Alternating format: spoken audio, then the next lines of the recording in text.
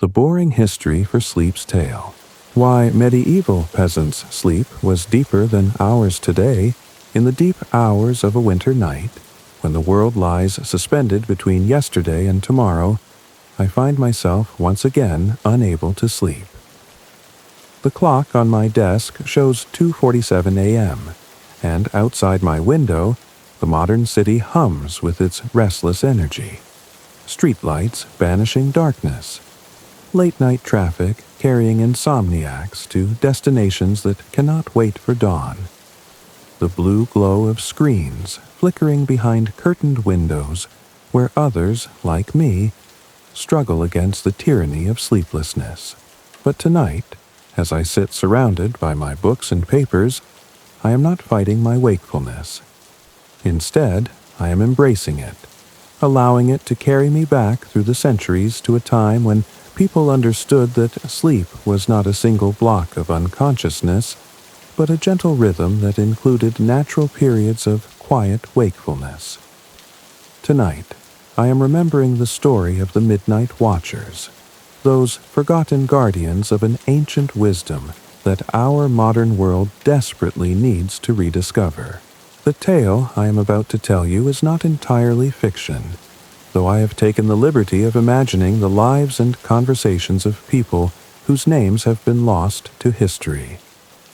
The sleep patterns I will describe, the practices of first sleep and second sleep, separated by hours of peaceful wakefulness, are documented historical realities that sustained human communities for thousands of years before the advent of artificial lighting changed forever our relationship with darkness and rest. As a historian specializing in medieval daily life, I have spent decades studying the fragments of evidence that reveal how our ancestors actually lived, worked, and slept. Court records, personal letters, monastery schedules, and countless other documents paint a picture of a world where people naturally woke in the middle of the night, spent an hour or two in quiet activities, and then returned to sleep until dawn. They called these the watching hours, and they understood them not as a disruption of rest, but as an essential part of the rhythm that sustained both individual well-being and community life. The story I am about to share with you takes place in 14th century England, in a small village where a group of remarkable individuals rediscovered and preserved these ancient practices at a time when the world was beginning to move toward the intensive schedules that would eventually lead to our modern epidemic of sleep disorders and anxiety. These midnight watchers, as they came to be known, created a gentle revolution that touched lives throughout medieval Europe and left a legacy that speaks directly to our contemporary struggles with rest, work, and the search for sustainable ways of living. So settle back, dear reader, and allow yourself to be carried into a world where sleep was not a battle to be won, but a dance to be danced, where the darkness held gifts that daylight could never provide, and where the gentle rhythm of rest and wakefulness created space for the kind of deep peace that our hurried age has almost forgotten how to find. This is the story of the boring history for sleep, and the tale of those who learned that sometimes the most revolutionary act is simply to remember what it means to rest.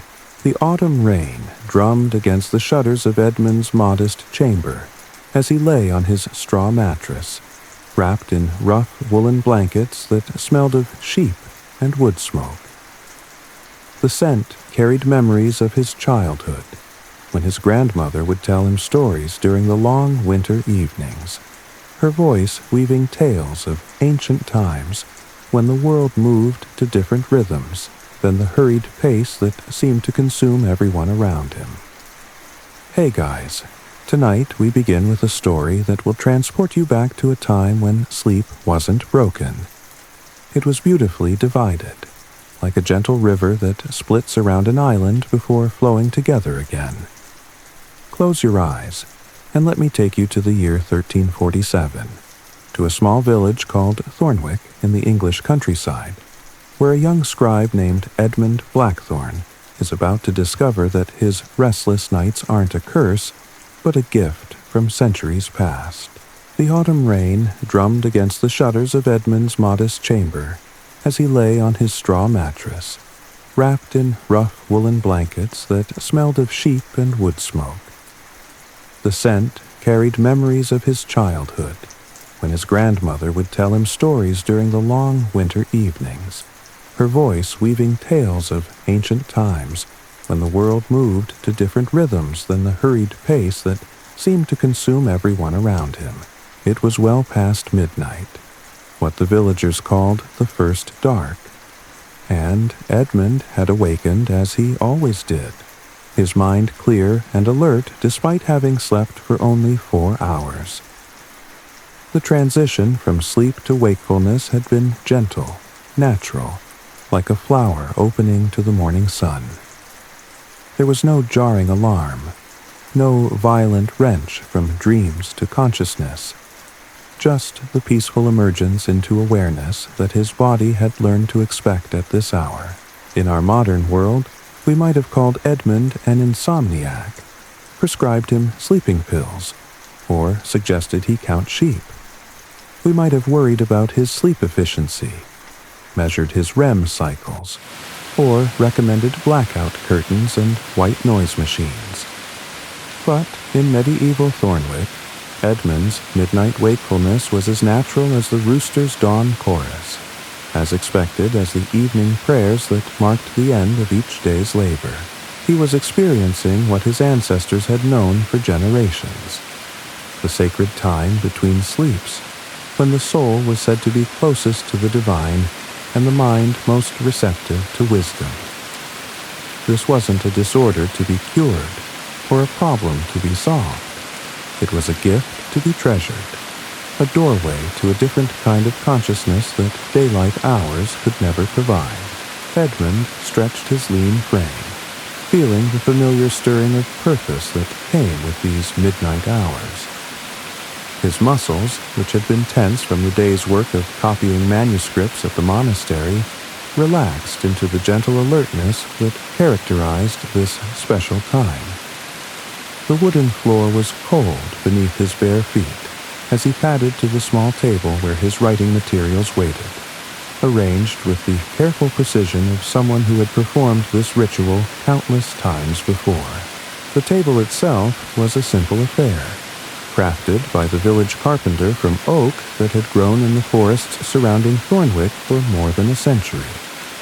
Its surface bore the marks of Edmund's nightly vigils, small ink stains from hurried writing, gentle indentations from the pressure of his quill, the subtle patina that came from years of candlelight and contemplation. This was more than furniture. It was an altar to the ancient practice of midnight reflection, a single tallow candle, precious as gold in those days, flickered to life under his careful touch, casting dancing shadows across the rough stone walls. The flame was small but steady, fed by the rendered fat of animals that had grazed in the same fields where Edmund had played as a child. The light it provided was warm and golden, nothing like the harsh brilliance of modern electric illumination, but perfect for the gentle work of the watching hours. As the candle caught and held, Edmund felt the familiar sense of gratitude that always accompanied this moment. The light represented more than mere illumination. It was a beacon of consciousness in the darkness, a symbol of the human spirit's refusal to surrender entirely to the realm of sleep and dreams. In lighting this candle, he was joining a tradition that stretched back through countless generations of midnight watchers, each one keeping their own vigil in their own time.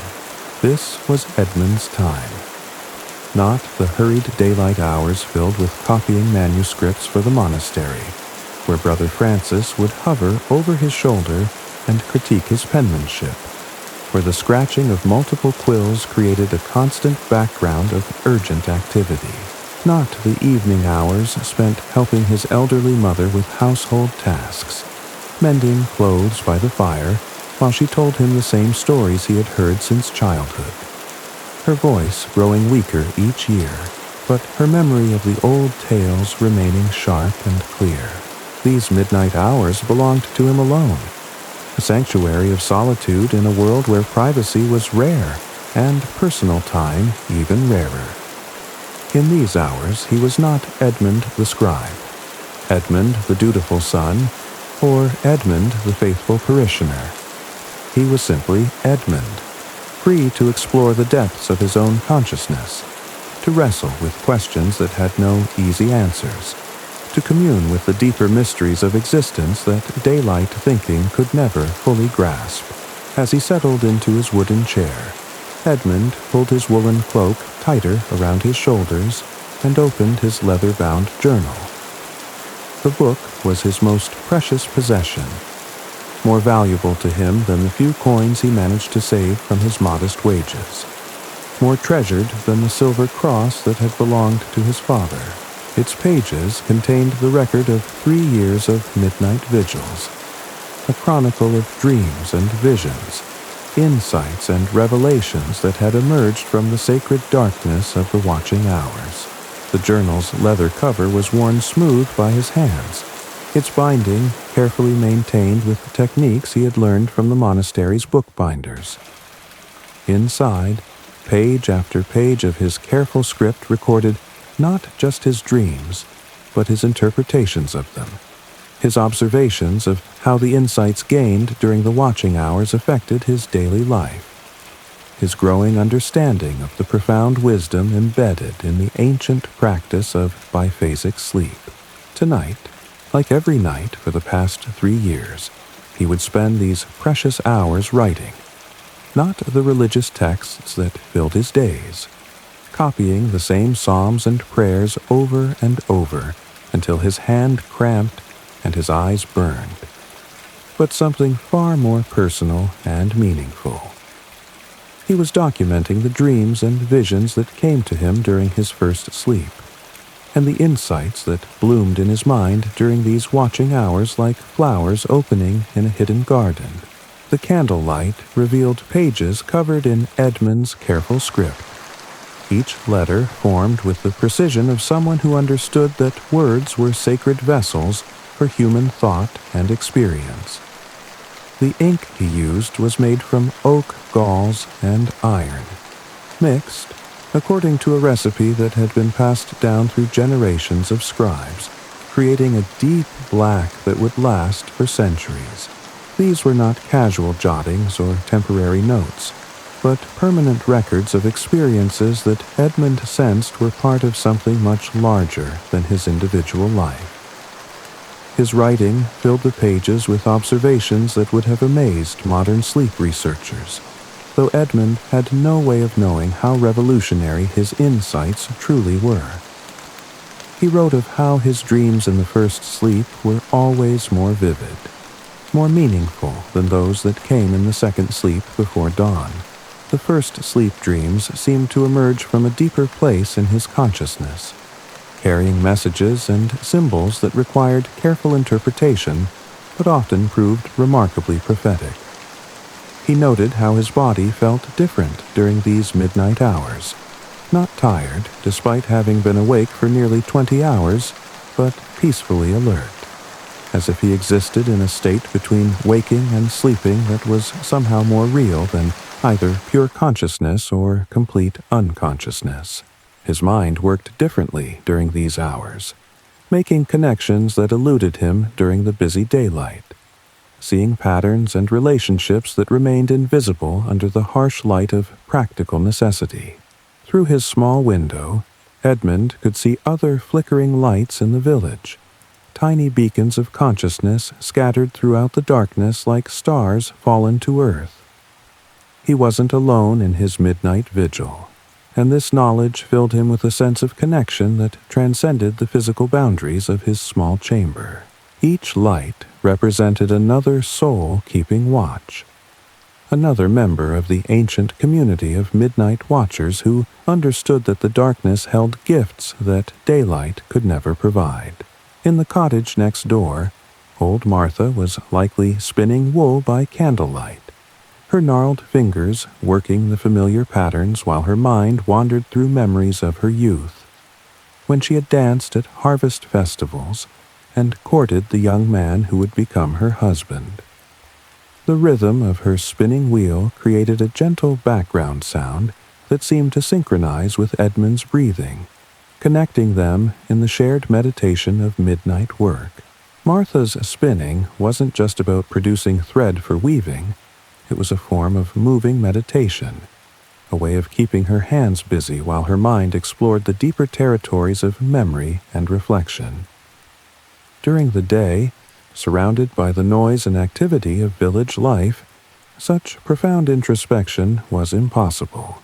But in the sacred silence of the watching hours, her simple craft became a pathway to wisdom, a means of processing the experiences of a lifetime and distilling them into understanding. Across the village square, the baker Thomas would be checking his ovens, timing the slow fermentation of tomorrow's bread to coincide with these quiet hours. The art of bread-making, Edmund knew, was intimately connected to the rhythm of medieval sleep. The dough needed time to rise slowly, developing the complex flavors that came only from patient fermentation. The watching hours provided the perfect opportunity to tend this slow process, to check the temperature of the ovens, and adjust the timing so that fresh bread would be ready when the village awakened from its second sleep. Thomas had often spoken of how the midnight hours were essential to his craft, how the quiet concentration of the watching time allowed him to sense subtle changes in the dough that he might miss during the busy daylight hours.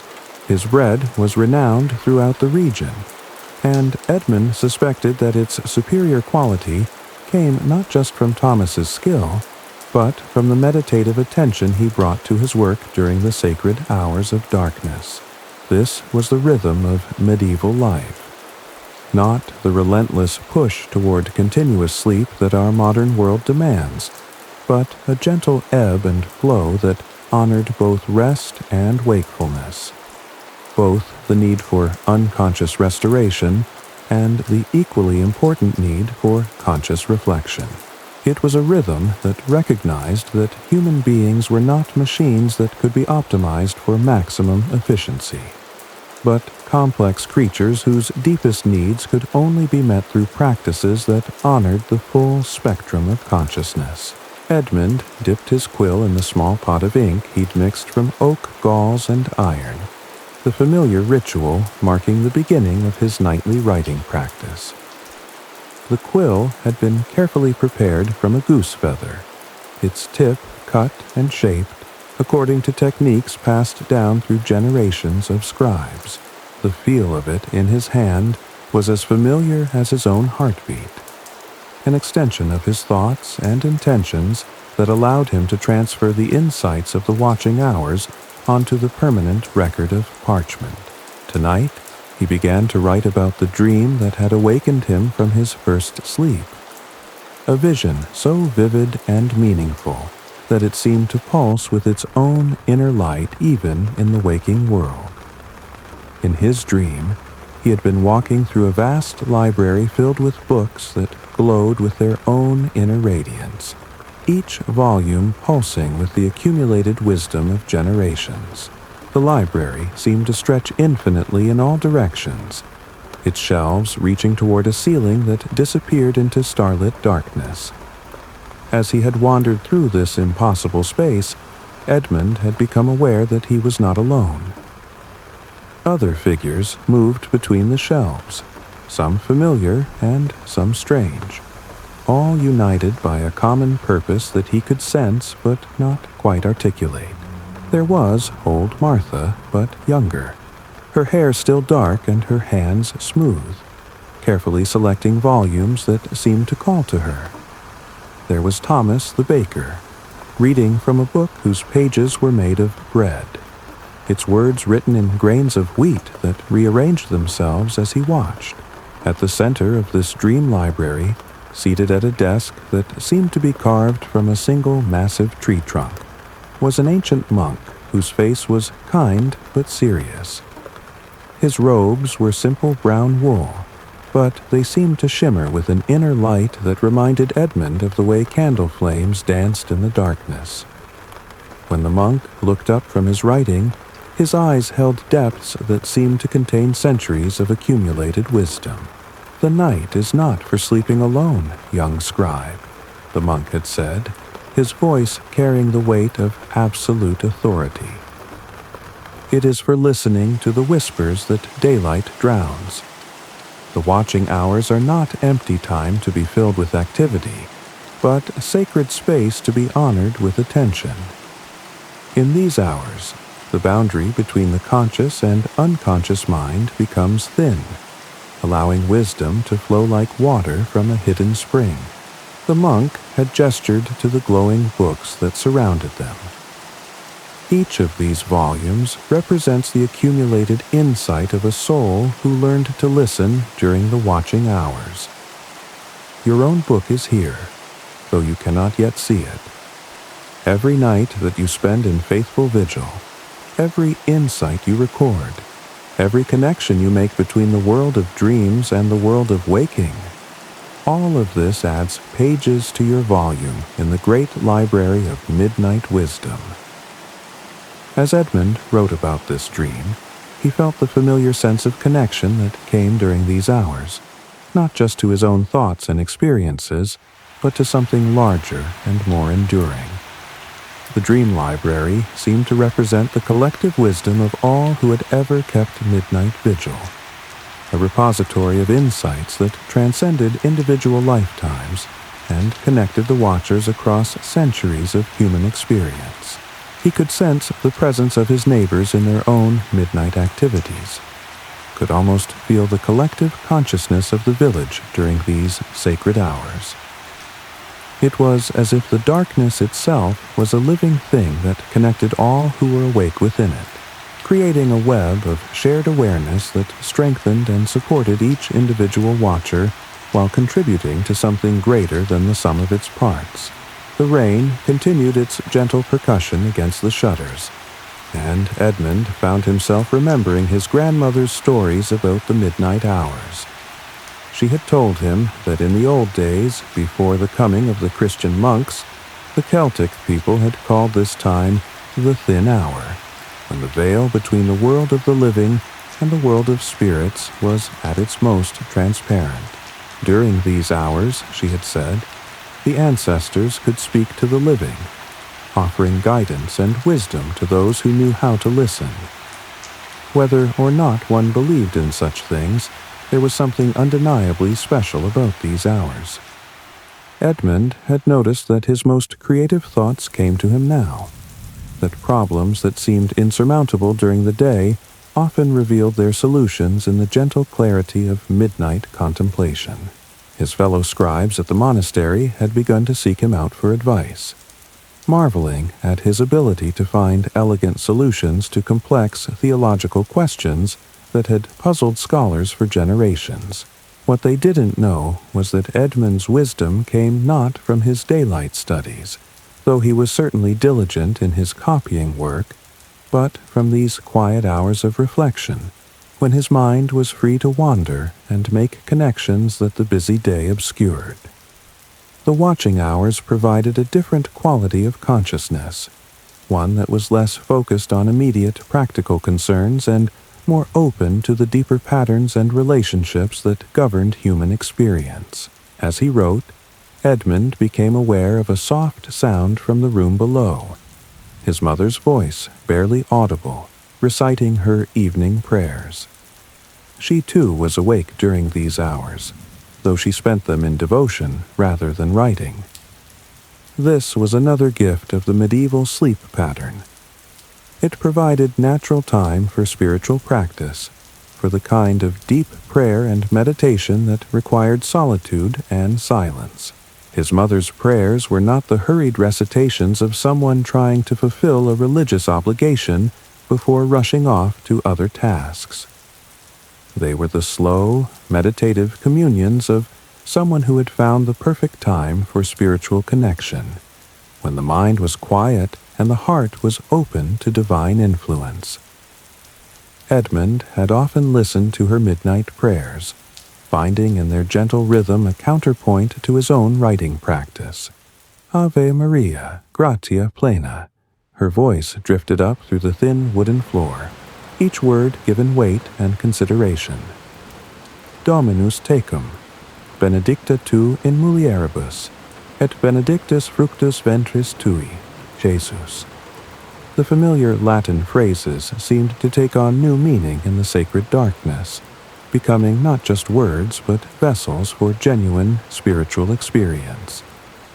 Edmund paused in his writing and listened to the familiar cadence of his mother's voice. She was reciting the Ave Maria, but slowly, meditatively, each word given weight and consideration. This wasn't the hurried prayer of someone trying to fulfill an obligation, but the deep communion of someone who had found the perfect time for spiritual connection, when the mind was quiet and the heart was open to divine influence. The candle flame wavered slightly in a draught, and Edmund cupped his hand around it protectively. These candles were expensive, made from animal fat and precious as any luxury item in their simple household. But the cost was worth it for these hours of illumination, both literal and metaphorical. The soft, warm light seemed to create a cocoon of peace around him, separating him from the vast darkness outside while still keeping him connected to it. The light of his candle was nothing like the harsh brilliance of modern electric illumination. It was gentle, warm, alive in a way that artificial light could never be. The flame danced and flickered, responding to the subtle currents of air in the room, creating patterns of light and shadow that seemed to mirror the movements of his own thoughts. This living light was perfect for the gentle work of the watching hours, providing enough illumination for writing while maintaining the sacred quality of the darkness. Edmund returned to his writing, documenting not just his dreams, but his observations of village life during these midnight hours. He wrote about how the blacksmith's wife used this time to mend clothes by candlelight, her needle moving in practiced patterns while her mind worked through the day's concerns. The repetitive motion of sewing, like Martha's spinning, created a meditative rhythm that allowed for deep reflection while keeping the hands productively occupied. He noted how the village children, when they occasionally woke during these hours, seemed calmer and more thoughtful than during the day, as if the darkness itself had a soothing effect on their usually restless spirits. The few times he had encountered children during his midnight walks, they had spoken in whispers, their voices filled with the kind of wonder and reverence that adults often lost in the harsh light of practical concerns. These observations were more than mere curiosity. Edmund was unknowingly documenting one of history's most successful sleep patterns, a natural rhythm that modern science would later discover was perfectly aligned with human biology. But for Edmund, it was simply life as he had always known it, a gentle cycle of rest and wakefulness that felt as natural as breathing, as essential as the beating of his heart. The practice of biphasic sleep wasn't something that had been imposed on the village by religious or secular authorities. It wasn't a rule to be followed or a discipline to be maintained through willpower. It was simply the natural rhythm that emerged when people lived in harmony with the cycles of light and darkness, when they allowed their bodies to follow the ancient patterns that had sustained human communities for millennia. As the first hour of his midnight vigil passed, Edmund felt the familiar sense of gratitude that came with this time. In a world where privacy was rare and solitude even rarer, these hours offered something precious. Time alone with one's thoughts, time to process the day's experiences, time to connect with something deeper than the surface concerns of daily life. During the day, Edmund was rarely alone. At the monastery, he worked alongside other scribes in the scriptorium, their quills scratching in unison as they copied the same religious texts over and over. At home, he shared the small space with his mother, helping her with household tasks and listening to her stories. Even walking through the village, he was constantly encountering neighbors and acquaintances, each interaction requiring attention and social energy. But the watching hours belonged to him alone.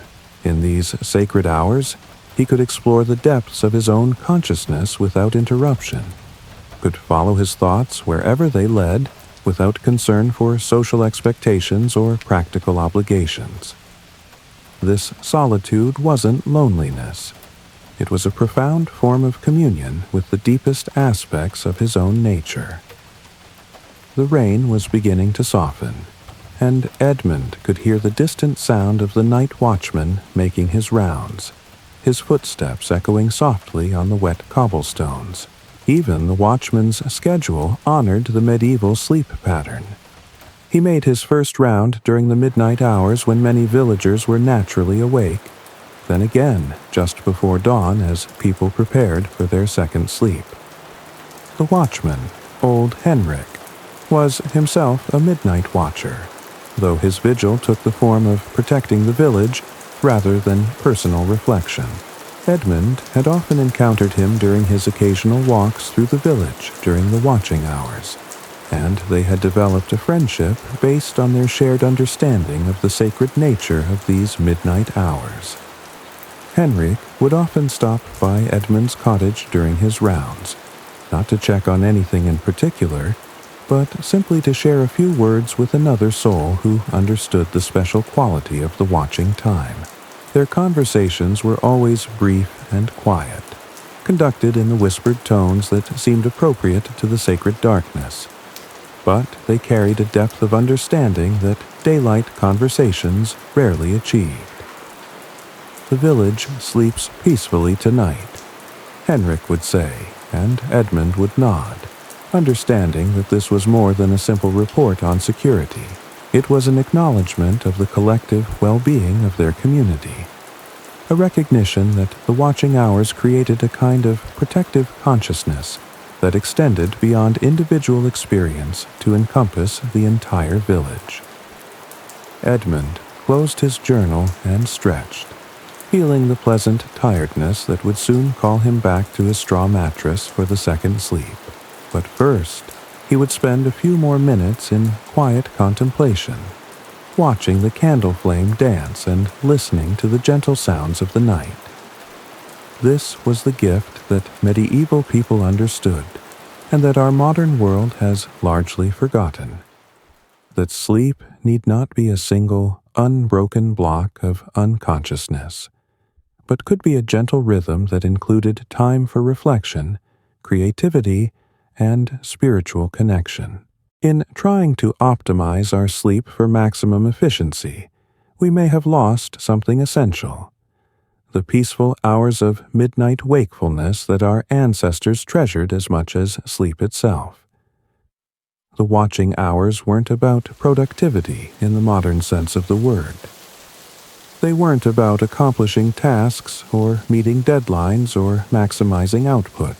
They were about something deeper and more fundamental: the maintenance of the human spirit, the cultivation of wisdom, the preservation of the connections that bind communities together across time. As Edmund prepared to extinguish his candle and return to bed, he offered a silent prayer of gratitude for these midnight hours, for the dreams that guided him, and for the peaceful darkness that held him and his village in its gentle embrace. Soon he would sleep again, and when dawn came, he would wake refreshed and ready for the day's work, carrying with him the insights and peace that came from honoring the natural rhythm of rest and wakefulness. But the insights gained during the watching hours didn't disappear with the dawn. They carried over into his daylight activities, informing his work at the monastery, enriching his relationships with his neighbors, deepening his understanding of the world around him. The watching hours weren't separate from the rest of life. They were the foundation that made all other activities more meaningful and effective. Tomorrow, he would return to the monastery scriptorium, where he would copy the same religious texts he had been working on for months. But his copying would be informed by the insights gained during his midnight vigil. His understanding of the sacred words deepened by the contemplative practice of the watching hours. The other scribes would notice the quality of his work, the careful attention he brought to each letter, the sense of reverence that infused even the most routine copying tasks. His mother would see the peace in his eyes when he woke from his second sleep, the gentle alertness that came from honoring the natural rhythm of rest and reflection. His neighbors would benefit from the wisdom he had gained during his midnight contemplation, the solutions to problems that had emerged from the quiet depths of the watching consciousness. This was how the watching hours enriched not just individual lives, but entire communities. Each midnight watcher contributed their own insights and understanding to the collective wisdom of the village, creating a web of knowledge and support that strengthened everyone. The practice of biphasic sleep wasn't just about personal rest and reflection. It was about maintaining the spiritual and intellectual health of the community as a whole. As Edmund extinguished his candle and settled back onto his straw mattress, he felt the familiar sense of completion that came with the end of a successful vigil. The watching hours had provided what they always provided: time for reflection, space for insight, connection to something larger than individual concerns. Now it was time for the second sleep, the deep, restorative rest that would prepare him for another day of meaningful work and community life. The second sleep that came to him was different from the first, deeper, more complete, free from the vivid dreams that characterized the earlier rest. This was the sleep of restoration, when the body repaired itself from the day's activities, and the mind processed and integrated the insights gained during the watching hours. It was sleep that came naturally and easily, without the anxiety and restlessness that plagued those who tried to force consciousness into patterns that worked against human nature. But our story of Edmund and the Midnight Watchers of Thornwick is just beginning. For in the weeks to come, something would happen that would test their ancient wisdom about sleep and reveal just how deeply this natural rhythm was woven into the fabric of medieval life. The peaceful world of the watching hours was about to be challenged by forces that would either strengthen the ancient practice or threaten its very existence. The gentle rain continued to fall on the thatched roofs of Thornwick, washing the village clean for another day of honest work and peaceful rest. In cottages throughout the village, other midnight watchers were completing their own vigils, each one contributing their unique gifts to the collective wisdom of the community. The ancient rhythm of first sleep, watching hours, and second sleep continued as it had for countless generations, a testament to the enduring wisdom of practices that honored both human nature and the deeper mysteries of existence. The village of Thornwick.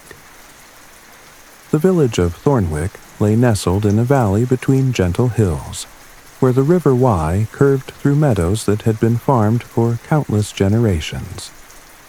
It was the kind of place that seemed to exist outside of time, where the rhythm of seasons and the cycle of crops created a natural calendar that had little need for the mechanical precision that was beginning to characterize life in larger towns and cities. In the year 1347, Thornwick was home to perhaps 300 souls, most of whom had been born within sight of the village church and expected to die within the same familiar boundaries. There were farmers and craftsmen, a miller and a blacksmith, a priest, and a handful of merchants who traveled the roads that connected their small community to the wider world. It was, in most respects, an entirely ordinary English village of the sort that dotted the countryside like seeds scattered by a generous hand. But Thornwick possessed something that set it apart from its neighbors, though few outsiders would have recognized it at first glance. The people of Thornwick slept differently than people in other places, and this difference in their rest created ripples that touched every aspect of their community life. The change had begun 3 years earlier, when Brother Marcus of St. Aldrich arrived in the village to serve as assistant to the aging Father William. Brother Marcus was a learned man who had spent years in the great monastery libraries, studying not just theology, but also the practical wisdom that had sustained Christian communities since the earliest days of the faith. He brought with him knowledge that had been preserved in monastic traditions, but had been gradually forgotten by the world outside monastery walls. It was Brother Marcus who first spoke to the villagers about the ancient practice of divine sleep, the natural rhythm of rest that divided the night into 2 periods of slumber separated by an hour or 2 of quiet wakefulness. He explained that this pattern had been followed by monks for centuries, that it was mentioned in the rule of Saint Benedict, and that it represented not a disruption of rest, but its perfection. At first, the villagers were skeptical. They had grown accustomed to the idea that sleep should be a single, uninterrupted block of unconsciousness, and the notion of deliberately waking in the middle of the night seemed contrary to common sense. But Brother Marcus was patient and persuasive, and he had the advantage of being able to demonstrate the benefits of the practice through his own example. Those who observed the monk closely noticed that he seemed to possess a kind of serene energy that set him apart from others. He was never hurried or anxious, never seemed to suffer from the fatigue that plagued so many of his contemporaries, and appeared to approach even the most challenging tasks with a calm confidence that suggested deep reserves of inner strength. Gradually, a few of the more curious villagers began to experiment with the practice that Brother Marcus described. They would go to bed at their usual time, but instead of trying to sleep through the night, they would allow themselves to wake naturally in the dark hours and spend time in quiet activities, prayer, meditation, simple crafts, or gentle conversation with family members who were also awake. The results were remarkable. Those who adopted the practice of divine sleep reported that they felt more rested and alert during the day, that their work seemed less burdensome, and that they experienced a kind of peace and clarity that had been missing from their lives.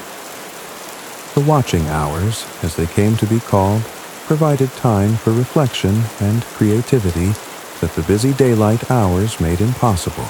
Word of these benefits spread through the village, and within a few months, perhaps half the population had begun to experiment with the ancient rhythm of rest. The change was subtle but profound. Thornwick began to feel different, more peaceful, more harmonious, more connected to the deeper rhythms that governed human life. The transformation was most noticeable during the watching hours themselves. In the deep of night, when other villages lay in complete darkness and silence, Thornwick glowed with the gentle light of candles and oil lamps as families gathered for quiet activities that strengthened their bonds and enriched their inner lives. Children would sit with their parents, learning songs and stories that had been passed down through generations. Craftsmen would work on projects that required the kind of careful attention that was difficult to maintain during the distractions of day. Women would gather to share the subtle arts of healing and household management that formed the foundation of community well-being. But it was not just individual lives that were transformed by the practice of divine sleep. The entire social fabric of Thornwick began to change in ways that reflected the deeper harmony that the watching hours brought to people's lives. conflicts that had simmered for years were resolved through the patient conversations that took place during the quiet hours. Problems that had seemed intractable during the busy daylight were solved through the creative insights that emerged during periods of restful wakefulness. The village's economic life also began to reflect the benefits of the new sleep patterns. Craftsmen who worked during the watching hours produced goods of exceptional quality, their careful attention to detail creating products that commanded premium prices in regional markets. Farmers who used the quiet hours for planning and reflection found that their crops flourished in ways that seemed to defy the limitations of soil and weather. Most remarkably, the people of Thornwick began to experience a kind of collective creativity that manifested in innovations and improvements that touched every aspect of village life. New techniques for preserving food, better methods for managing livestock, improved designs for tools and household items. All of these emerged from the quiet contemplation and gentle experimentation that the watching hours made possible. By the winter of 1347, Thornwick had become something unique in medieval England, a community that had rediscovered the ancient art of rest and had used that rediscovery to create a way of life that was both more productive and more fulfilling than anything their neighbors had achieved through conventional approaches to work and sleep. But the village's transformation had not gone unnoticed by the outside world. Merchants who traded with Thornwick reported the exceptional quality of goods produced there. Travelers who spent nights in the village inn spoke of the unusual peacefulness that seemed to pervade the community. Religious authorities began to hear rumors of practices that might represent dangerous innovations in Christian tradition. It was in this context that 4 individuals emerged as the leaders and chroniclers of what would come to be known as the Guild of Midnight Watchers. Each brought unique gifts and perspectives to the preservation and promotion of the ancient practices that were transforming their community. And together, they would create a legacy that would influence the development of human consciousness for generations to come. Part 2. The Monastery's Secret. 3 weeks had passed since we first met Edmund in his midnight vigil, and the autumn had deepened into the kind of cold that made even the bravest souls grateful for warm beds and woolen blankets. The leaves had turned from green to gold to brown, carpeting the paths between Thornwick and the monastery with a rustling tapestry that spoke of the eternal cycle of seasons. But tonight, as Edmund settled into his familiar routine of midnight wakefulness, he had no idea that his peaceful world was about to be disrupted by a discovery that would change everything he thought he knew about sleep and dreams. The monastery of St. Aldrich sat on a hill overlooking Thornwick like a stone guardian, its walls built from the same gray limestone that formed the backbone of the surrounding hills. The building had stood for more than 2 centuries, its foundations laid by monks who understood that their work would outlast their individual lives, that they were creating something meant to endure through generations of human seeking and spiritual growth.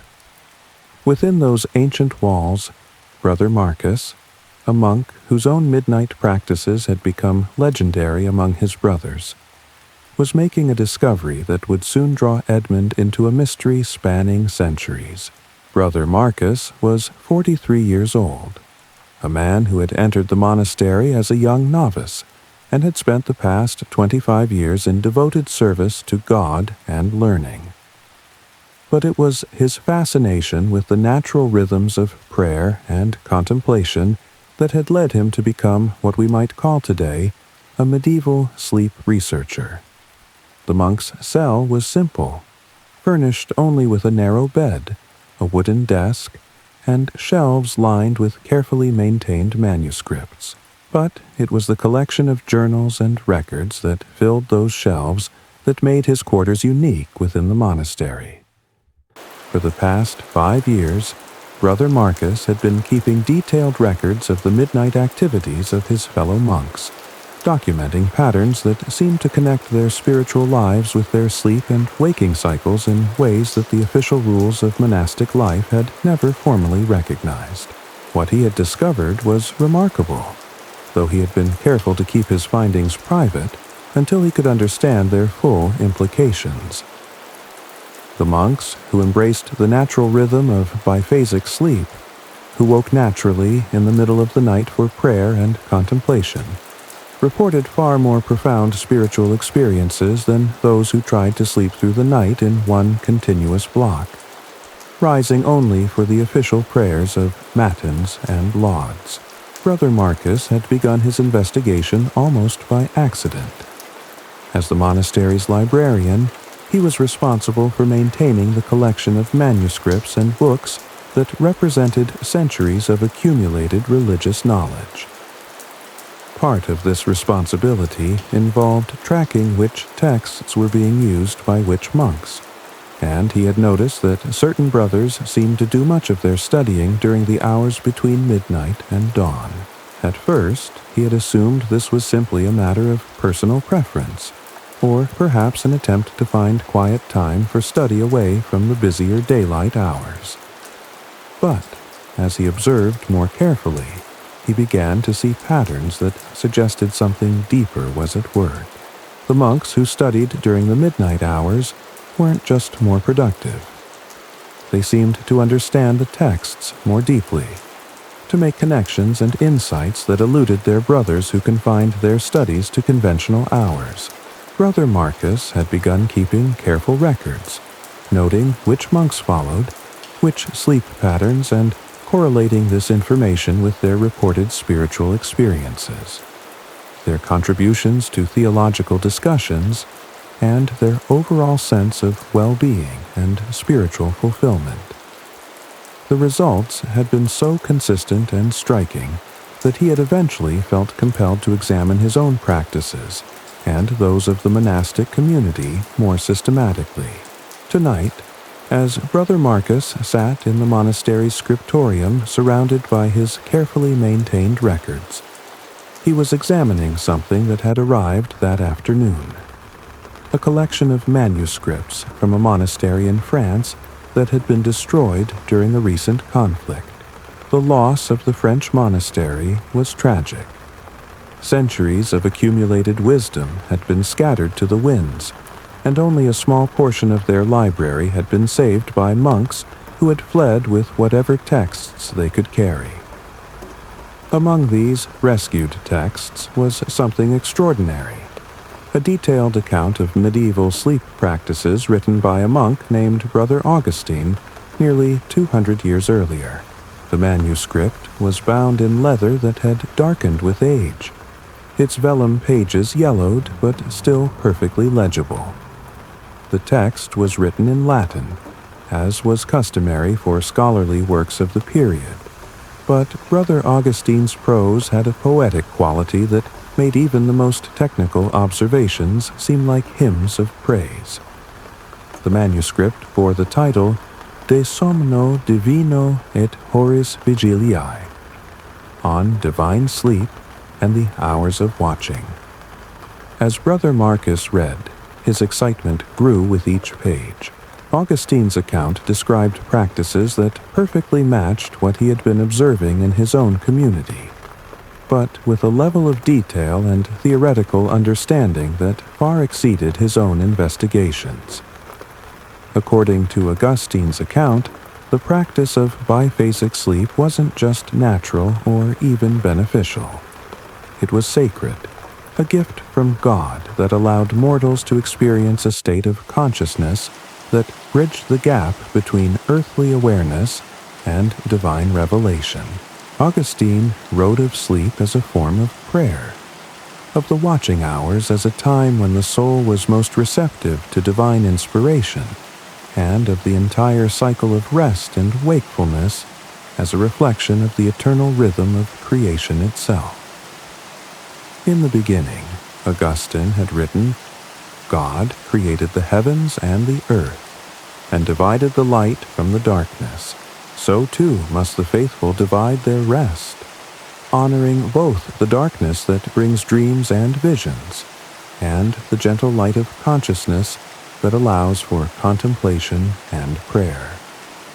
The soul that learns to wake and watch in the deep hours of night participates in the very rhythm of creation, joining the eternal vigil of the angels who neither sleep nor slumber.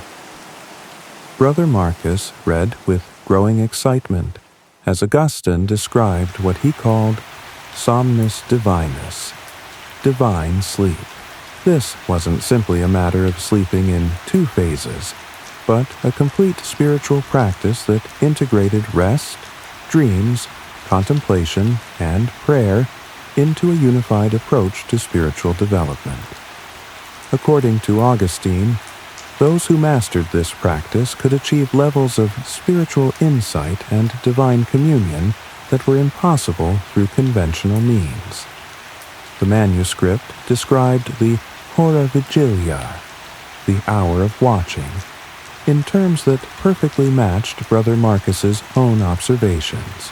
Augustine wrote of monks who received visions during their first sleep, then woke to contemplate and interpret these divine messages during the midnight hours, before returning to a second sleep that was deeper and more restorative than any continuous slumber could be.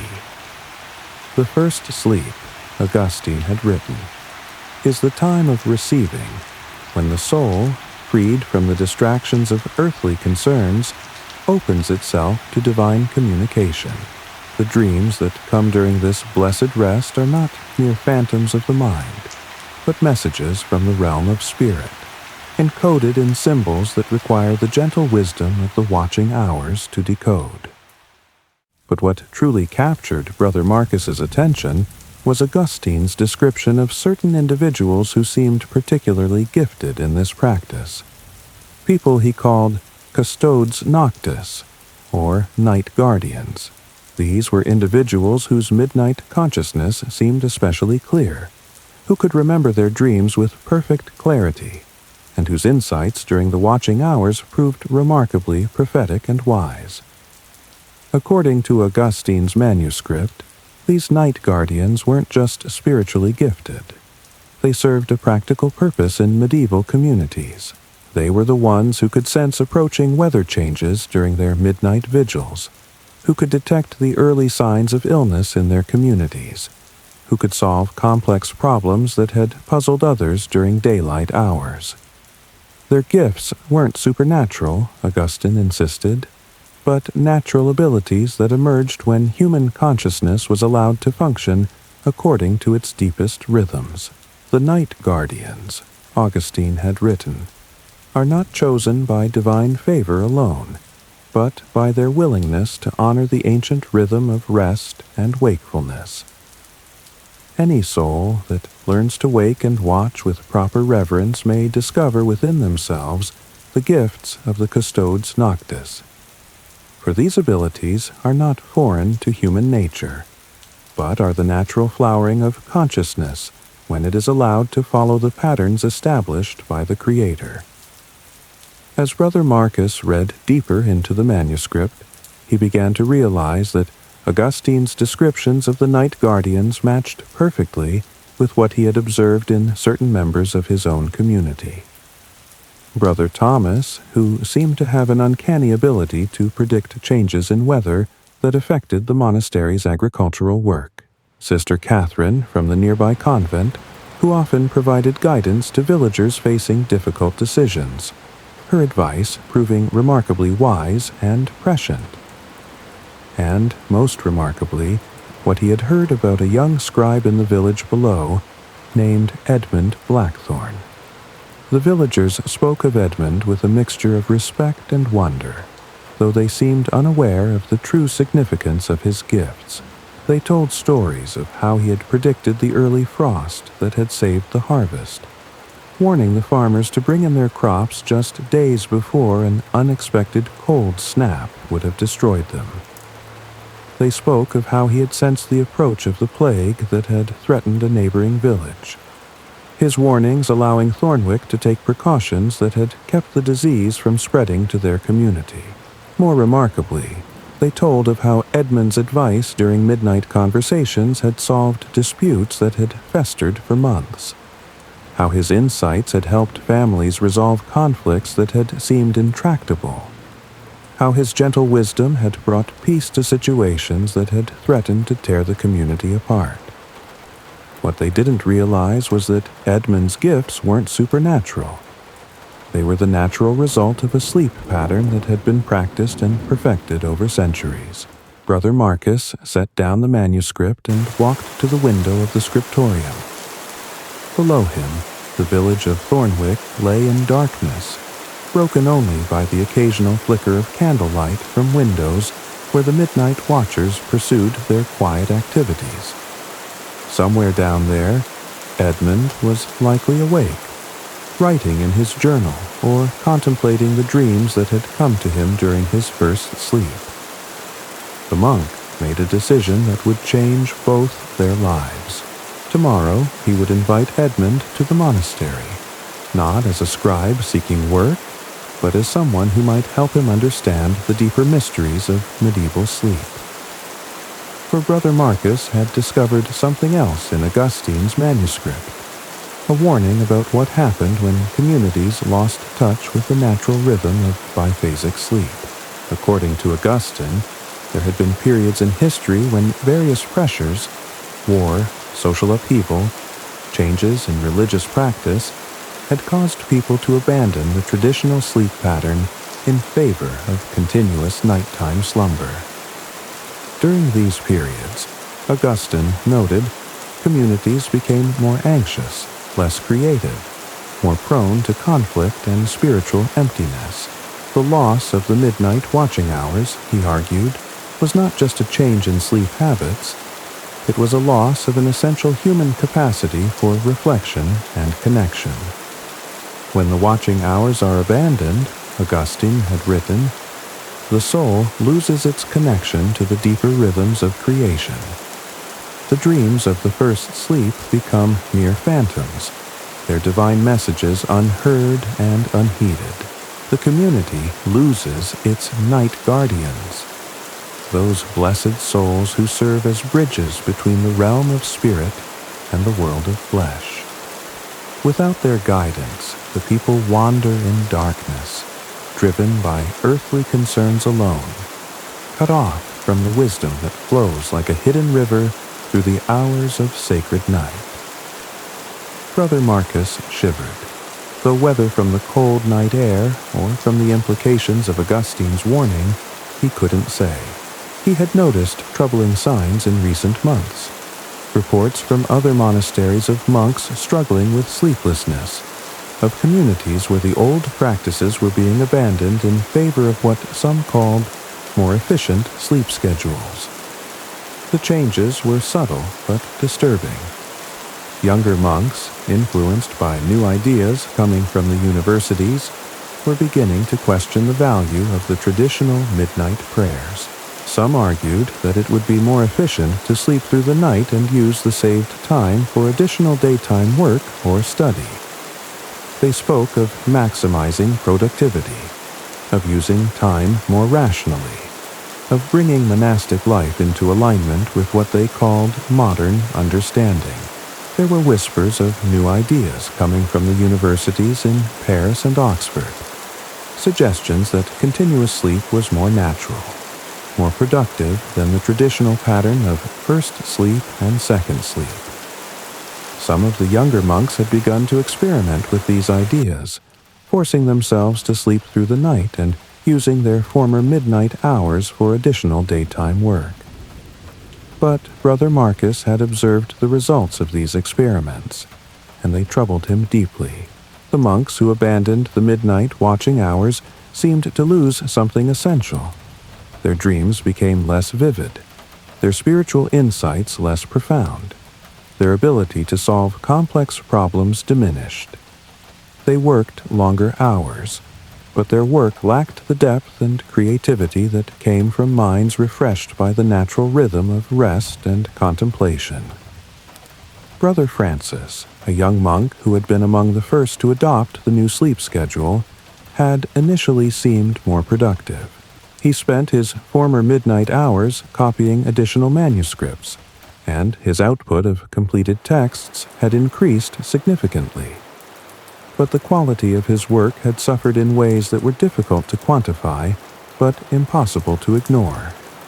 His copying, while technically accurate, lacked the careful attention and reverent spirit that had characterized his earlier work. More troubling, he had begun to complain of persistent fatigue and difficulty concentrating during his daytime studies. "I sleep 8 full hours," Brother Francis had told Brother Marcus during a recent conversation. "Yet, I wake feeling as if I have not rested at all. My dreams are confused and meaningless, and my mind feels clouded throughout the day. Perhaps I need even more sleep, or perhaps there is some illness affecting me." Brother Marcus had suspected that the problem wasn't too little sleep, but the wrong kind of sleep. The young monk was forcing his body into a pattern that worked against its natural rhythms, and the results were exactly what Augustine's manuscript had predicted. But he had been reluctant to share his theories without more evidence, knowing that his observations might be dismissed as mere superstition by those influenced by the new ideas from the universities. As he stood at the window, Brother Marcus could see a light flickering in what he knew to be Edmund's cottage. The young scribe was awake, as he was every night at this hour, participating in a practice that connected him to centuries of human wisdom. Tomorrow, Brother Marcus would begin to share that wisdom more formally, to help Edmund understand that his midnight wakefulness wasn't just a personal quirk. It was part of a sacred tradition that stretched back to the very beginnings of civilized society. But tonight, as the monk returned to his reading of Augustine's manuscript, he couldn't shake the feeling that time was running short. The old ways were being challenged by forces that valued efficiency over wisdom, productivity over spiritual depth. If the ancient practices were lost, something irreplaceable would disappear from human experience. The midnight watchers of Thornwick might be among the last to practice the ancient art of divine sleep, and their knowledge might be the key to preserving something essential for future generations. Brother Marcus lit another candle and settled back into his reading. Augustine's manuscript contained much more than just descriptions of sleep practices. It was a comprehensive guide to what the ancient monk had called the sacred science of consciousness. Augustine had spent decades studying the relationship between sleep, dreams, and spiritual development, and his findings were both profound and practical. The art of divine sleep, Augustine had written, requires more than simply dividing one's rest into 2 periods. It demands a complete understanding of how consciousness moves through different states, how the soul prepares itself for divine communication, and how the insights received during the watching hours can be integrated into daily life for the benefit of the entire community. The manuscript described specific techniques for preparing for the first sleep, methods for remembering and interpreting dreams, practices for maintaining awareness during the watching hours, and ways to ensure that the second sleep provided complete restoration. Augustine had developed what amounted to a complete curriculum for training night guardians, a systematic approach to cultivating the gifts that emerged naturally from proper sleep practices. One section of the manuscript particularly caught Brother Marcus's attention. Augustine had written about the importance of community in maintaining the practice of divine sleep. The night guardians, he explained, didn't work in isolation. They formed networks of mutual support and shared wisdom that strengthened the entire community. The watching hours, Augustine had written, create invisible bonds between those who honor them. During these sacred times, the boundaries between individual consciousness become thin, allowing for a form of communion that transcends ordinary human connection. The night guardians of a community are linked by threads of shared awareness, each one's insights enriching and supporting the others. This explained something that Brother Marcus had observed but hadn't fully understood. The monks in his community, who maintained the traditional sleep patterns, seemed to work together more effectively, to understand each other's thoughts and needs with unusual clarity. Their collaborative efforts produced results that exceeded what any of them could have achieved individually, as if their midnight vigils had created a form of collective consciousness that enhanced their daytime activities. Augustine's manuscript also contained detailed observations about the relationship between the watching hours and physical health. The ancient monk had noticed that those who practiced divine sleep showed remarkable resistance to illness, maintained their mental clarity well into old age, and seemed to possess a vitality that those following conventional sleep patterns lacked. The body, Augustine had written, is not merely a vessel for the soul, but a sacred instrument that must be tuned according to divine principles. The rhythm of first sleep and watching hours allows the body to repair itself according to its deepest nature, while the mind processes the experiences of the day and prepares for the challenges of tomorrow. Those who honor this rhythm find that their bodies serve them faithfully throughout long and productive lives. As Brother Marcus read these observations, he thought of the elderly monks in his community who had maintained the traditional practices throughout their lives. Brother Thomas was nearly 80 years old, yet he moved with the grace and energy of a man half his age. His mind remained sharp and clear, his spiritual insights as profound as ever. Other monks who had abandoned the midnight vigils in favor of continuous sleep often seemed to age more rapidly, their bodies and minds showing signs of wear that seemed premature. The candle burned lower as Brother Marcus continued to read, learning about practices and insights that would soon transform not just his understanding of sleep, but his entire approach to spiritual life. Augustine's manuscript was more than just a historical document. It was a practical guide to a way of life that honored both human nature and divine purpose. As the night deepened, Brother Marcus found himself planning how he would share this knowledge with Edmund and others who might be ready to understand its significance.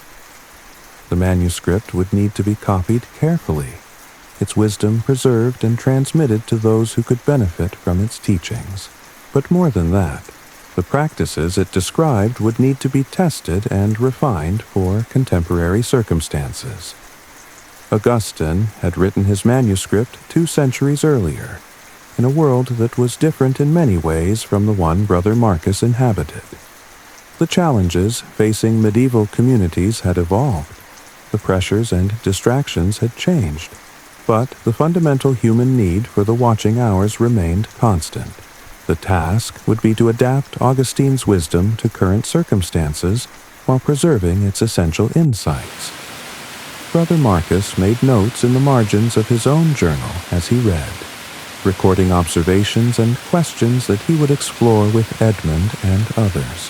How could the practices of divine sleep be maintained in communities where the old rhythms were being challenged?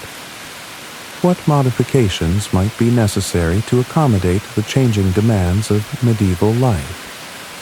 How could the wisdom of the night guardians be preserved and transmitted to future generations?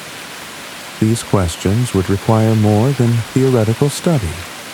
They would need practical experimentation and careful observation. Edmund, with his natural gifts and his detailed records of midnight experiences, would be an invaluable partner in this work.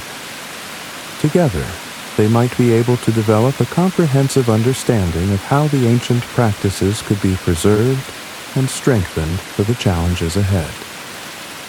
As dawn approached, and the time for his own second sleep beckoned, Brother Marcus carefully closed Augustine's manuscript and secured it in the wooden chest where he kept his most precious texts.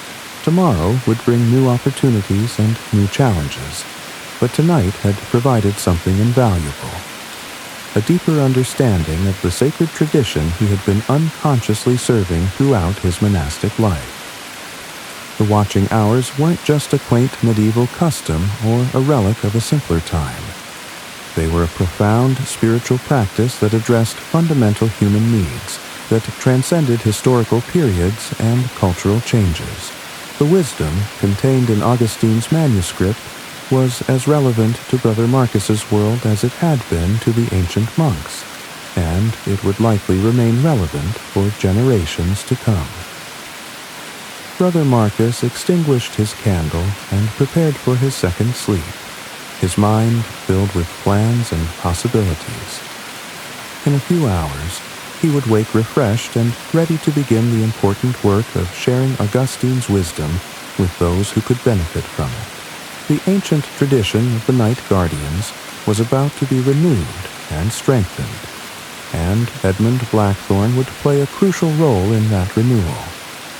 But first, there would be the deep, restorative sleep that came to those who honored the natural rhythms of rest and wakefulness. In his dreams, Brother Marcus would process the insights he had gained from Augustine's manuscript, and when he woke, he would be ready to begin the great work of preserving and transmitting the sacred science of consciousness to a new generation of midnight watchers. The monastery settled into the profound silence that came in the hours before dawn, its ancient stones holding the wisdom of centuries within their walls.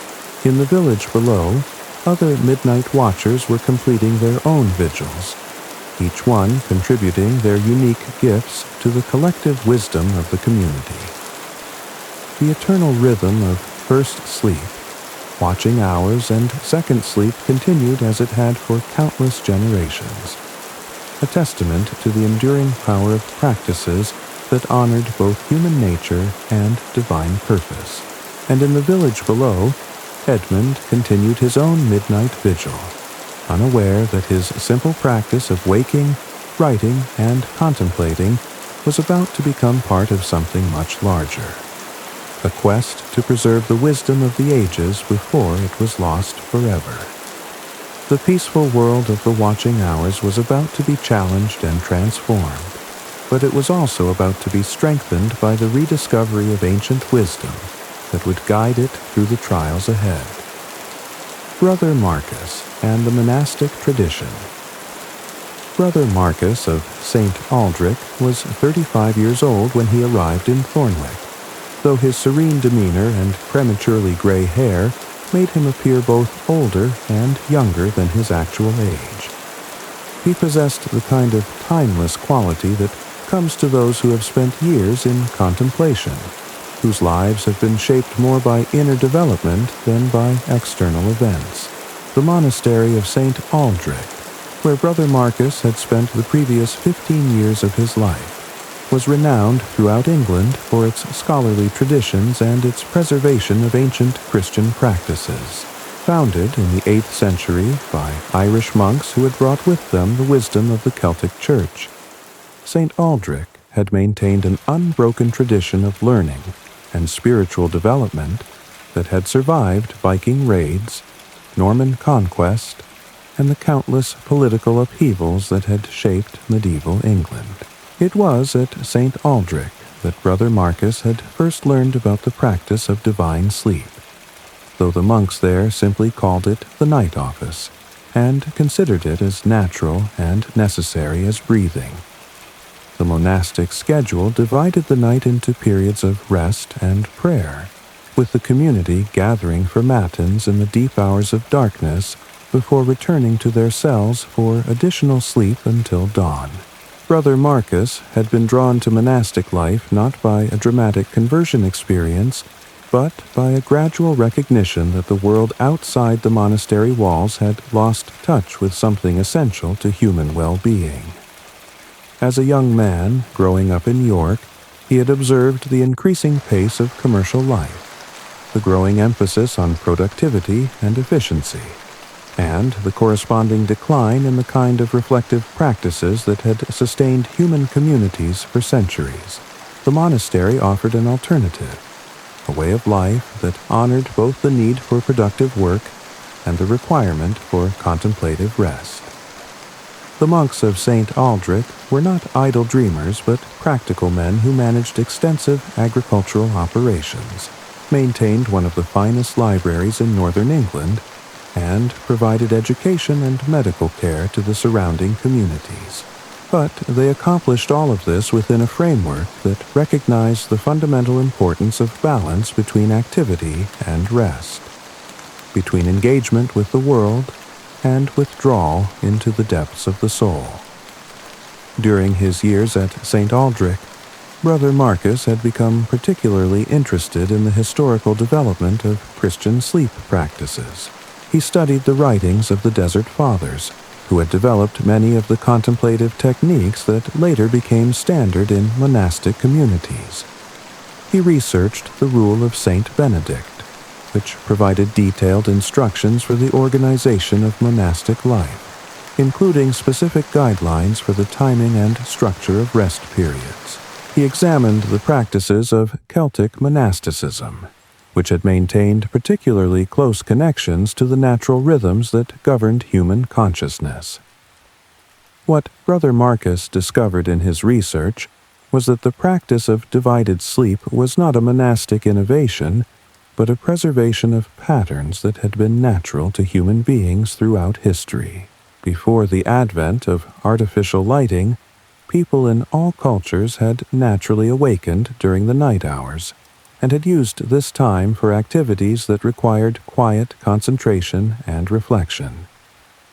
The monks had simply formalized and sanctified these natural rhythms, creating structured opportunities for prayer and contemplation during the hours when the human mind was most receptive to spiritual insight. The night office was not an interruption of rest, but its completion, a way of honoring the full cycle of consciousness that included both the restoration that came through sleep and the illumination that emerged during periods of wakeful contemplation. Brother Marcus's assignment to Thornwick had come about through a combination of circumstances that he had learned to recognize as divine providence. Father William, the village priest, was aging and needed assistance with his pastoral duties. The monastery needed to establish stronger connections with the rural communities that surrounded it.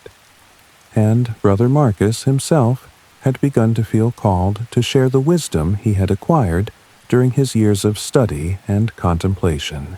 The transition from monastic life to village ministry might have been difficult for someone less prepared. But Brother Marcus had spent years developing the kind of inner stability that allowed him to maintain his contemplative practices regardless of external circumstances. He brought to Thornwick not just theological knowledge but practical wisdom about how to create sustainable patterns of work and rest that honored both individual needs and community requirements. His first months in the village were spent in careful observation and gentle inquiry. Brother Marcus understood that lasting change could not be imposed from outside, but had to emerge from the genuine needs and interests of the people themselves. He listened to their concerns about sleeplessness and anxiety, their frustrations with work that seemed increasingly demanding but less fulfilling, their sense that something essential was missing from their lives despite material prosperity that exceeded anything their ancestors had known. It was during the long winter evenings of his first year in Thornwick that Brother Marcus began to share the wisdom he had acquired about the ancient practices of rest and contemplation. He spoke not as a teacher delivering doctrine, but as a fellow traveler sharing discoveries that had transformed his own life. He described the peace that came from working with, rather than against, the natural rhythms of consciousness, the creativity that emerged during the quiet hours of night, and the sense of connection to something larger than oneself that developed through regular periods of contemplative wakefulness. The villagers were initially skeptical, but Brother Marcus's own example was compelling. They could see that he possessed a kind of serene energy that set him apart from others, that he approached even the most challenging situations with a calm confidence that suggested deep reserves of inner strength. When he spoke about the benefits of divine sleep, he was not promoting an untested theory, but sharing the fruits of years of personal experience. Gradually, a few of the more adventurous villagers began to experiment with the practices that Brother Marcus described. They would go to bed at their usual time, but allow themselves to wake naturally during the night hours, spending time in prayer, meditation, or quiet conversation before returning to sleep. The results were remarkable. Improved rest, greater clarity during the day, and a sense of peace that had been missing from their lives. As word of these benefits spread through the village, Brother Marcus found himself at the center of a gentle revolution that was transforming not just individual lives, but the entire character of the community.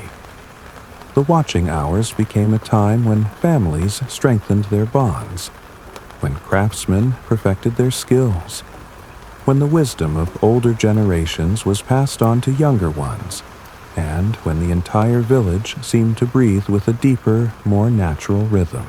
But Brother Marcus understood that the practices he was sharing were not just techniques for better sleep. They were pathways to a more complete understanding of human nature and its relationship to the divine.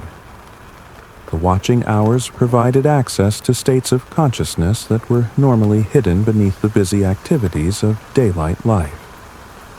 During these quiet periods, people often experienced insights and inspirations that seemed to come from beyond their ordinary thinking minds.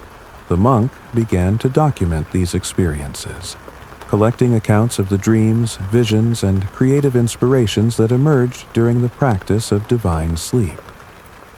What he discovered was a consistent pattern of enhanced intuition, improved problem-solving abilities, and deeper spiritual awareness among those who regularly honored the ancient rhythm of rest and wakefulness. Brother Marcus's scholarly training enabled him to place these observations within the broader context of Christian mystical tradition. The experiences that villagers described during their watching hours were remarkably similar to those reported by contemplatives throughout the history of the Church.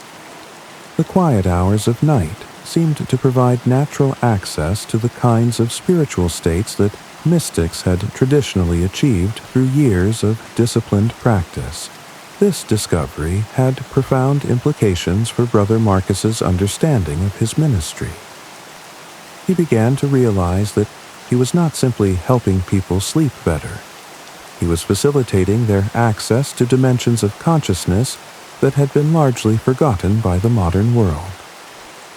The watching hours were not just a practical technique for improving rest, but a spiritual practice that could transform people's relationship to themselves, their communities, and their understanding of the divine. As the practice of divine sleep spread throughout Thornwick and began to attract attention from neighboring communities, Brother Marcus found himself in the position of preserving and transmitting wisdom that was both ancient and urgently relevant to contemporary needs. The gentle revolution that had begun in his small village was touching lives throughout the region, and he understood that he had been called to serve as a guardian of practices that could help heal the growing disconnection between human beings and the natural rhythms that sustained healthy life. The monk's role in what would become known as the Guild of Midnight Watchers was that of spiritual guide and historical anchor. His deep knowledge of contemplative tradition provided the theological foundation for practices that might otherwise have been dismissed as mere innovation or superstition. His years of monastic training had given him the skills needed to create sustainable structures for community spiritual development. and his gentle, patient approach to teaching ensured that the ancient wisdom could be transmitted in ways that honored both its sacred origins and its practical applications to everyday life. Brother Marcus understood that he was participating in something much larger than a local experiment in better sleep habits. The practices he was sharing represented a bridge between the wisdom of the past and the needs of the future, a way of honoring ancient knowledge while adapting it to contemporary circumstances. The watching hours were not just a return to old ways, but a step forward into a more complete understanding of what it meant to be fully human in a world that had forgotten how to rest. Part 3. The Dream, Weaver's Daughter. The morning mist clung to the cobblestones of Thornwick like a gentle shroud as Edmund made his way up the winding path to St. Aldrich's Monastery.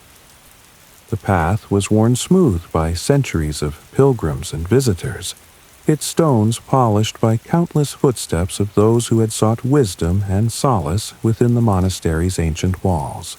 Brother Marcus's invitation had arrived the previous evening, written in the monk's careful script on a piece of precious parchment that still smelled faintly of the monastery's scriptorium. "Come at the hour of prime," the message had read, "for I have something to share that may illuminate the darkness you write about so eloquently." Edmund had been puzzled by the invitation. How did Brother Marcus know about his midnight writings? He had shared them with no one except for Isabel.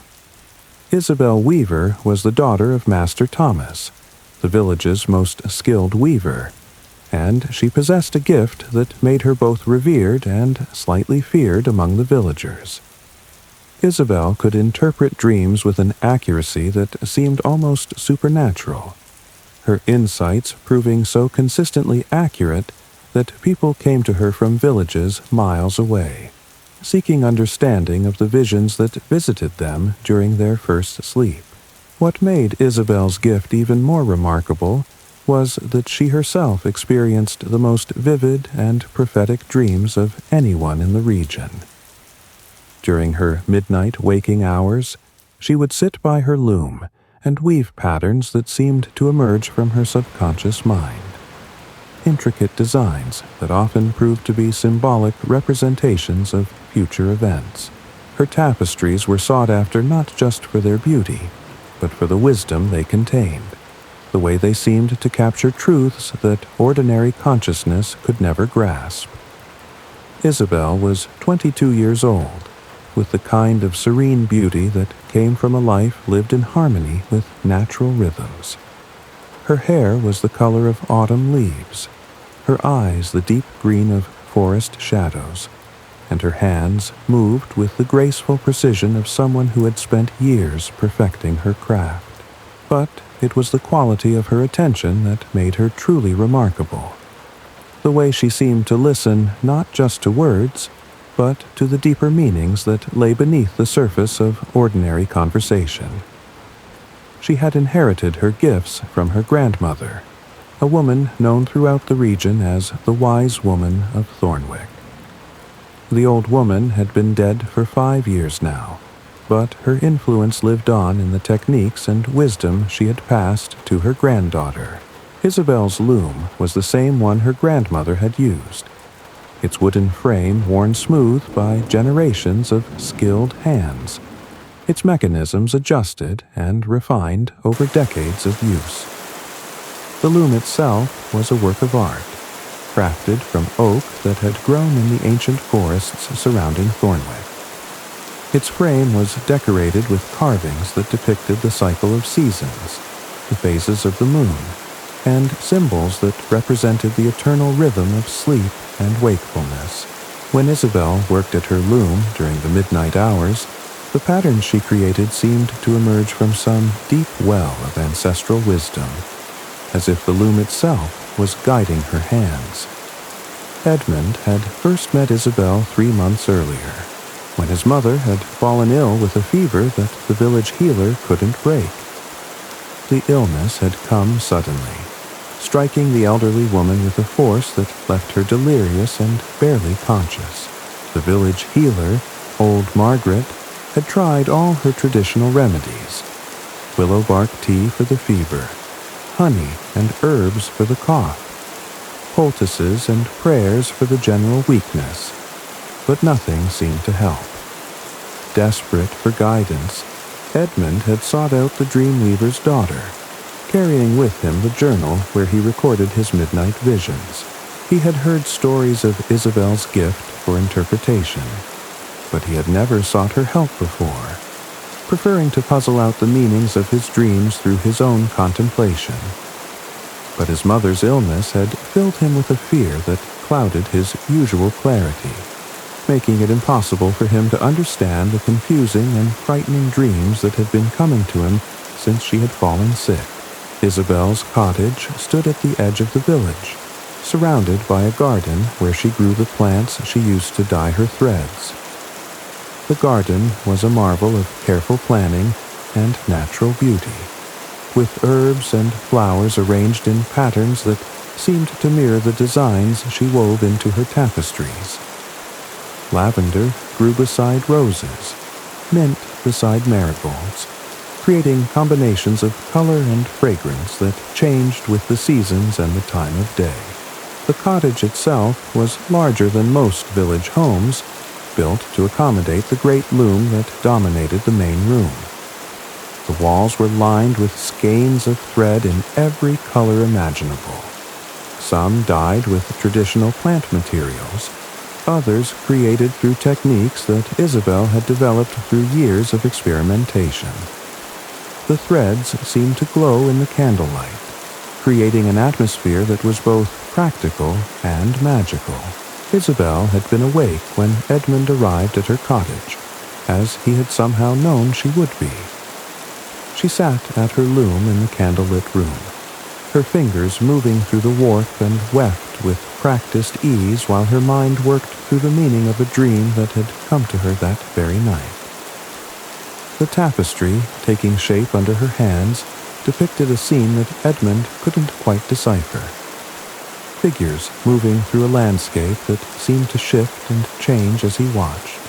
"You're the scribe who writes in the watching hours," she had said without looking up from her work.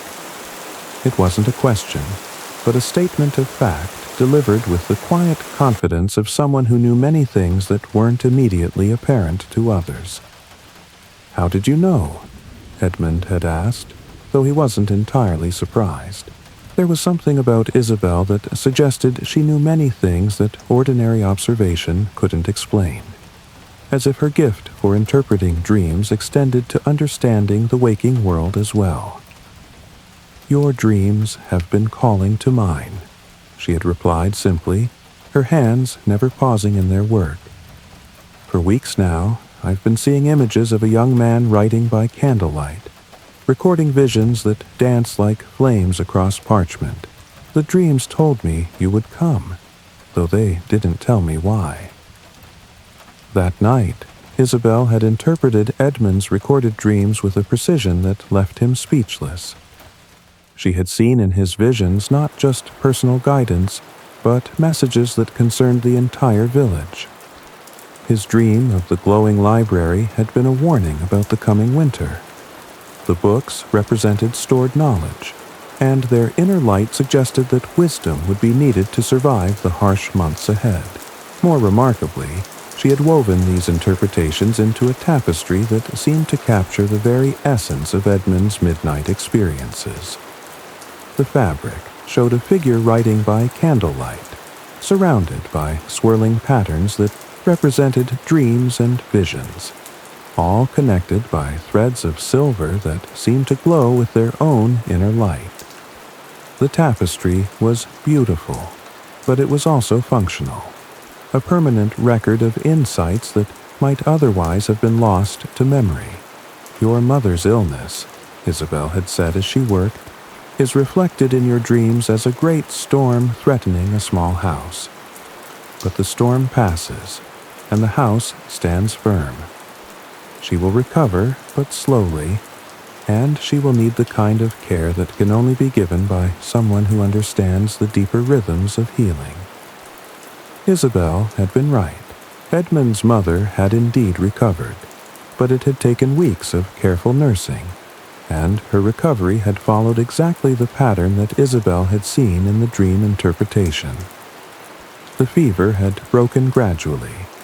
The weakness had faded slowly, and throughout the process, Edmund had found that his midnight vigils provided the clarity and patience needed to care for her properly. From that night forward, Edmund and Isabel had shared their midnight vigils. While he wrote in his journal, she worked at her loom, and together they had discovered that their combined practices created something greater than the sum of their individual gifts. Edmund's written records of dreams and visions, combined with Isabel's intuitive interpretations and symbolic weavings, had begun to reveal patterns that neither could have seen alone. They had discovered that the dreams experienced during the first sleep often contained information about future events, but this information was encoded in symbols and metaphors that required careful interpretation. The midnight waking hours provided the perfect state of consciousness for this interpretive work. Alert enough to think clearly, but still connected to the dream state where symbolic thinking flourished. Their collaboration had developed naturally, without formal arrangement or conscious planning. Edmund would arrive at Isabel's cottage as the midnight hours began, carrying his journal and writing materials. Isabel would be waiting at her loom, her threads and patterns ready for the night's work. They would settle into their respective activities, working in companionable silence that was broken only by occasional quiet conversations about the insights emerging from their practices. The cottage during the midnight hours became a sanctuary of focused attention and creative work. The only sounds were the gentle scratching of Edmund's quill, the soft whisper of Isabel's shuttle moving through the warp threads, and the occasional crackle of the fire that provided warmth and additional light. The atmosphere was one of profound concentration, but also of peace and mutual support. Edmund had never experienced anything like the quality of work that emerged during these shared vigils. His writing became more fluid and insightful, his understanding of his dreams deeper and more nuanced. Isabel's weaving reached new levels of complexity and beauty, her patterns incorporating symbols and meanings that seemed to emerge from some collective unconscious that they both accessed during the watching hours. More remarkably, they had begun to experience what could only be called shared insights. Edmund would be writing about a particular dream or vision, and Isabel would simultaneously begin weaving a pattern that perfectly illustrated the meaning he was trying to capture in words. Or Isabel would be working through the interpretation of one of her own dreams, and Edmund would find himself writing observations that provided exactly the clarity she needed. These synchronicities happened too frequently to be mere coincidence. It was as if their midnight vigils had created a form of shared consciousness, a connection that allowed them to access insights and understanding that neither could have achieved alone. They had become, without realizing it, what Augustine's manuscript would later identify as a working partnership of night guardians. Their combined work had begun to attract attention from other villagers, though most people didn't understand the true nature of what Edmund and Isabel were accomplishing. They saw only that the young scribe and the weaver's daughter had developed an unusual friendship, that they spent their midnight hours together in some form of scholarly or artistic collaboration. But the results of their work, the insights that helped solve village problems, the predictions that proved remarkably accurate, the wisdom that seemed to emerge from their quiet hours, these results spoke for themselves. Now, as Edmund climbed toward the monastery, he wondered if Brother Marcus had somehow learned about his collaboration with Isabel. The monk's invitation had mentioned illuminating the darkness, a phrase that seemed to reference the very work they had been doing together. Perhaps their midnight activities had attracted more attention than they had realized. Or perhaps Brother Marcus had insights of his own that connected to their discoveries. The monastery gates stood open, and Brother Marcus was waiting in the courtyard, his brown robes rustling softly in the morning breeze.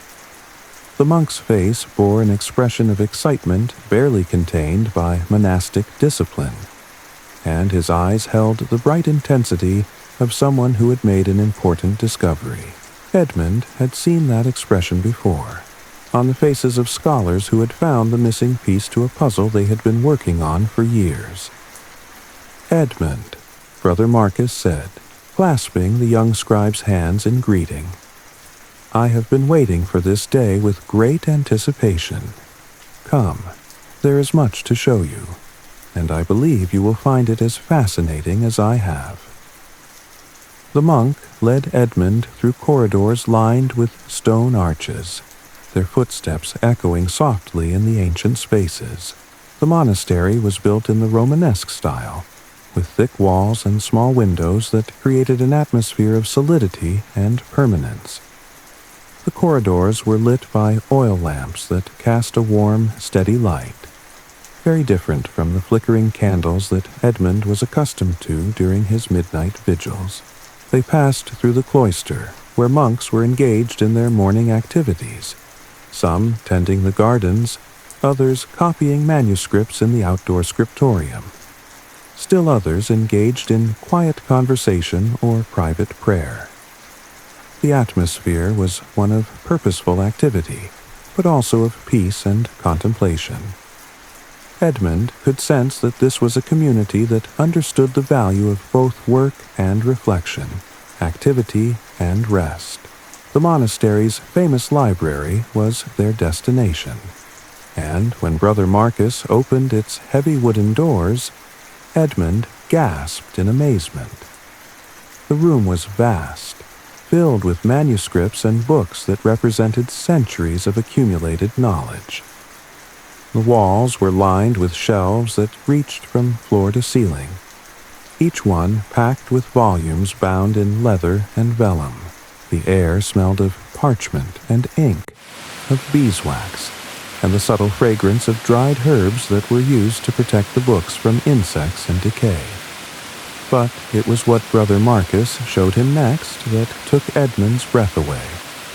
Spread across a large wooden table were dozens of manuscripts, some so old that their vellum pages seemed almost translucent. These were the rescued texts from the French monastery, and among them was Brother Augustine's account of divine sleep and the night guardians. "Read this," Brother Marcus said, pointing to a particular passage in Augustine's manuscript. "And tell me if it sounds familiar." Edmund leaned over the ancient text, his eyes adjusting to the faded Latin script. The manuscript was written in a hand that was both elegant and precise, each letter formed with the care of someone who understood that words were sacred vessels for important ideas. As he read Augustine's description of the night guardians, individuals whose midnight consciousness seemed especially clear, who could remember their dreams with perfect clarity, and whose insights during the watching hours proved remarkably prophetic. His eyes widened with recognition. The description was so accurate, so detailed, that it seemed as if Augustine had been observing Edmund's own experiences across the centuries. The ancient monk wrote of night guardians who kept detailed records of their dreams and insights, who worked during the midnight hours to interpret and understand the messages that came to them during their first sleep, who served their communities as sources of wisdom and guidance. This describes what Isabel and I have been experiencing, Edmund said, his voice barely above a whisper. "Isabel?" Brother Marcus asked, his eyebrows raising with interest. Edmund told the monk about his collaboration with the Dream Weaver's daughter, about their shared midnight vigils, and the patterns they had discovered in the relationship between first sleep dreams and waking insights. As he spoke, Brother Marcus's excitement grew visibly, his eyes brightening with each detail of Edmund's account. The monk listened with the intense attention of someone who understood the significance of what he was hearing. He asked questions about their methods, their discoveries, the ways their individual gifts complemented each other. He was particularly interested in Isabel's ability to weave symbolic representations of dream interpretations, seeing in this practice a form of permanent record-keeping that could preserve insights for future study. "You must bring her here," Brother Marcus said urgently when Edmund had finished his account. "What you have discovered together, it's not just interesting, it's essential." According to Augustine's manuscript, the night guardians served a crucial role in medieval communities. They were the ones who could sense approaching changes, who could interpret the collective unconscious of their people, who could provide guidance during times of uncertainty. Brother Marcus showed Edmund more passages from the manuscript, describing how night guardians had helped communities prepare for harsh winters, avoid plagues, resolve conflicts, and make important decisions. Their gifts weren't supernatural. They were the natural result of a sleep pattern that allowed for optimal access to both conscious reasoning and unconscious wisdom. "But there's something else," Brother Marcus said, his voice taking on a note of urgency. Augustine wrote about what happened when communities lost their night guardians, when the practice of biphasic sleep was abandoned. He called it somnus mortis, the death of sleep. The monk showed Edmund passages describing communities that had abandoned the traditional sleep pattern. According to Augustine, these communities became increasingly anxious and conflict-ridden. They lost their ability to sense approaching problems. Their creativity declined, and their spiritual life became shallow and ritualistic rather than deeply meaningful. "I fear we may be approaching such a time," Brother Marcus said. "There are pressures building, new ideas about efficiency and productivity that see the midnight watching hours as wasted time. Some monasteries have already begun experimenting with continuous sleep schedules, and the results are troubling." Edmund felt a chill that had nothing to do with the cool morning air. The idea of losing the midnight hours, of abandoning the gentle rhythm that had shaped his entire life, seemed almost unthinkable. But he could see the appeal of the new ideas. In a world where survival often depended on hard work and productivity, the quiet hours of contemplation might seem like luxuries that couldn't be afforded. "What can we do?" he asked. Brother Marcus smiled, and for the first time that morning, his expression held hope rather than worry. "We can document everything. We can record not just the practices, but their effects. We can create a record so complete and compelling that future generations will understand what they would lose if they abandoned the ancient wisdom." The monk gestured to the manuscripts spread across the table. "Augustine began this work 200 years ago. I have continued it here at St. Aldrich's, but what you and Isabel have discovered, the practical application of night guardian abilities in a village setting, this could be the missing piece that makes the record complete." Edmund felt a sense of purpose settling over him like a warm cloak. This was why his midnight vigils had felt so important, why his collaboration with Isabel had seemed so natural and necessary. They weren't just pursuing personal interests, they were participating in something much larger, something that connected them to centuries of human wisdom and might help preserve that wisdom for the future. "I'll speak with Isabel today," he said. "I know she'll want to be part of this." Brother Marcus nodded, then paused as if considering something. there's one more thing," he said. Augustine's manuscript mentions that night guardians often worked in pairs or small groups, the combination of different gifts, your ability to record and analyze, Isabel's talent for interpretation and symbolic representation. This may be exactly what the tradition requires. As Edmund prepared to leave the monastery, his mind was already racing with possibilities.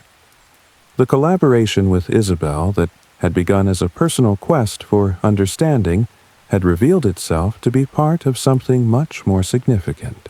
They were not just practicing an ancient art, they were preserving it, documenting it, and, perhaps most importantly, proving its continued relevance in a changing world.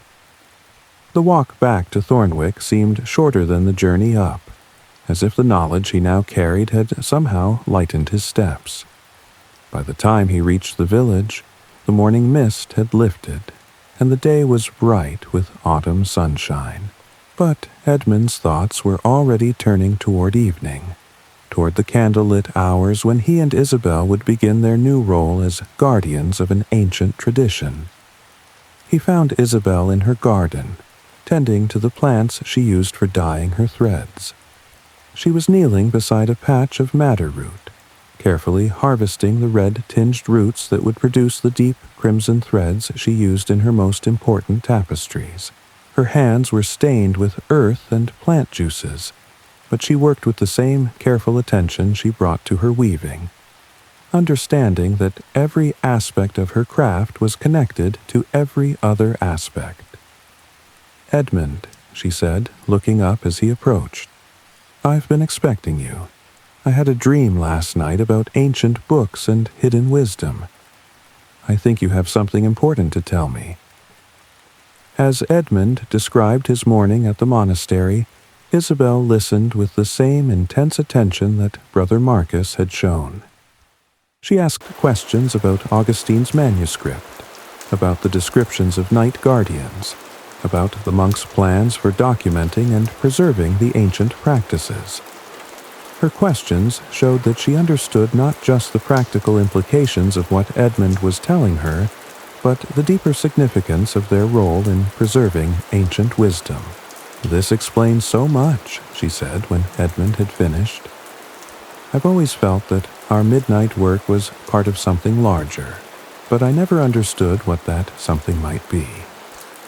Now I see that we're not just pursuing our individual gifts, we're serving as guardians of a tradition that has sustained human communities for centuries." She stood and brushed the earth from her hands, her eyes bright with the same excitement that had filled Brother Marcus's expression. "When do we begin?" That evening, as the sun set over Thornwick and the familiar rhythm of first sleep beckoned, Edmund and Isabel prepared for their first night as conscious guardians of the ancient tradition. They had always been night guardians, but now they understood the significance of their role, the responsibility they carried to preserve and transmit wisdom that might otherwise be lost.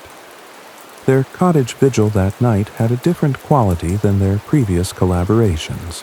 They worked with the same focused attention, but now their individual activities were informed by a deeper understanding of their purpose.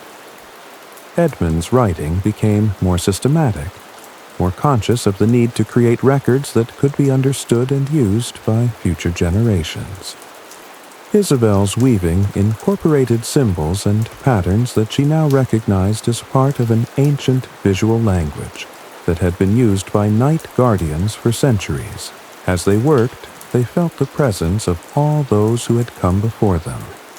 Augustine and his fellow monks, the Celtic wise women who had first understood the sacred nature of the watching hours, the countless unnamed individuals who had kept vigil through the centuries, preserving and transmitting the wisdom of the midnight watchers.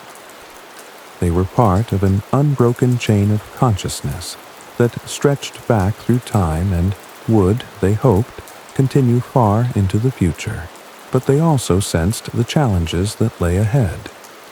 The ancient wisdom was under threat from new ideas that valued efficiency over depth, productivity over wisdom.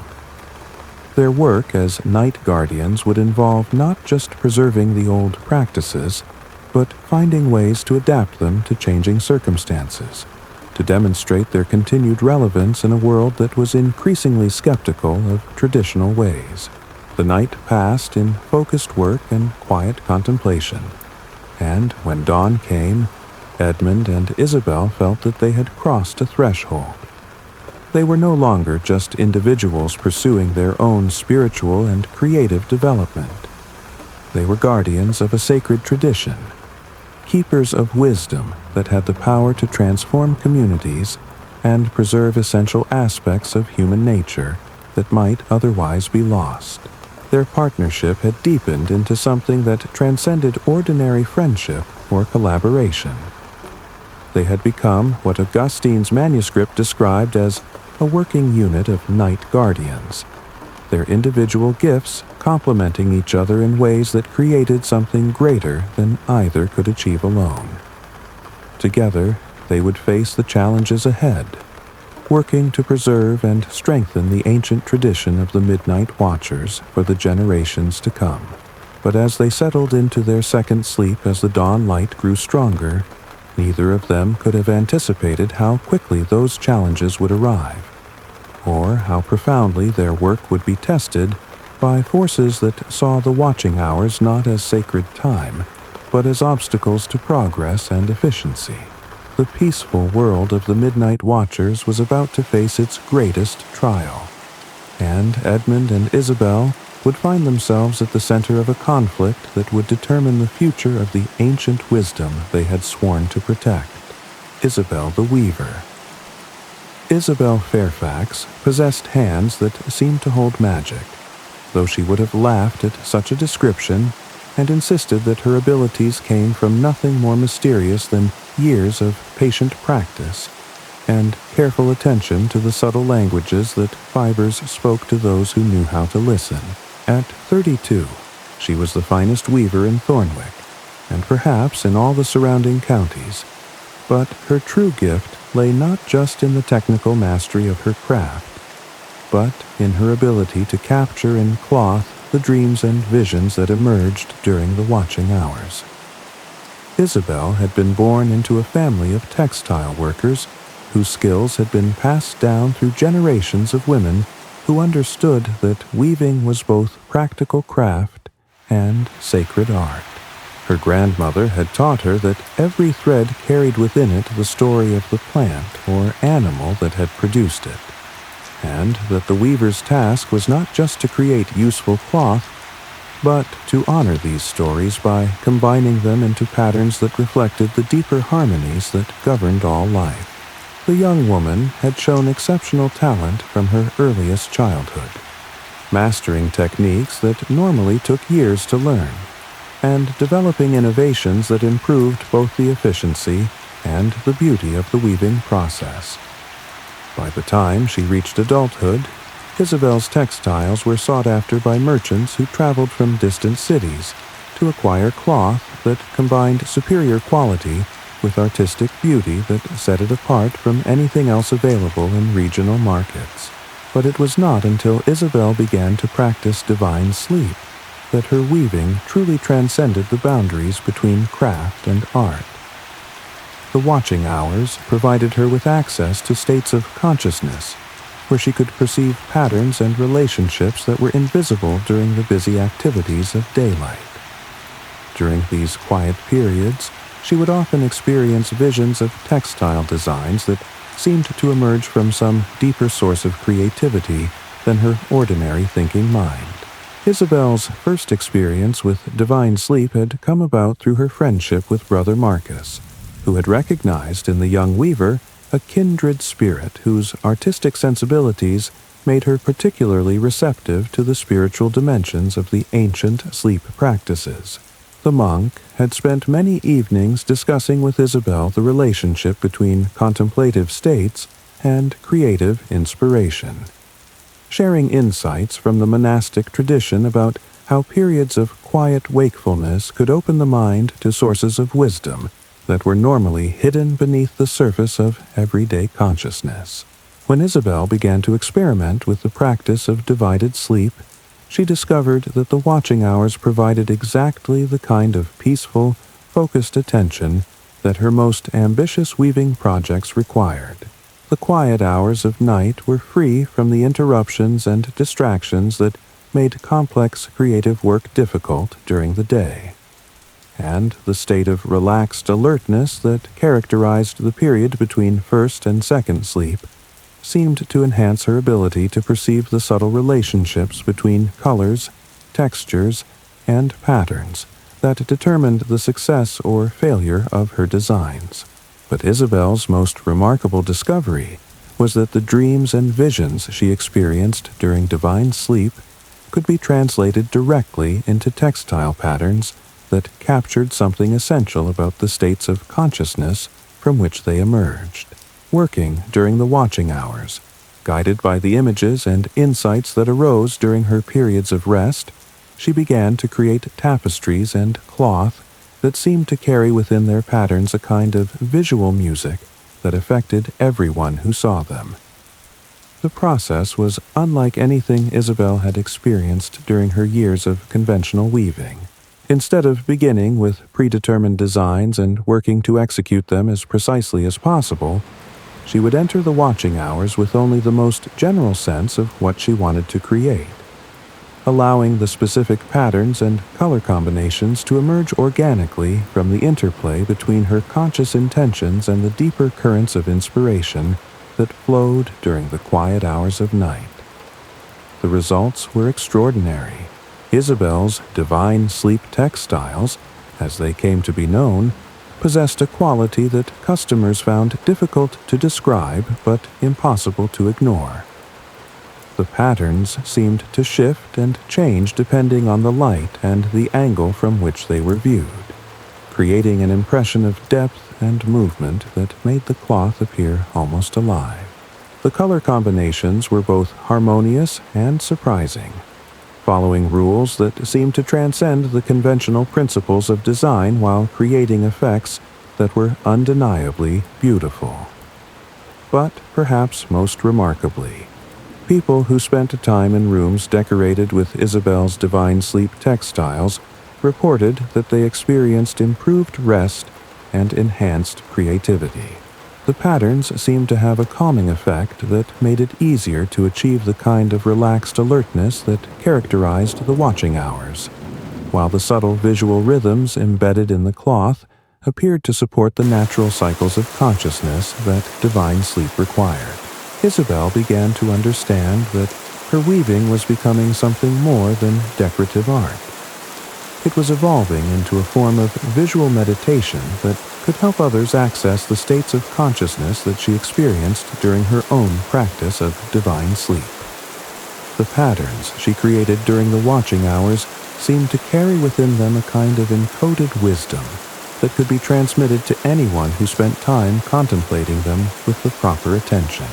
This discovery led Isabel to begin collaborating with Brother Marcus and Edmund in developing what would become one of the Guild of Midnight Watchers' most innovative contributions to the preservation and transmission of ancient wisdom. Working together, they created a system of symbolic weaving that could capture and preserve the insights and experiences that emerged during the practice of divine sleep. The system was based on Isabel's recognition that different states of consciousness were associated with distinct visual patterns and color relationships. The deep peace that characterized first sleep could be represented through certain combinations of blues and purples woven in flowing, organic patterns. The alert tranquility of the watching hours corresponded to geometric designs in earth tones that suggested both stability and movement. The creative inspiration that often emerged during second sleep was captured in complex patterns that combined multiple colors and textures in ways that seemed to pulse with life and energy. By learning to read these visual codes, Members of the guild could share their experiences and insights in ways that transcended the limitations of verbal description. A tapestry woven during the watching hours could communicate the essence of a particular meditation or vision more accurately than any written account, while the process of creating such textiles provided a form of contemplative practice that deepened and refined the weaver's understanding of the states of consciousness being represented. Isabel's symbolic weaving system also proved invaluable for teaching divine sleep practices to newcomers. Instead of relying solely on verbal instructions, which often failed to convey the subtle aspects of the practice that determined its success or failure, teachers could use specially designed textiles to help students understand the qualities of attention and awareness that characterized different phases of the sleep cycle. The young weaver's innovations attracted attention from far beyond the boundaries of Thornwick. Merchants who acquired her textiles found that they were eagerly sought after by customers throughout England and the continent, not just for their obvious beauty, but for the subtle effects they seemed to have on the environments where they were displayed. Religious communities began to commission special pieces for their chapels and meditation spaces, recognizing that Isabel's work could enhance the contemplative practices that were central to monastic life. But perhaps most significantly, Isabel's symbolic weaving became a crucial element in the guild's efforts to preserve and transmit the wisdom they were developing.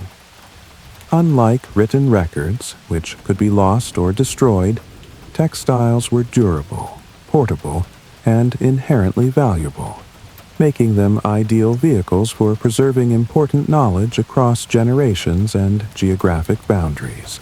The patterns that Isabel developed during her watching hours became a visual library that documented the guild's discoveries about consciousness, creativity, and the relationship between rest and human potential.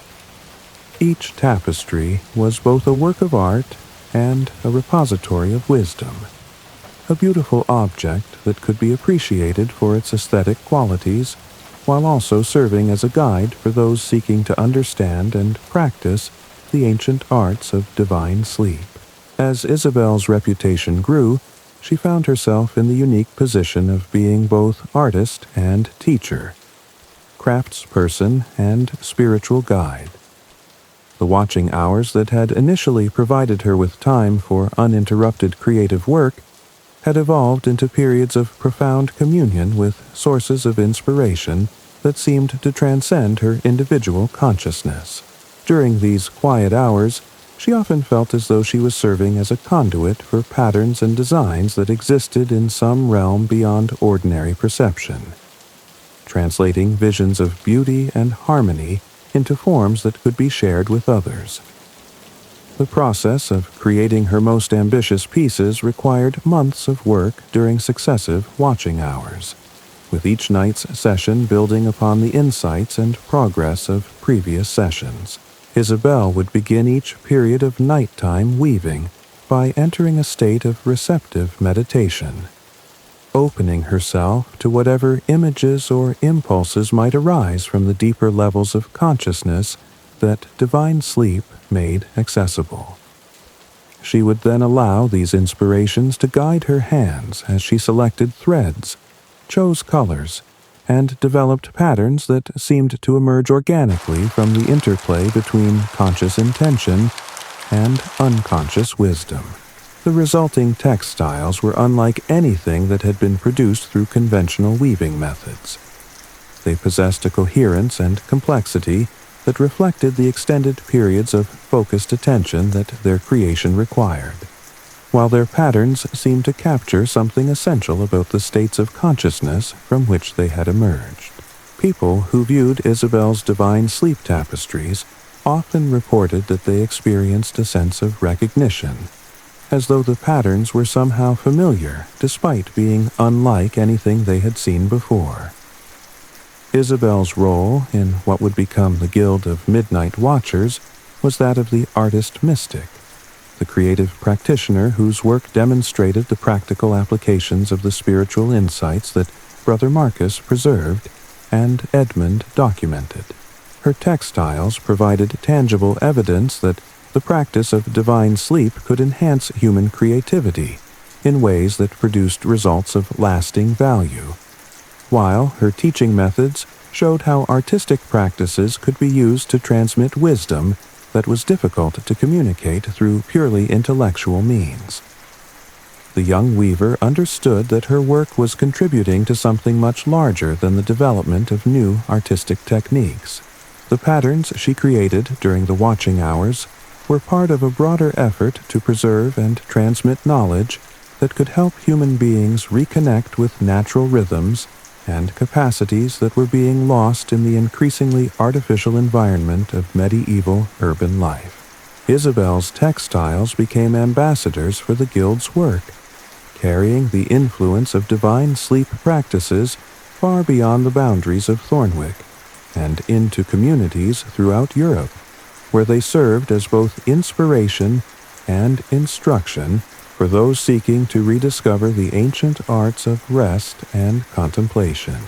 Her visual language provided a means of communication that transcended cultural and linguistic barriers, making the wisdom of the Midnight Watchers accessible to anyone who possessed the sensitivity to read the messages encoded in pattern and color. Part 4. The Merchant's Proposition. The first snow of winter had begun to fall on Thornwick when Master Geoffrey Aldrich arrived in the village, his fine woolen cloak dusted with white flakes and his leather boots clicking authoritatively on the cobblestones. Master Geoffrey was a merchant from London, a man of considerable wealth and influence whose business dealings extended throughout England and into the continental markets. He had come to Thornwick with a proposition that would challenge everything the villagers believed about work, rest, and the proper ordering of human life. Master Geoffrey was 42 years old, tall and lean with the kind of sharp-eyed intensity that came from years of successful business dealings. His clothes were of the finest quality, wool dyed with expensive indigo, leather worked by master craftsmen, silver buckles that gleamed even in the gray winter light. Everything about him spoke of success, efficiency, and the kind of modern thinking that was beginning to transform medieval society. He had not come to Thornwick by accident. The village's wool was renowned throughout the region for its exceptional quality, and Master Geoffrey had heard reports that the local weavers produced textiles that commanded premium prices in the London markets. What he hadn't expected was to discover that the village's productivity was intimately connected to what he considered an antiquated and inefficient approach to work and rest. Master Geoffrey had spent his first day in Thornwick meeting with the village's leading craftsmen and merchants, discussing production capabilities, quality standards, and delivery schedules. The conversations had gone well. The villagers were clearly skilled, and their products were indeed exceptional. But as evening approached and he prepared to retire to his room at the village inn, he had noticed something that puzzled and then increasingly irritated him. The village was going to sleep. Not just winding down from the day's activities, but actually going to sleep, at what Master Geoffrey considered far too early an hour. By the time the church bells chimed 8 o'clock, most of the cottages were dark, their occupants apparently settled into bed for the night.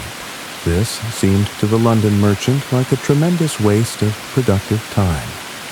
Hours that could be used for additional work, for planning the next day's activities, for the kind of intensive effort that separated successful enterprises from mediocre ones. But what truly astonished him was what happened 4 hours later. As midnight approached, lights began to appear in windows throughout the village, not the flickering illumination of people awakened by emergencies or disturbances, but the steady, purposeful glow of candles lit by people who had awakened naturally and were settling into some form of organized activity. Master Geoffrey had watched from his window at the inn as the village transformed during the midnight hours. He could see figures moving about in the cottages, shadows cast by candlelight, suggesting people engaged in various forms of work or study. The baker's shop showed signs of activity as Thomas checked his ovens and tended to his slowly rising dough. Other cottages revealed glimpses of people engaged in activities that the merchant couldn't quite identify. Some appeared to be reading or writing. Others seemed to be working at various crafts. What disturbed Master Geoffrey most was that this midnight activity seemed completely organized and purposeful.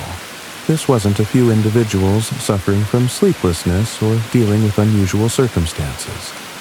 This was clearly a community-wide practice, a systematic approach to dividing the night that seemed to be accepted and even celebrated by everyone in the village. As a successful businessman, Master Geoffrey prided himself on understanding efficiency and productivity. He had built his fortune by identifying ways to maximize output, minimize waste, and optimize the use of time and resources.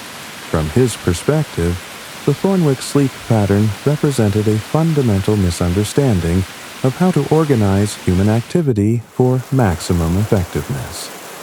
The merchant had spent years perfecting what he considered the ideal work schedule. His own household in London operated on a system of continuous nighttime sleep, followed by 14-hour workdays. His servants rose before dawn and worked until well after sunset, with only brief breaks for meals. His craftsmen and apprentices followed similar schedules, maximizing the productive hours and minimizing the time lost to rest and recreation. This system had proven highly successful in London's competitive business environment. Master Geoffrey's workshops produced more goods than his competitors. His delivery schedules were more reliable, and his profit margins were consistently higher than industry standards. He attributed this success to his rigorous approach to time management and his refusal to accept traditional practices that seemed to waste precious productive hours. But the quality of Thornwick's wool and textiles suggested that their seemingly inefficient practices were somehow producing superior results. This contradiction puzzled and challenged Master Geoffrey's fundamental assumptions about productivity and success. How could a village that wasted 4 hours every night in what appeared to be unnecessary wakefulness produce goods that commanded premium prices in the most demanding markets? Determined to understand and ultimately correct what he saw as a fundamental flaw in the village's approach to work, Master Geoffrey had spent his second day in Thornwick, conducting what he thought of as efficiency studies. He timed various work processes, calculated output per hour, and analyzed the relationship between time invested and results achieved. What he discovered only deepened his confusion. The villagers of Thornwick worked fewer hours per day than their counterparts in London or other commercial centers. Yet their productivity per hour was significantly higher. Their error rates were lower. Their creativity and problem-solving abilities seemed more developed, and their overall quality of work exceeded anything Master Geoffrey had encountered in his years of business dealings. Master Thomas Weaver, Isabel's father, had been particularly impressive in this regard. The man worked only 10 hours per day at his loom, yet he produced textiles that were not only beautiful, but technically superior to anything created by London weavers who worked 14-hour days. When Master Geoffrey had questioned him about his methods, Master Thomas had attributed his success to what he called the clarity that comes from proper rest. A mind that is truly rested, Master Thomas had explained, can accomplish in 1 hour what a tired mind struggles to achieve in 3. The watching hours provide time for reflection and planning that makes all other work more effective. Master Geoffrey had dismissed this explanation as romantic nonsense, the kind of traditional thinking that prevented people from achieving their full potential. But the evidence was undeniable. Somehow, the Thornwick approach to work and rest was producing results that exceeded what his more intensive methods achieved. This contradiction had led him to develop what he considered a brilliant solution. If he could convince the villagers to abandon their inefficient sleep pattern and adopt the continuous work schedule that had proven so successful in London, they could maintain their high quality while dramatically increasing their output. The combination of Thornwick's superior skills with London's superior efficiency would create a competitive advantage that could dominate the regional wool market. Master Geoffrey had spent his third day in the village developing a comprehensive proposal that would modernize Thornwick's approach to work and rest. He had calculated potential increases in productivity, projected revenue improvements, and designed incentive systems that would encourage the villagers to embrace the new schedule. The proposal was thorough, professional, and backed by what he considered irrefutable economic logic. Now, on his fourth day in the village, Master Geoffrey was preparing to present his proposal to the village leadership. He had arranged to meet with Master Thomas Weaver, old Henrik, the village elder, and several other influential residents in the common room of the inn. The meeting was scheduled for the evening, after the day's work was completed, but before the villagers began their peculiar practice of early sleep. As Master Geoffrey prepared his presentation materials, he felt confident that he could convince the villagers to see the wisdom of his approach. The economic benefits were clear, the competitive advantages were substantial, and the potential for increased prosperity was undeniable. Surely, rational people would recognize the superiority of a system that maximized productive time and minimized the hours lost to what he considered unnecessary rest. The common room of the inn was warm and welcoming, lit by oil lamps and heated by a large fireplace where logs crackled and sparked. The villagers had gathered as requested, their faces showing the polite attention of people willing to listen to a visitor's ideas, even if they weren't entirely convinced of their merit. Master Geoffrey stood before them with his charts and calculations, confident in his ability to persuade them through the power of logical argument and economic incentive. "Good people of Thornwick," he began, his voice carrying the authority of someone accustomed to commanding attention in business meetings. "I have spent several days studying your village's practices and capabilities, and I believe I can offer you an opportunity for unprecedented prosperity." He gestured to his carefully prepared charts, which showed projected increases in production, revenue, and individual income. "Your skills are exceptional. Your products are of the highest quality, but your methods are, shall we say, traditional in ways that limit your potential for growth and success." Master Geoffrey proceeded to explain his observations about the village's sleep patterns, describing them as inefficient uses of time that prevented the villagers from achieving their full economic potential. He presented his calculations showing how continuous nighttime sleep followed by extended workdays could increase productivity by 30% or more, while maintaining the quality standards that made Thornwick's products so valuable. "The hours you currently spend in midnight wakefulness," he explained, "represent lost opportunities for rest that could support longer and more productive working periods.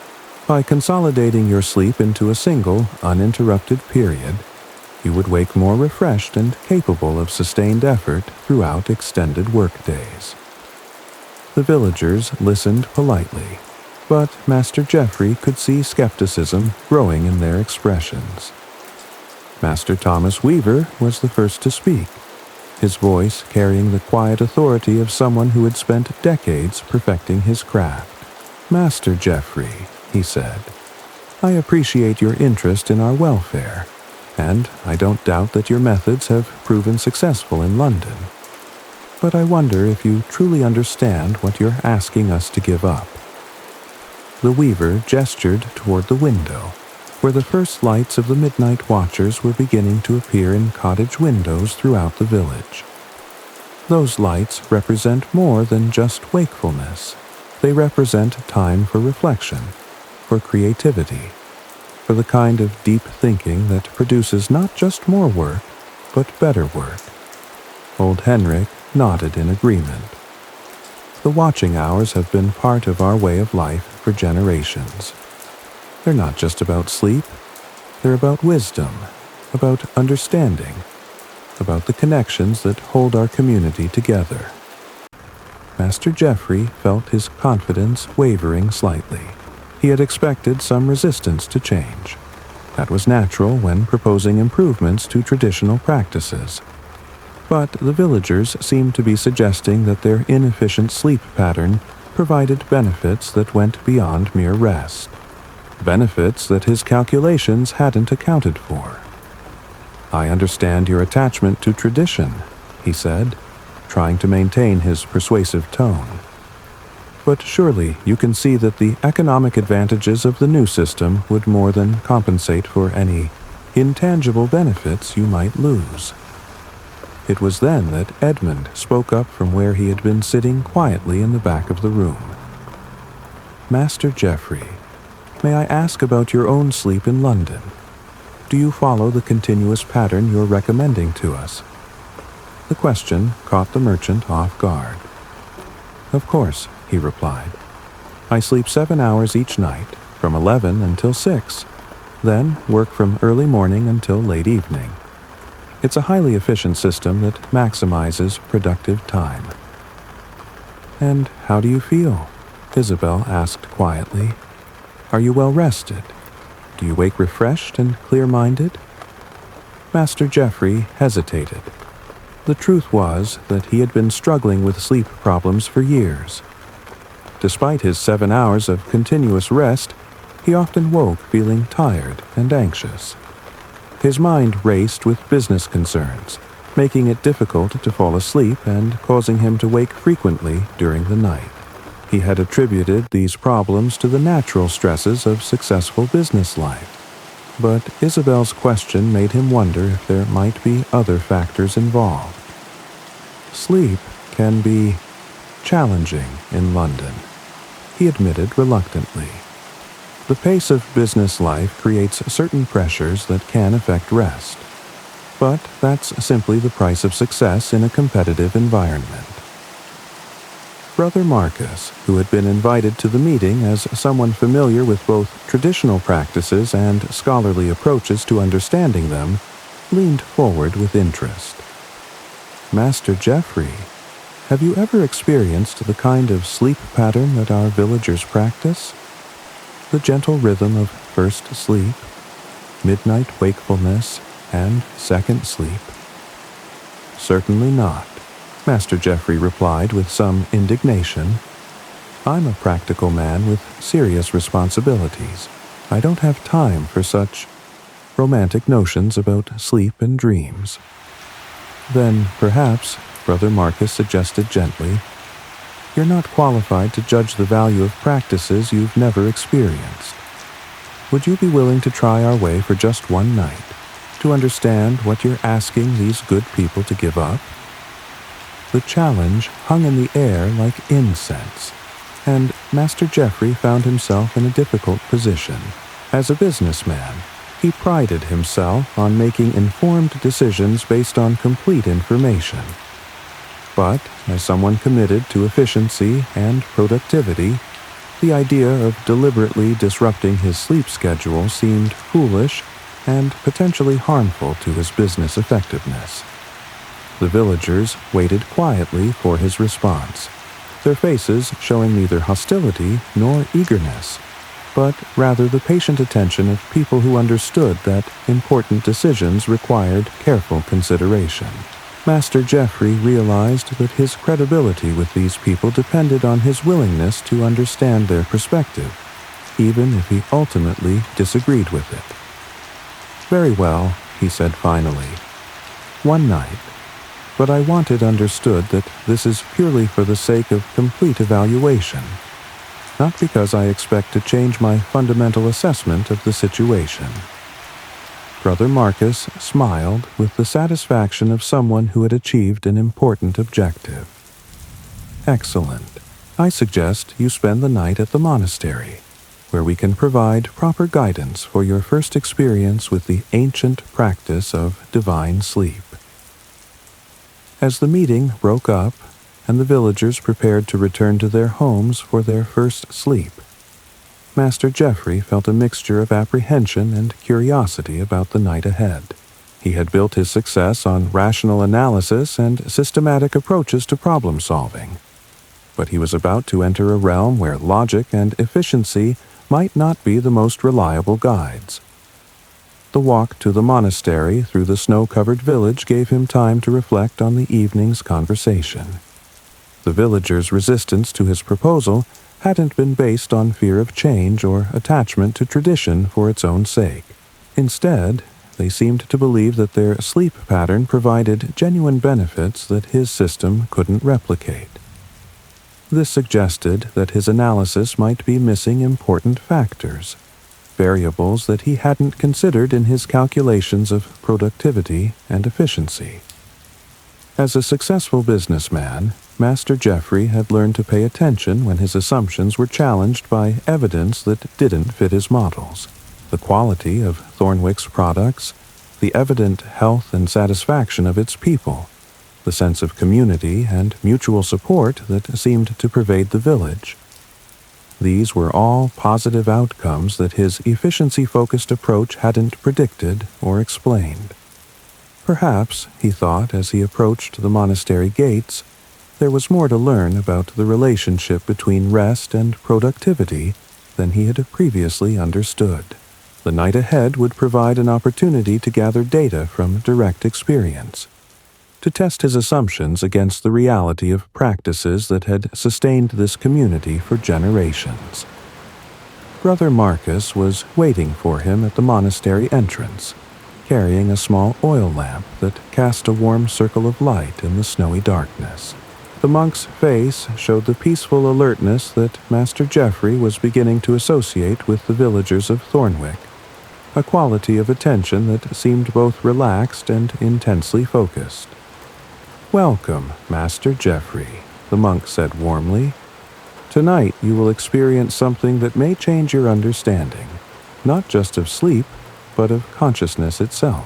Are you ready to begin?" As Master Geoffrey followed Brother Marcus into the ancient stone corridors of St. Aldrich's Monastery, he felt as if he were crossing a threshold into a world governed by different rules than the ones that had shaped his successful but increasingly stressful life in London. The night ahead would test more than just his theories about productivity and efficiency. It would challenge his fundamental assumptions about human nature and the proper balance between work and rest.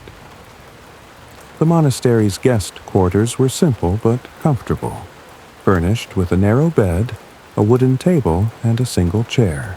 Brother Marcus provided Master Geoffrey with a simple woolen robe to replace his fine London clothes, explaining that the practice of divine sleep was best experienced without the distractions of worldly status and material comfort. The first step, Brother Marcus explained as Master Geoffrey settled onto the unfamiliar bedding, is to release your attachment to controlling the experience. Divine sleep cannot be forced or manipulated. It must be allowed to unfold according to its own natural rhythm. As the monastery bells chimed the hour of compline, and the ancient building settled into the profound silence that came with the deep hours of night, Master Geoffrey found himself entering a realm of experience that was entirely foreign to his London life. The bed was harder than what he was accustomed to. The room was colder, and the silence was so complete that he could hear his own heartbeat. But gradually, as his body relaxed and his mind released its grip on the day's concerns. Master Geoffrey began to experience something he hadn't felt in years: genuine peace. The anxiety that had become his constant companion in London, the racing thoughts that usually kept him awake for hours after going to bed, the physical tension that he had learned to accept as normal, all of these gradually dissolved in the gentle darkness of the monastery cell. Sleep came to him more easily than it had in months, a natural descent into unconsciousness that felt like sinking into warm water. But what truly astonished him was the quality of his dreams. Instead of the confused and anxiety-ridden visions that usually plagued his London nights, Master Geoffrey experienced dreams that were vivid, meaningful, and strangely prophetic. He dreamed of a great marketplace where merchants were selling not goods, but different approaches to life. One stall offered efficiency and productivity, promising maximum output and competitive advantage. Another offered wisdom and peace, promising sustainable satisfaction and genuine prosperity. In his dream, Master Geoffrey found himself examining the wares at each stall, trying to understand the true value of what was being offered. The merchant selling efficiency was young and energetic, his goods gleaming with the promise of immediate success. But when Master Geoffrey looked more closely, he could see that the products were somehow hollow, lacking the substance and durability that would make them truly valuable. The merchant himself seemed anxious and driven, constantly looking over his shoulder as if afraid that competitors might steal his advantages. The merchant selling wisdom was older, his face lined with years of experience, but his eyes bright with genuine contentment. His goods were simpler in appearance, but when Master Geoffrey examined them, he could sense their depth and permanence. This merchant worked at a steady pace, neither hurried nor lazy, and he seemed to take genuine pleasure in helping his customers understand the true value of what he offered. When Master Geoffrey woke from this first sleep, it was with the natural, gentle awakening that Brother Marcus had described. For the first time in years, he felt truly rested after only 4 hours of sleep, his mind clear and alert, but also peaceful. The dream remained vivid in his memory, its symbolism so obvious that even his practically minded consciousness couldn't dismiss its meaning. Brother Marcus appeared at his door carrying a single candle, his face showing the serene expression of someone who had also just awakened from restorative sleep. "How do you feel?"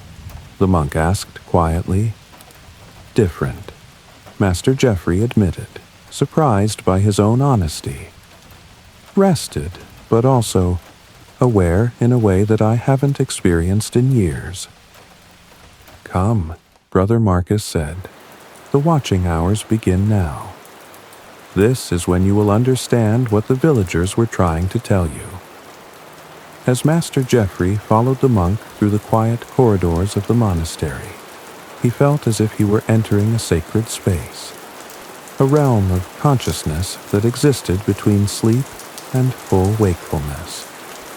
The monastery during the midnight hours had a quality of peace and purposefulness that was unlike anything he had experienced in his busy London life.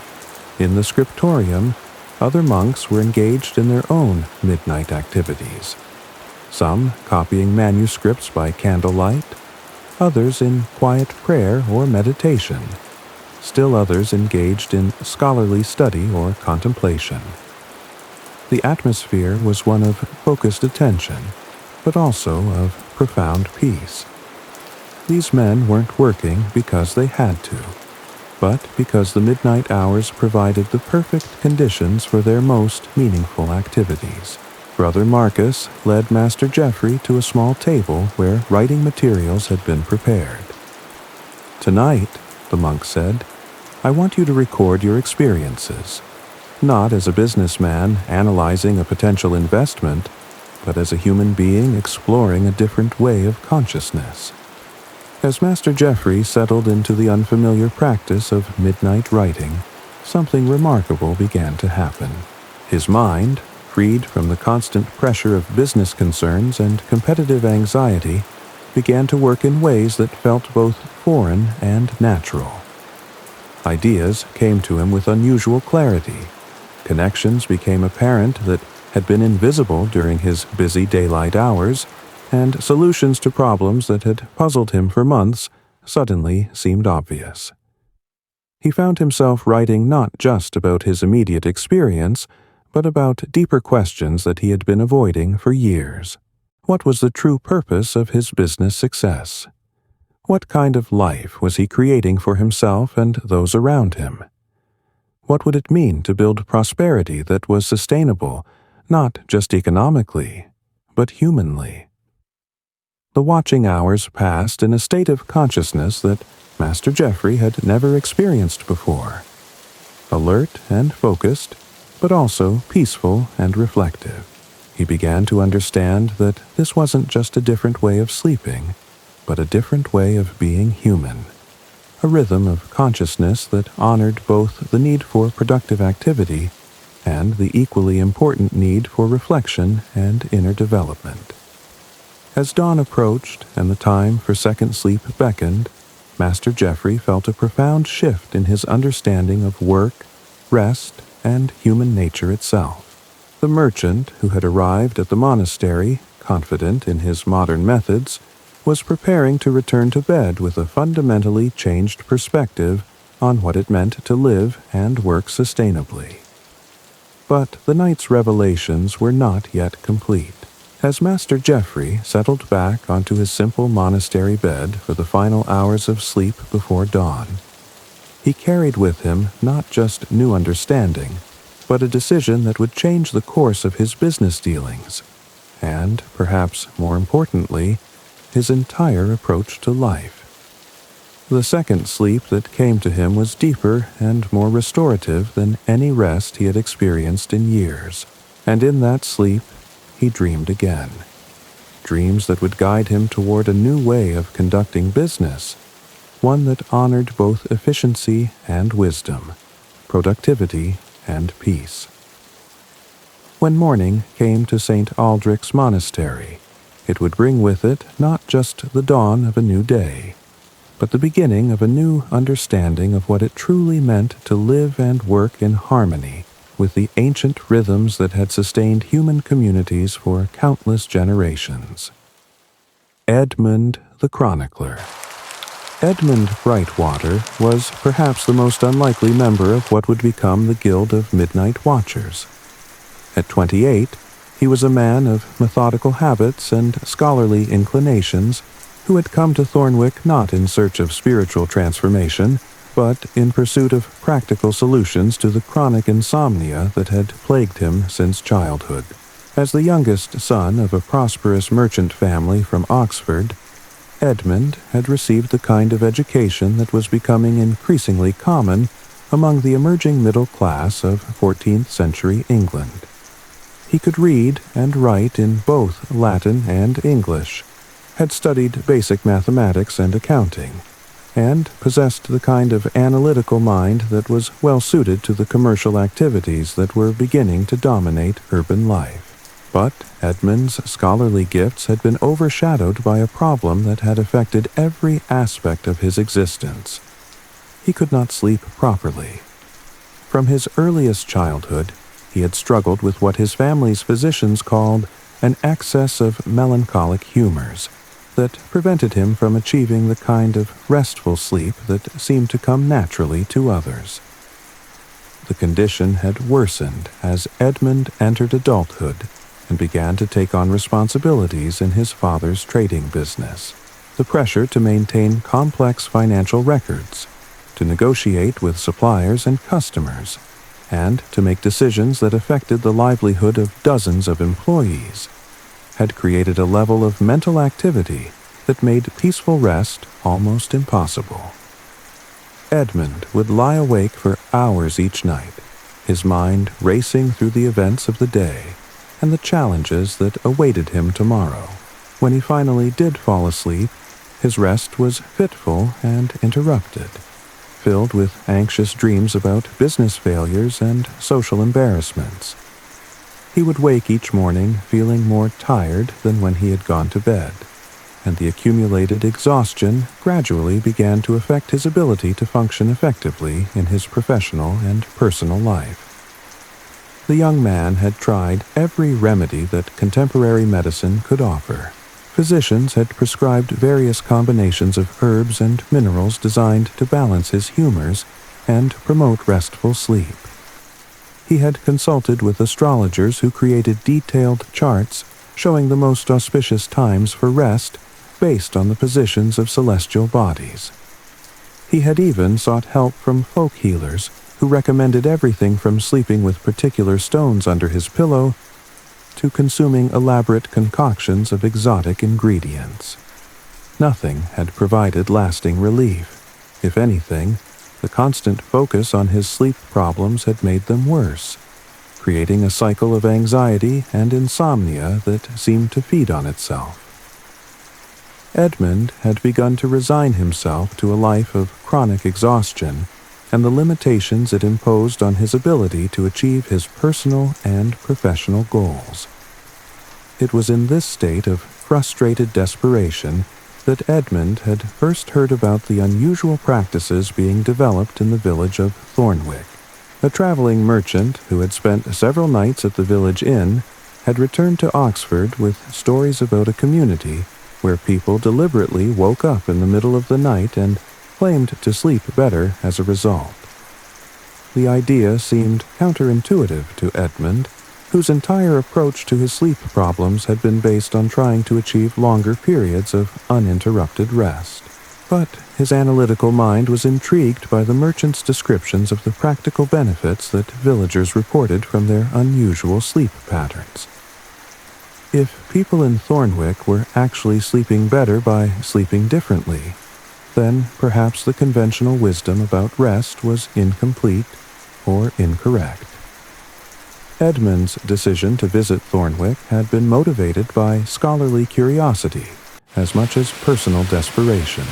He wanted to observe and document the practices that were being developed there, to understand the mechanisms by which they produced their reported benefits, and to determine whether they might offer solutions to his own sleep difficulties.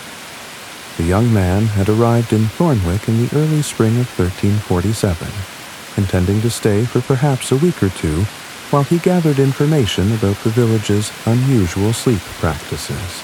He had arranged to lodge with Thomas Miller, whose family had been among the first to adopt the techniques that Brother Marcus had introduced. Edmund's first night in the Miller household had been a revelation. Instead of the anxious tossing and turning that characterized his usual bedtime experience, he had found himself naturally falling asleep shortly after dark, sleeping deeply for several hours, and then waking spontaneously around midnight, feeling refreshed rather than groggy. Thomas Miller had been awake as well, quietly working on repairs to some household items by the light of a small oil lamp. The miller had welcomed Edmund's company and had spent the next hour explaining the principles and practices of divine sleep as he understood them. The conversation had been relaxed and unhurried, creating exactly the kind of peaceful atmosphere that Edmund had been seeking for years, but had never been able to achieve. When Edmund had returned to sleep after this midnight conversation, his rest had been deeper and more refreshing than anything he had experienced since childhood. He had awakened at dawn feeling genuinely rested for the first time in years. His mind clear and his body energized in ways that seemed almost miraculous after so many years of chronic fatigue. The experience had been so remarkable that Edmund had immediately extended his stay in Thornwick, eager to understand the mechanisms that had produced such dramatic improvements in his sleep quality. His merchant family's training in systematic observation and record-keeping proved invaluable as he began to document not just his own experiences, but those of other villagers who were practicing divine sleep. Edmund approached the study of Thornwick's sleep practices with the same methodical attention to detail that he had applied to his family's commercial activities. He created detailed charts showing the sleep patterns of different villagers, noting variations based on age, occupation, health status, and other factors. He recorded the timing and duration of both sleep periods and watching hours, documenting how these patterns changed with the seasons and in response to various life circumstances. Most importantly, Edmund began to track the practical effects of divine sleep on various aspects of daily life. He measured productivity levels among craftsmen who worked during the watching hours, compared the quality of goods produced during different periods of the day and night, and documented changes in health, mood, and social relationships among those who adopted the practice. The results of Edmund's research were compelling. People who practiced divine sleep consistently reported better physical health, improved emotional stability, enhanced creativity, and stronger relationships with family and community members. The watching hours provided time for activities that strengthened both individual well-being and social cohesion, creating a positive cycle that benefited everyone involved. But Edmund's most significant contribution to the development of what would become the Guild of Midnight Watchers was his recognition that the practices being developed in Thornwick represented something much more important than just a local solution to sleep problems. The young scholar began to understand that divine sleep was a key to unlocking human potentials that had been largely forgotten by contemporary society. During his own watching hours, Edmund experienced states of consciousness that were unlike anything he had known during his years of conventional sleep patterns. His mind seemed to operate with a clarity and creativity that made possible insights and innovations that had been beyond his reach during the busy activities of daylight hours. Problems that had seemed intractable during the day often resolved themselves during the quiet contemplation of midnight hours. Edmund began to document these experiences systematically, creating what would become the first comprehensive study of the relationship between sleep patterns and consciousness. His records showed that the watching hours provided access to mental states that were characterized by enhanced intuition, improved problem-solving abilities, and deeper understanding of complex issues. The young scholar's analytical approach to the study of divine sleep provided the Guild of Midnight Watchers with the kind of empirical foundation that would prove essential when their practices came under scrutiny from religious and secular authorities. Edmund's careful documentation demonstrated that the benefits claimed for divine sleep were not based on superstition or wishful thinking, but on observable, measurable improvements in human performance and well-being. As Edmund's stay in Thornwick extended from weeks to months, he found himself becoming not just an observer, but an active participant in the community's gentle revolution. His scholarly skills were invaluable in helping other villagers understand and refine their sleep practices, and his systematic approach to documentation created a body of knowledge that could be shared with other communities interested in adopting similar methods. But perhaps most importantly, Edmund's personal transformation from chronic insomniac to peaceful sleeper provided compelling evidence that the practices being developed in Thornwick could address even the most stubborn sleep disorders. His case became a model for how systematic application of divine sleep principles could restore natural rest patterns even in individuals whose problems had resisted all conventional treatments.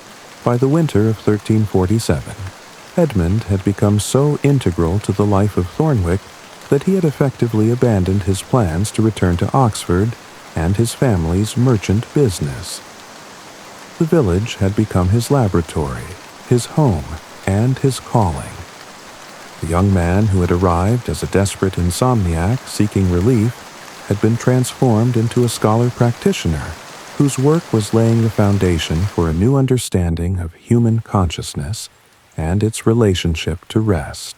Edmund's role in the Guild of Midnight Watchers would be that of chronicler and researcher, the systematic observer whose careful documentation would preserve the wisdom being developed in Thornwick and make it available to future generations. His analytical mind and methodical approach provided the scientific foundation for practices that might otherwise have been dismissed as mere folk wisdom, while his personal experience of transformation gave him the credibility needed to advocate for approaches that challenged conventional assumptions about sleep and consciousness. The young scholar understood that he was participating in discoveries that could revolutionize not just individual lives, but entire societies. The practices being developed in Thornwick offered solutions to problems that were becoming increasingly common in the rapidly changing world of the 14th century. Anxiety, insomnia, social fragmentation, and the loss of connection to natural rhythms that had sustained human communities for millennia. Edmund's careful records would become the foundation for understanding how ancient wisdom could be adapted to contemporary needs, how traditional practices could be refined and improved through systematic observation, and how individual transformation could contribute to broader social change. His work represented the marriage of scholarly rigor and practical wisdom that would make the Guild of Midnight Watchers a force for positive change throughout medieval Europe. Part 5. The Vigil of Understanding. 3 days later, as the winter wind howled around the stone walls of St. Aldrich's Monastery, an unlikely gathering took place in Brother Marcus's private chamber. The room had been carefully prepared for what might be the most important midnight vigil in Thornwick's history, its ancient stones bearing witness to a conversation that would determine whether the wisdom of the watching hours would survive the challenges of a changing world. Master Geoffrey Aldrich sat uncomfortably on a simple wooden stool, his fine London clothes looking out of place among the rough furnishings of monastic life. The transformation he had experienced during his night at the monastery was evident in his posture and expression. The sharp-edged anxiety that had characterized his earlier visits had been replaced by a thoughtful uncertainty, as if he were a man reconsidering fundamental assumptions about life and work. Across from him, Edmund and Isabel waited quietly, their hands folded in their laps, but their eyes bright with the intensity of people who understood that something crucial was at stake. They had spent the previous 2 days preparing for this meeting, reviewing their records of midnight vigils, discussing the insights they had gained from their collaboration, and working with Brother Marcus to develop a comprehensive presentation of the ancient wisdom they had inherited and refined. Brother Marcus moved between them like a gentle shepherd, his weathered hands arranging manuscripts and documents that represented decades of careful observation and study. The monk had spent years documenting the practices and benefits of biphasic sleep, but tonight would be the first time he had shared his complete findings with outsiders who had the power to either support or undermine the ancient traditions. The chamber itself seemed to pulse with the accumulated wisdom of centuries. The walls were lined with shelves containing manuscripts that stretched back through generations of monastic life, each volume representing the careful preservation of knowledge that might otherwise have been lost to the ravages of time and change. Candles placed throughout the room created pools of warm light that seemed to invite contemplation and deep conversation. Master Geoffrey had agreed to this extended vigil with the reluctant curiosity of a man who had experienced something that challenged his most basic assumptions about productivity and efficiency. His single night of biphasic sleep had shaken his confidence in the continuous work schedules that had made him successful in London. but he was still struggling to understand how the gentle rhythm of first sleep and watching hours could be reconciled with the competitive demands of medieval commerce. "Master Geoffrey," Brother Marcus began as the monastery bells chimed the hour of compline. "3 nights ago, you experienced something that our community has practiced for generations. Tonight, we want to help you understand not just what you experienced, but why it matters for the future of human communities like Thornwick."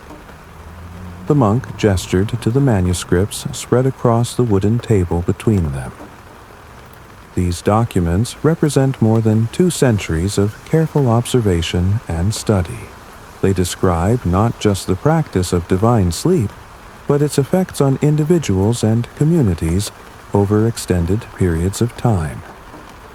Brother Marcus opened the first manuscript, revealing Augustine's careful Latin script describing the night guardians and their role in medieval society. This account was written nearly 200 years ago by a monk who understood that the watching hours weren't just about personal rest and reflection. They were about maintaining the spiritual and intellectual health of entire communities.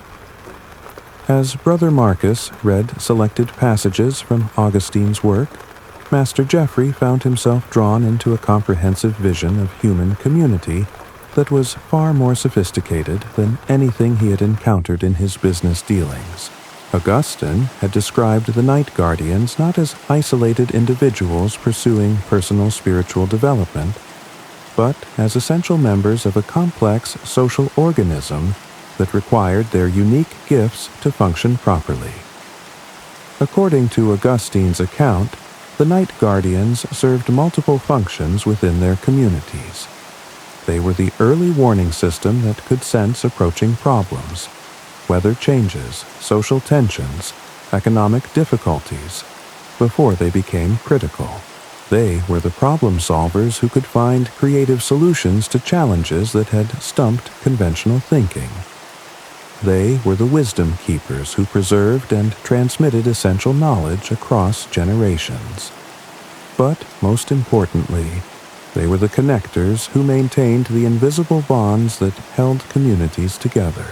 During the watching hours, Augustine had observed, the night guardians seemed to participate in a form of collective consciousness that allowed them to understand and respond to the deeper needs of their people. Their midnight vigils created a web of awareness and mutual support that strengthened the entire community. "This is what you're asking the people of Thornwick to give up," Brother Marcus said, looking directly at Master Geoffrey. "Not just a sleep schedule, but an entire system of community support and wisdom preservation that has sustained them for generations." Master Geoffrey shifted uncomfortably on his stool. The economic arguments that had seemed so compelling when he first arrived in Thornwick were beginning to seem shallow and incomplete when measured against the comprehensive vision that Augustine's manuscript described. But his practical nature rebelled against accepting claims that seemed to border on the mystical. "Brother Marcus," he said, "I don't doubt that these practices have historical significance, and I can even accept that they might provide certain intangible benefits. But surely you must acknowledge that in our current world, communities need more than spiritual wellness. They need economic prosperity, competitive advantages, the ability to survive and thrive in increasingly challenging circumstances." It was Edmund who responded, his voice carrying the quiet authority of someone who had spent years documenting the practical effects of the ancient practices. "Master Geoffrey, may I share with you some observations from our village records? I think you'll find that the watching hours provide exactly the kind of practical benefits you're concerned about." Edmund opened his leather-bound journal and began to read from carefully maintained records that documented the relationship between Thornwick's midnight practices and its economic success. The data he presented was comprehensive and compelling, showing correlations between the village's commitment to the watching hours and measurable improvements in productivity, quality, innovation, and economic stability. Over the past 3 years, Edmund explained, I've tracked the performance of our village's craftsmen and merchants, comparing their results with reports from other communities that have abandoned the traditional sleep patterns. The differences are remarkable and consistent.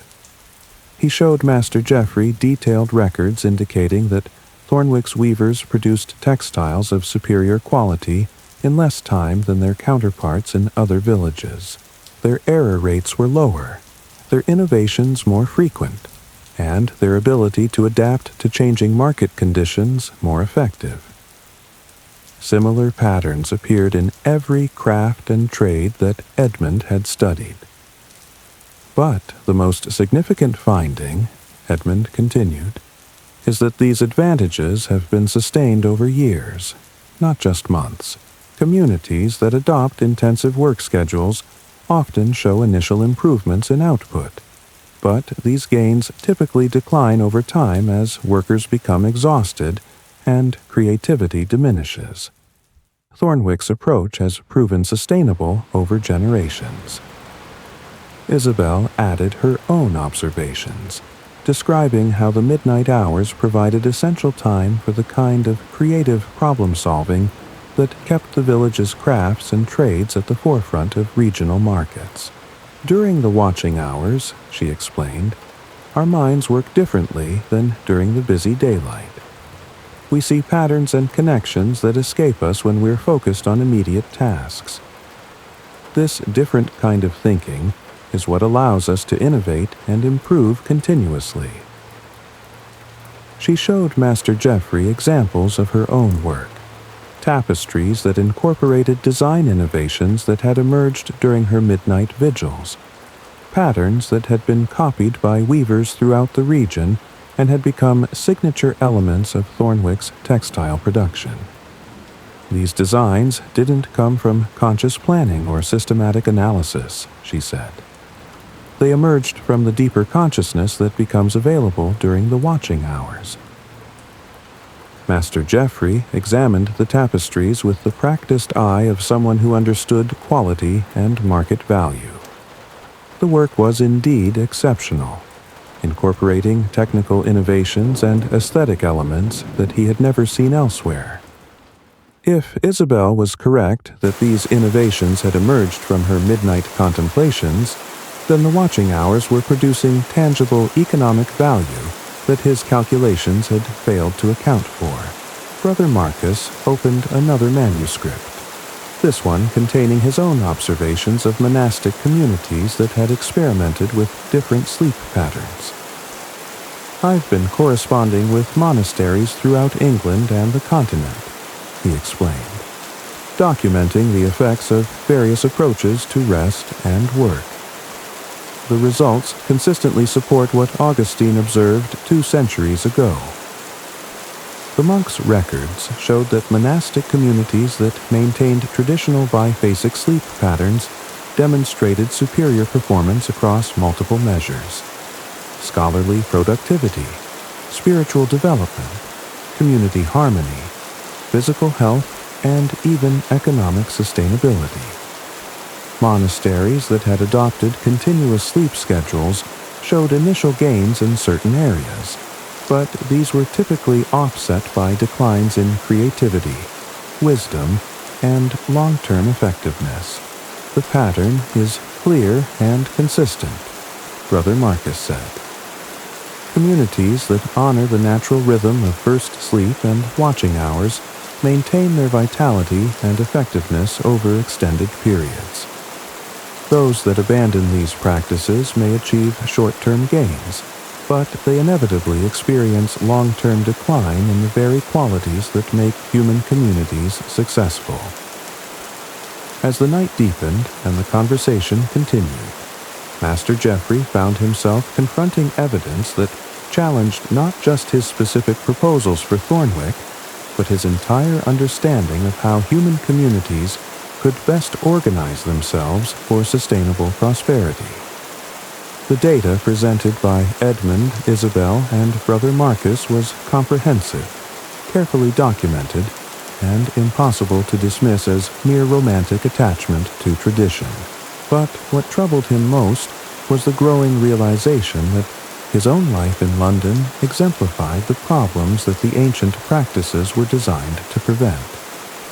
His persistent anxiety, his difficulty sleeping, his sense of isolation despite his business success, his growing feeling that his achievements were somehow hollow. All of these could be understood as symptoms of a lifestyle that worked against, rather than with fundamental human nature. "I need to ask you something," Master Geoffrey said as the midnight hours deepened around them. "If these practices are so beneficial, why are they being abandoned? Why are communities throughout England moving toward continuous work schedules if the traditional patterns are superior?" Brother Marcus's expression grew somber. "Because the benefits of the watching hours are subtle and long-term, while the costs of abandoning them are initially hidden. A community can abandon the midnight vigils and see immediate increases in certain types of productivity. The negative effects, loss of creativity, decline in wisdom, weakening of community bonds, take months or years to become apparent." The monk gestured toward the window, where snow continued to fall in the darkness beyond. "It's like cutting down a forest to plant crops. The immediate result is more farmland and increased food production. But over time, the loss of the forest leads to soil erosion, climate changes, and ultimate decline in agricultural productivity. The short-term gains are real, but they come at the cost of long-term sustainability." Edmund added his own observations about the pressures that were encouraging communities to abandon traditional practices. "There's increasing competition between villages and regions," he said. "Communities that can produce more goods in less time gain temporary advantages in trade and commerce.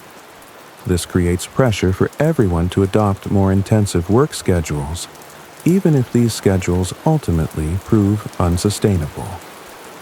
"It's a race to the bottom," Isabel observed.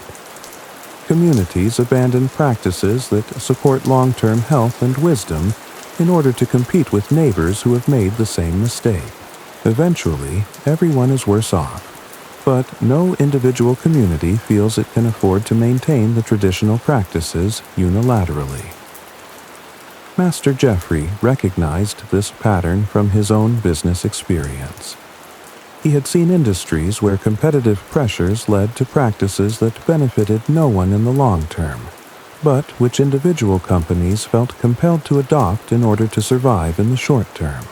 The logic of competition could create situations where everyone knew that certain practices were ultimately destructive, but no one felt able to choose a different path. "So, what's the solution?" he asked. "How can communities maintain practices that support long-term sustainability when they're competing with others who prioritize short-term gains?"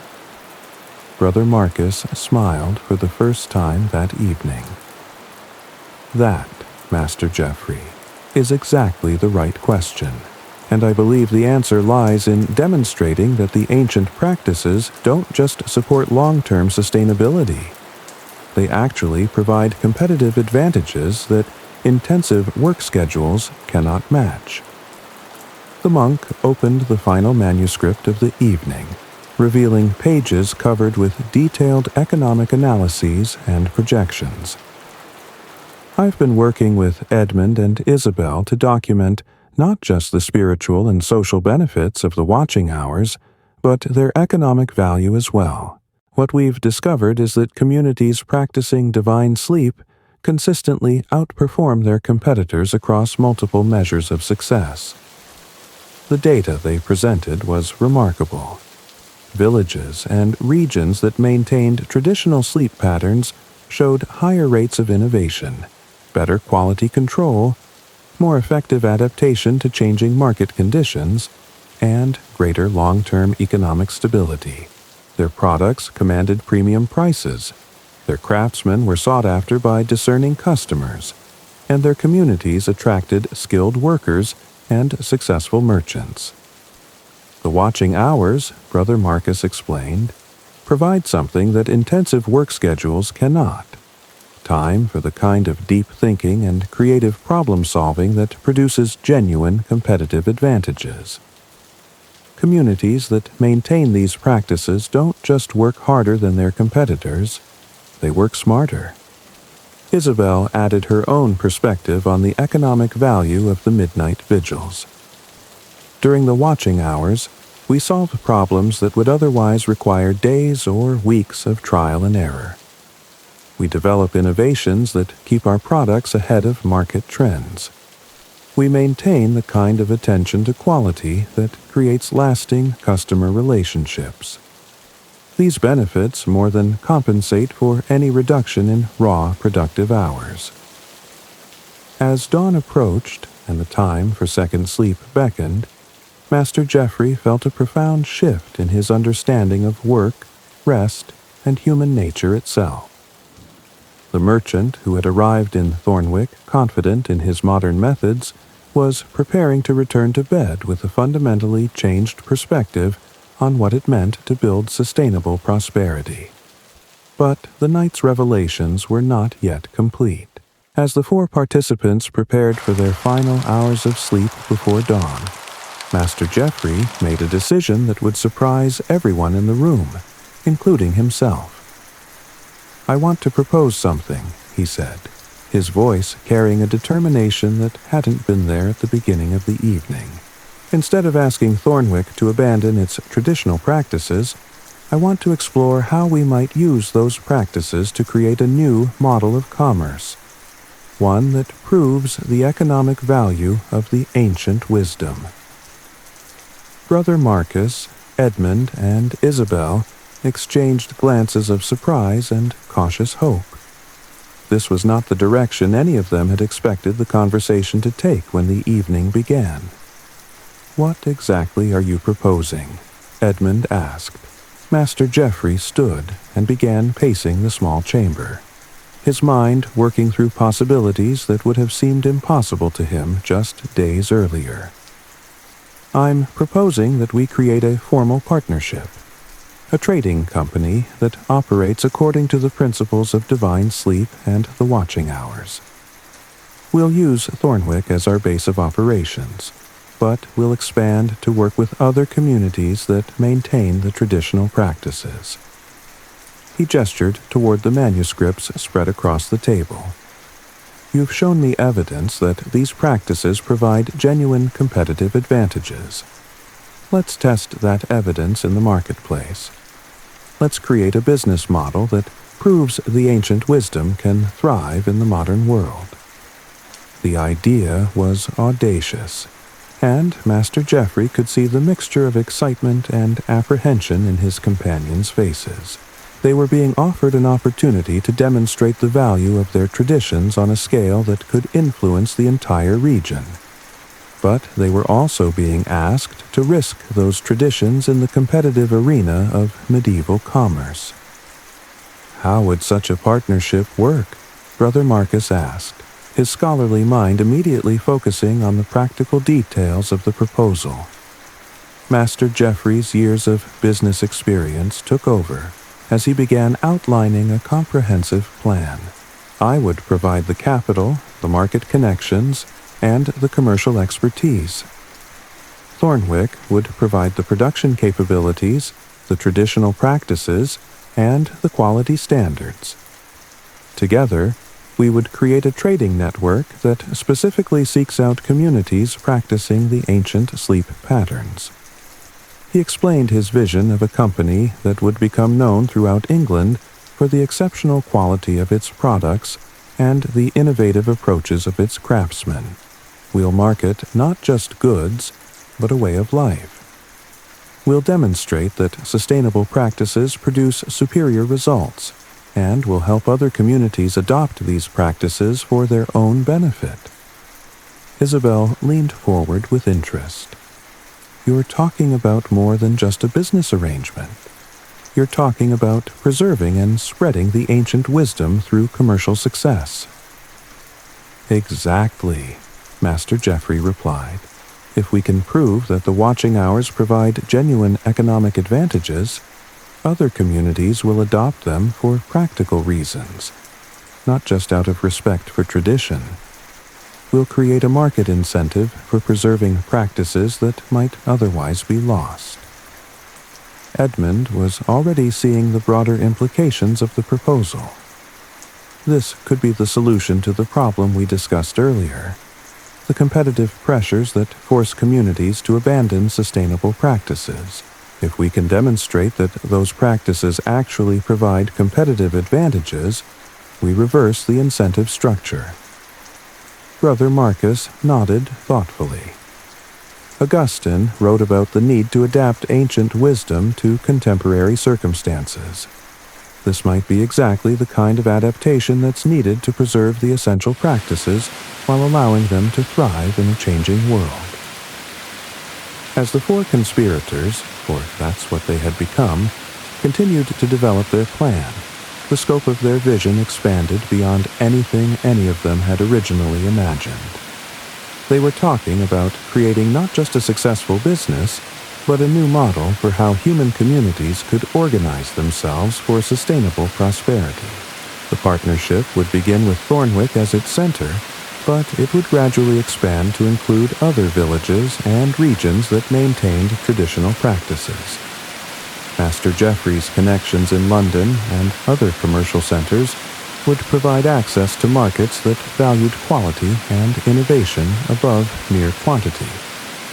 The profits from these ventures would be reinvested in supporting communities that chose to maintain or restore the ancient sleep patterns.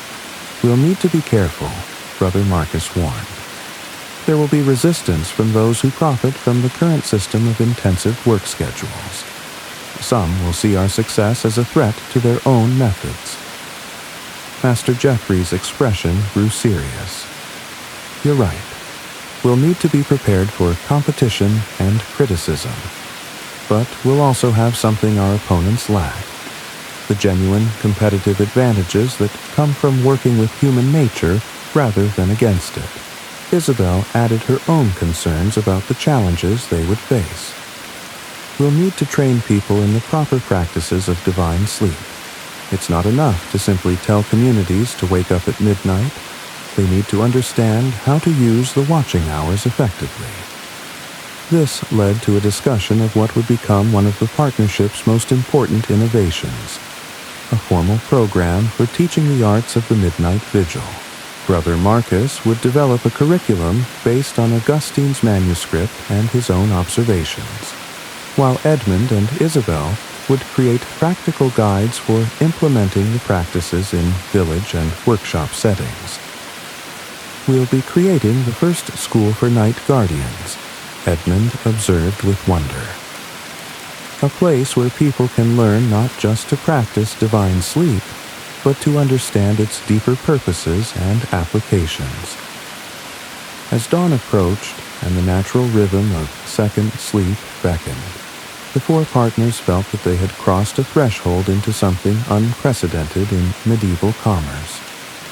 They were creating a business model that honored both profit and wisdom, efficiency and sustainability, individual success and community well-being. But they also understood that they were embarking on something that would test their assumptions, challenge their abilities, and require them to prove that ancient wisdom could indeed thrive in a competitive modern world. The peaceful world of the Midnight Watchers was about to engage with the broader forces of medieval society, and the outcome would determine whether the watching hours would survive and flourish or be swept away by the tide of change. Master Geoffrey settled onto his simple monastery bed for what might be his last night of divine sleep before returning to London to begin the complex work of establishing their partnership. But as he drifted toward his second sleep, he carried with him not anxiety about the challenges ahead, but excitement about the possibilities they had discovered together. The merchant who had come to Thornwick to modernize its practices was returning to London as an advocate for ancient wisdom, armed with evidence that the watching hours provided exactly the kind of competitive advantages that successful businesses needed. The transformation was complete, but the real work was just beginning.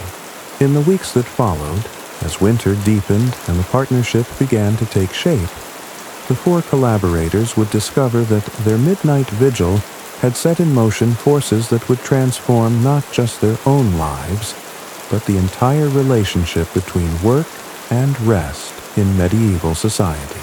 The ancient wisdom of the Night Guardians was about to be tested in the crucible of commerce, and its survival would depend on their ability to prove that the gentlest practices could produce the strongest results. But that night, as the monastery settled into the profound silence that came with the deep hours before dawn, four unlikely partners slept the sleep of those who had found their true calling. Their dreams filled with visions of a world where wisdom and prosperity could flourish together, where the midnight watchers could keep their vigil while building the foundations of sustainable success. The watching hours had found new guardians, and the ancient tradition was about to begin its most important transformation since Augustine first recorded the practices of divine sleep. The gentle rhythm of first sleep, midnight vigil, and second sleep would soon prove its worth in the competitive arena of medieval commerce, carrying the wisdom of centuries into a future that desperately needed its gifts of peace, insight, and sustainable prosperity. Alice, the baker's dreams. In the narrow lane behind the village church, where the morning mist clung longest to the cobblestones, stood a small bakery that had served Thornwick for 3 generations. The building was ancient even by village standards, its timber frame blackened with age and its thatched roof patched with straw from a dozen different harvests. But it was the warmth that drew people to Alice Whitbread's shop.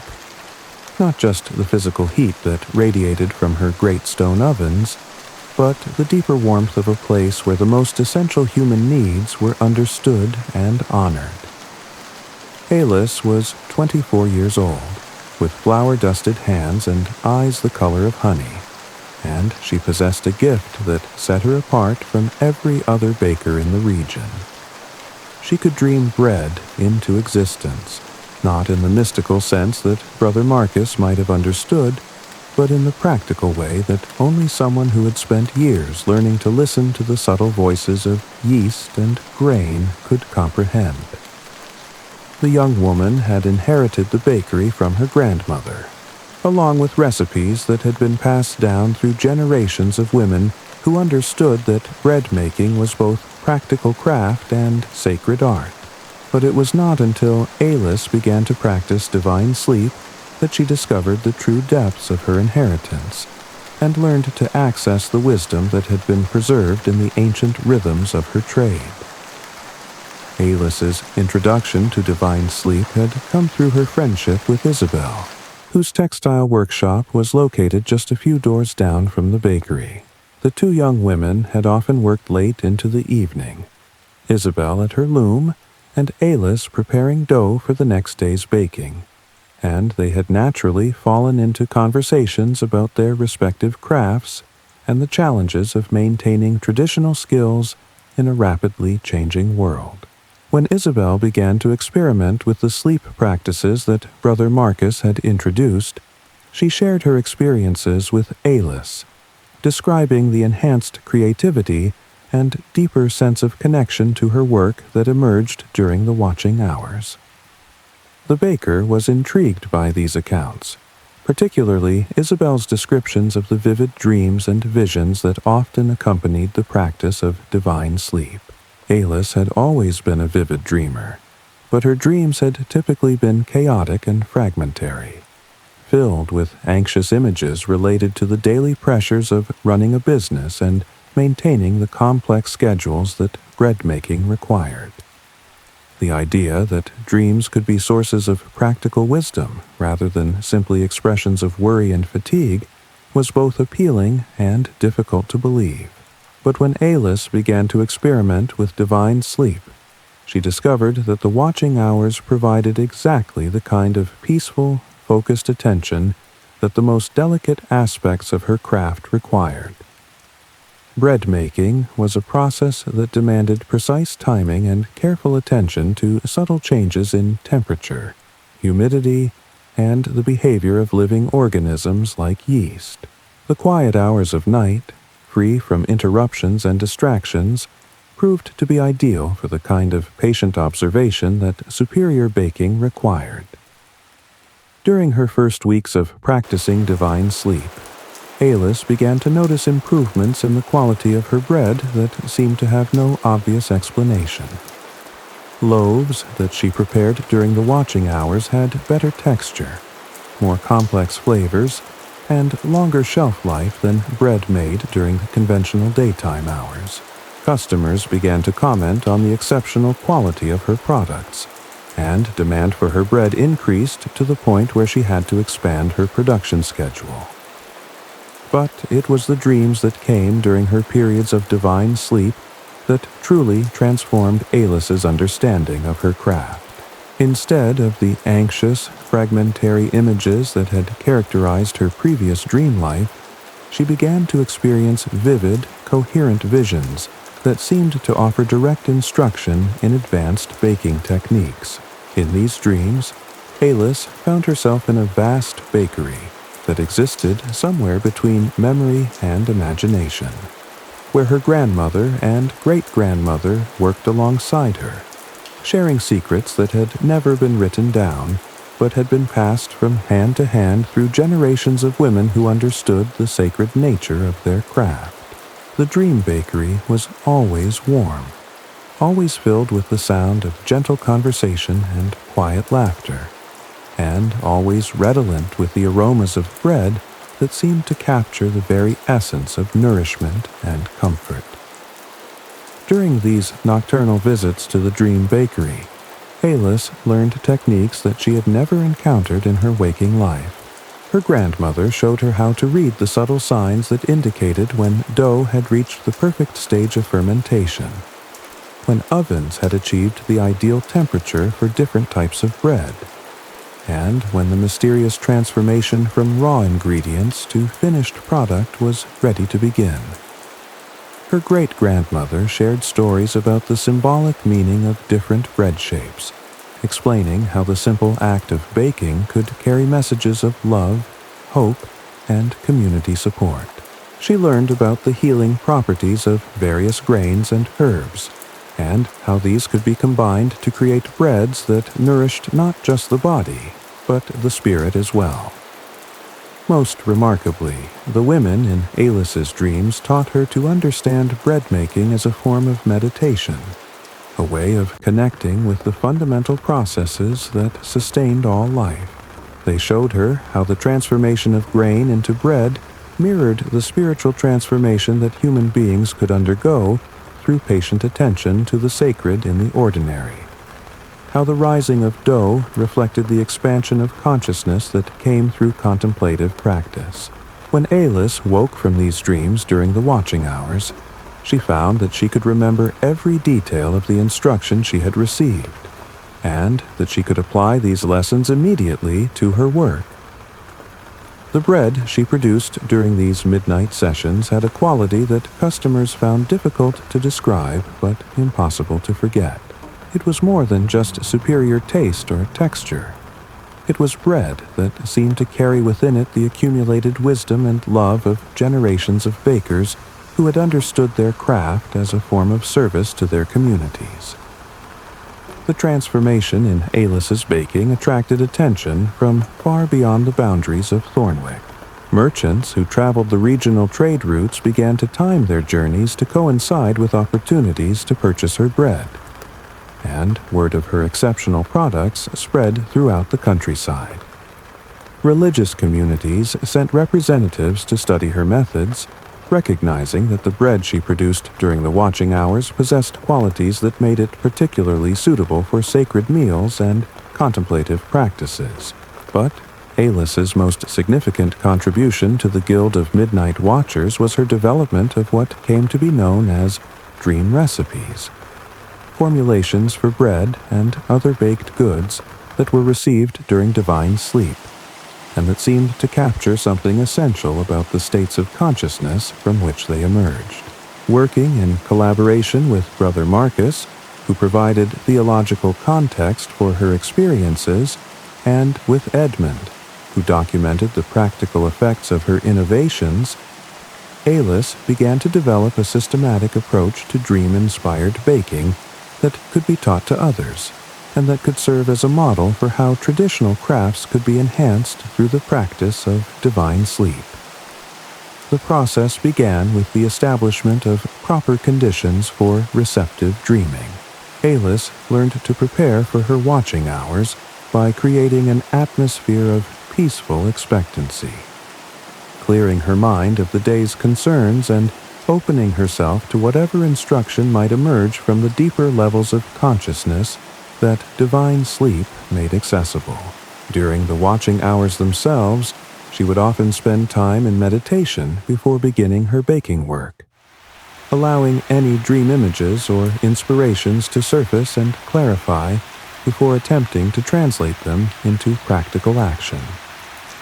This period of quiet reflection proved crucial for distinguishing between genuine insights and the random mental activity that could sometimes masquerade as inspiration.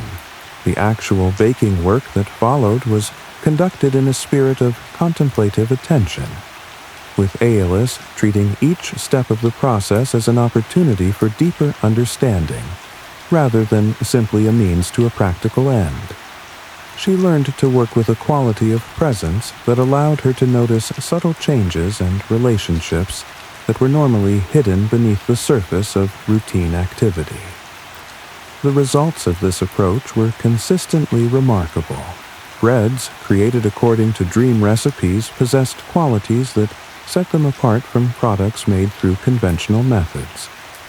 They had more complex flavors, better nutritional properties, and longer shelf life, while also seeming to have beneficial effects on the health and well-being of those who consumed them regularly.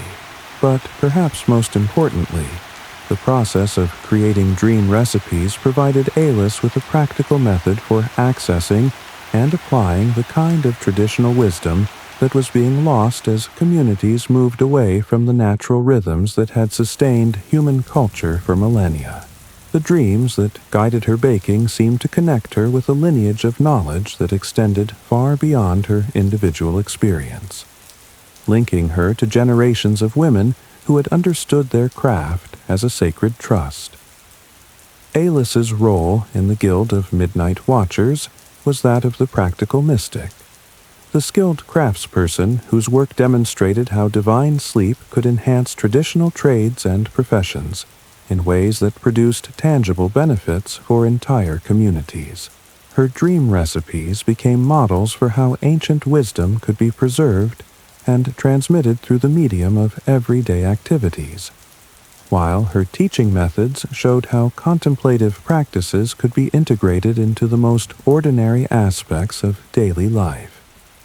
The young baker understood that her work was contributing to a broader effort to heal the growing separation between spiritual practice and practical life that was beginning to characterize medieval society. The bread she created during the watching hours served as a reminder that the sacred could be found in the most humble activities, and that the practice of divine sleep could transform any craft or profession into a pathway for deeper understanding and service to community. As word of Alis's innovations spread throughout the region, her bakery became a pilgrimage destination for those seeking to understand how traditional crafts could be enhanced through contemplative practice. The bread she shared with visitors carried with it not just physical nourishment, but also a taste of the peace and wisdom that emerged from the proper practice of divine sleep. making her shop a center for the transmission of the Guild's most essential teachings. Gerald the Healer's Wisdom. In the hills above Thornwick, where ancient oaks cast shadows that had sheltered generations of village children, and where springs bubbled up from depths that seemed to connect with the very heart of the earth, lived Gerald Herbright, the village's master healer and keeper of botanical wisdom. At 67, Gerald was old enough to remember when most people still followed the natural sleep patterns that Brother Marcus was now teaching to the younger generation, and wise enough to understand that the Guild of Midnight Watchers was not creating something new, but rather rediscovering something essential that had been temporarily forgotten. Gerald's cottage stood at the edge of the village proper, surrounded by gardens that contained the most comprehensive collection of medicinal plants in the region. Visitors often remarked that the healer's property seemed to exist in a different season than the surrounding countryside. Even in the depths of winter, something was always growing, always flowering, always offering its gifts to those who knew how to ask properly. The old man had inherited his knowledge from a long line of healers who had served the communities of the Wye Valley for centuries. But his understanding of the relationship between sleep and health had been deepened through years of careful observation and patient experimentation. Gerald had noticed long before Brother Marcus arrived in Thornwick that people who maintained natural sleep patterns were healthier, more resilient, and more capable of the kind of deep healing that addressed not just physical symptoms, but their underlying causes.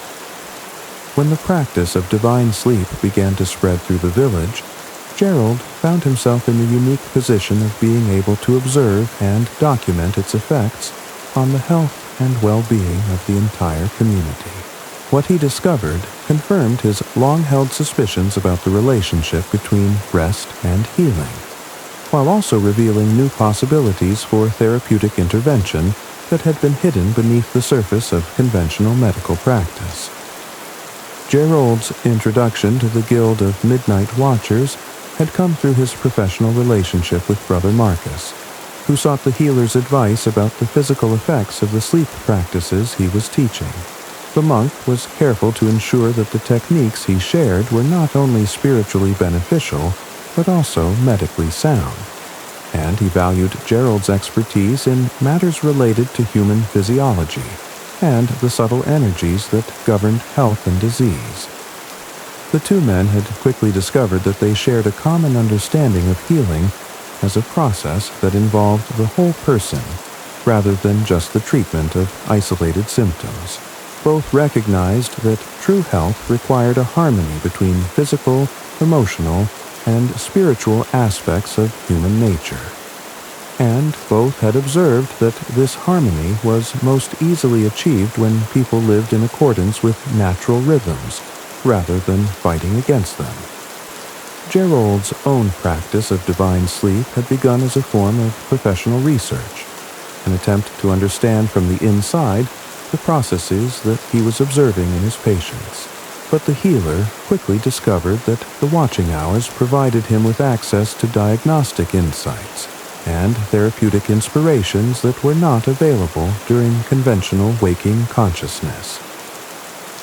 During the quiet hours of night, Gerald often found that he could perceive patterns of health and disease that were invisible during the busy activities of daylight. Patients' conditions would reveal themselves more clearly, showing him not just surface symptoms, but the deeper imbalances that were their true causes. Treatment plans would emerge spontaneously, combining traditional remedies with innovative approaches that seemed to arise from sources of wisdom beyond his ordinary thinking mind. The healer began to document these experiences systematically, creating detailed records of the insights and inspirations that emerged during his practice of divine sleep. What he discovered was that the watching hours provided access to a kind of intuitive knowledge that could complement and enhance the rational analysis that formed the foundation of conventional medical practice. This discovery led Gerald to begin experimenting with what he called healing dreams, deliberately cultivated visions that could provide guidance for the treatment of particularly challenging cases. Working during the watching hours, in a state of relaxed attention that was neither fully awake nor completely asleep, the healer learned to enter imaginative dialogues with the illnesses he was treating, gaining insights into their nature and requirements that were not available through conventional diagnostic methods. The process was both simple and profound.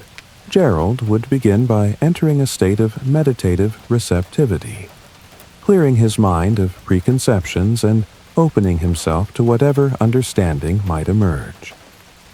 He would then focus his attention on a particular patient or condition, allowing images and impressions to arise spontaneously without trying to direct or control them. What emerged from these sessions was often surprising and always illuminating. Chronic conditions would reveal themselves as expressions of deeper imbalances that required attention to lifestyle, relationships, or spiritual practices rather than just herbal remedies. Acute illnesses would show him their natural course and the specific interventions that would support rather than interfere with the body's own healing processes. Most remarkably, Gerald began to receive detailed information about the properties and applications of plants that he had never studied or used before. During his healing dreams, he would often find himself in vast botanical gardens, where master healers from previous generations would share knowledge about remedies and techniques that had been lost to conventional practice. These dream teachers would show him how to prepare medicines that addressed not just physical symptoms, but also the emotional and spiritual dimensions of illness. They would explain the subtle energies that different plants carried, and how these could be combined to create healing formulations that worked with rather than against the natural processes of recovery and regeneration. When Gerald tested these dream-inspired remedies in his practice, he found that they were consistently more effective than conventional treatments, producing faster healing with fewer side effects and addressing underlying causes rather than just surface symptoms. Patients who received these treatments often reported not just physical improvement, but also enhanced emotional stability and spiritual clarity. The healer's innovations attracted attention from medical practitioners throughout the region, many of whom traveled to Thornwick to study his methods and learn about the relationship between sleep patterns and healing capacity. Gerald was generous in sharing his knowledge, but he was also careful to emphasize that the techniques he had developed required not just intellectual understanding, but also personal practice of divine sleep, and the cultivation of the receptive states of consciousness that made healing dreams possible. Working in collaboration with the other members of the guild, Gerald began to develop a comprehensive system of sleep-based healing that could be taught to other practitioners, and that could serve as a model for how traditional medicine could be enhanced through contemplative practice. The system was based on his recognition that healing was fundamentally a process of restoring natural rhythms and harmonies that had been disrupted by illness, stress, or inappropriate lifestyle choices. The watching hours provided ideal conditions for this restoration process. During these periods of relaxed wakefulness, the body's natural healing mechanisms operated more efficiently, while the mind's capacity for insight and inspiration was enhanced in ways that supported both self-healing and the treatment of others. Gerald's most significant contribution to the Guild's work was his development of what came to be known as sleep medicine, a therapeutic approach that used the practice of divine sleep as both a diagnostic tool and a treatment method.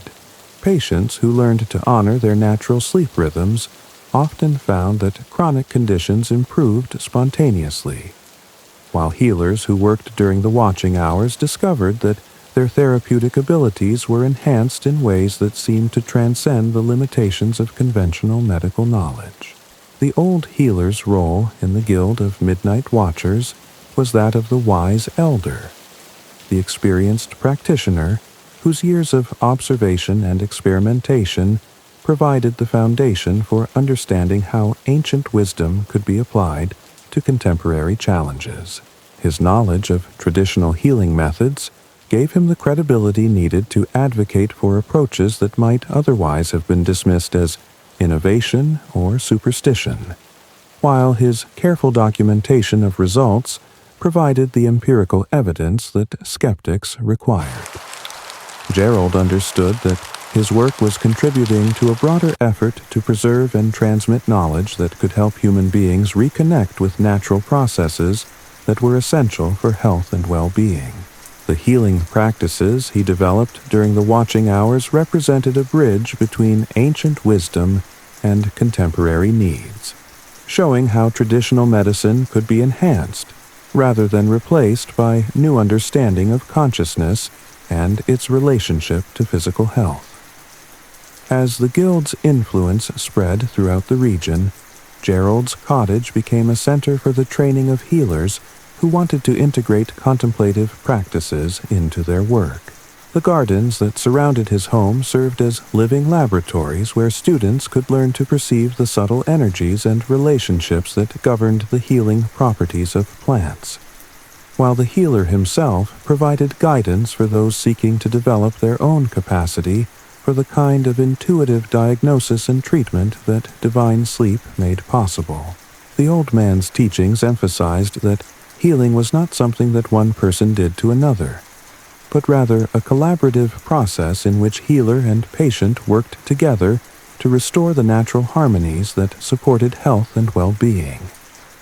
The practice of divine sleep provided a foundation for this collaboration, creating conditions in which both healer and patient could access the deeper wisdom that was needed for true healing to occur.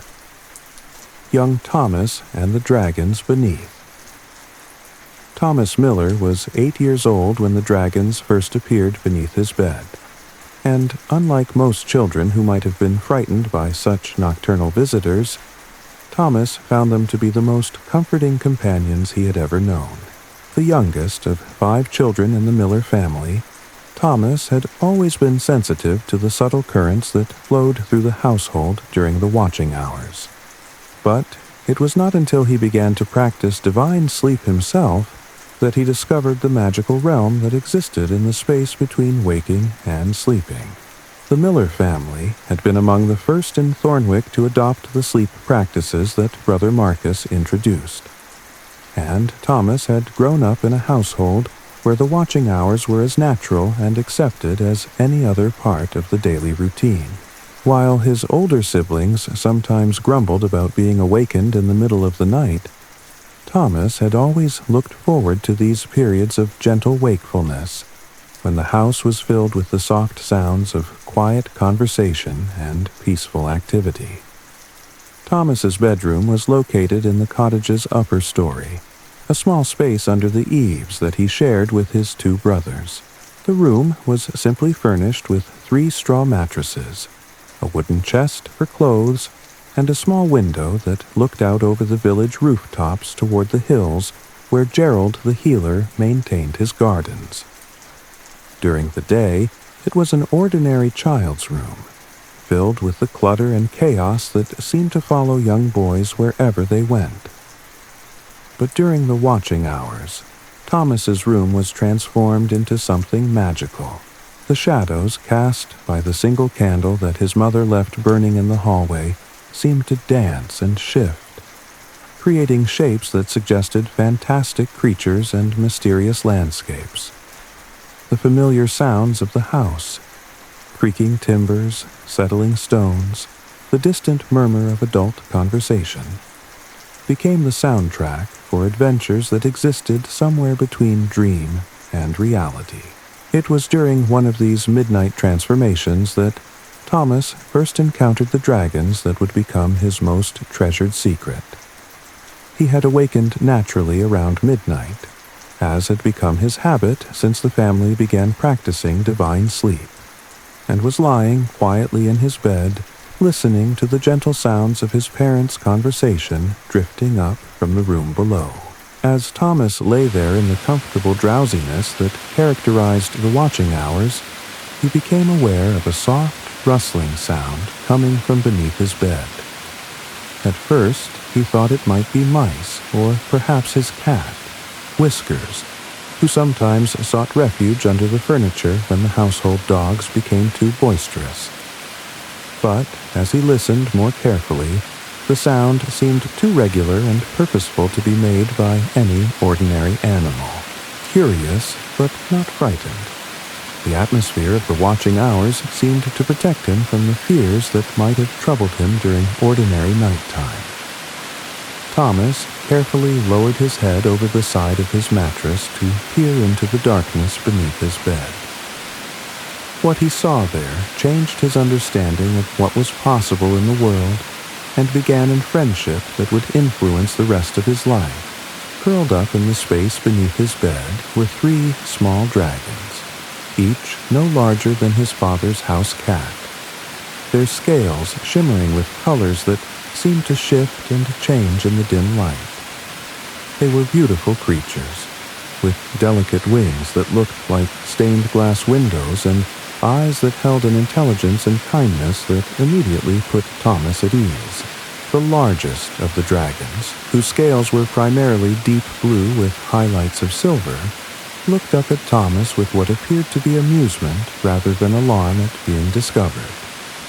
When it spoke, and Thomas was not surprised to discover that it could speak, for such things seemed natural during the watching hours. Its voice was like the sound of wind chimes on a gentle breeze. "Good evening, Thomas," the dragon said. "We were wondering when you would notice us.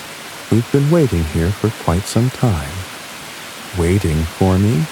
Thomas whispered, careful not to wake his sleeping brothers. "Why were you waiting for me?" "Because you're ready to learn about the secret places," replied the second dragon, whose scales were green and gold like sunlight filtering through forest leaves. "Not everyone can see us, you know. Only children who have learned to sleep the old way, the way that opens doors between the worlds." Or the third dragon, smaller than the others and colored in shades of purple and rose, added in a voice like distant music. "We are the guardians of the dream roads, the pathways that connect all the places where sleeping minds can travel. Would you like to see them?" Thomas nodded eagerly, and without any sense of transition or movement, he found himself standing in a vast landscape that seemed to exist beneath the ordinary world. The sky above was filled with stars that moved and danced in patterns that told stories, while the ground beneath his feet was soft and warm, covered with grass that glowed with its own gentle light. "This is the Underland," explained the blue dragon, who had introduced himself as Stellaris. "It exists beneath every place where children sleep, connecting all the beds and bedrooms in the world through tunnels and pathways that adults have forgotten how to see." Thomas spent the remainder of that watching hour exploring the Underland with his new friends, discovering that it was populated by all manner of wonderful creatures who served as guardians and guides for sleeping children. There were dream horses who carried messages between sleeping minds, storybirds who sang lullabies that could be heard in bedrooms throughout the world, and gentle giants who repaired the damage that nightmares sometimes caused to the delicate architecture of the dream realm. When it came time for Thomas to return to second sleep, the dragons showed him how to find his way back to his own bed, through the network of tunnels that connected the Underland to the ordinary world.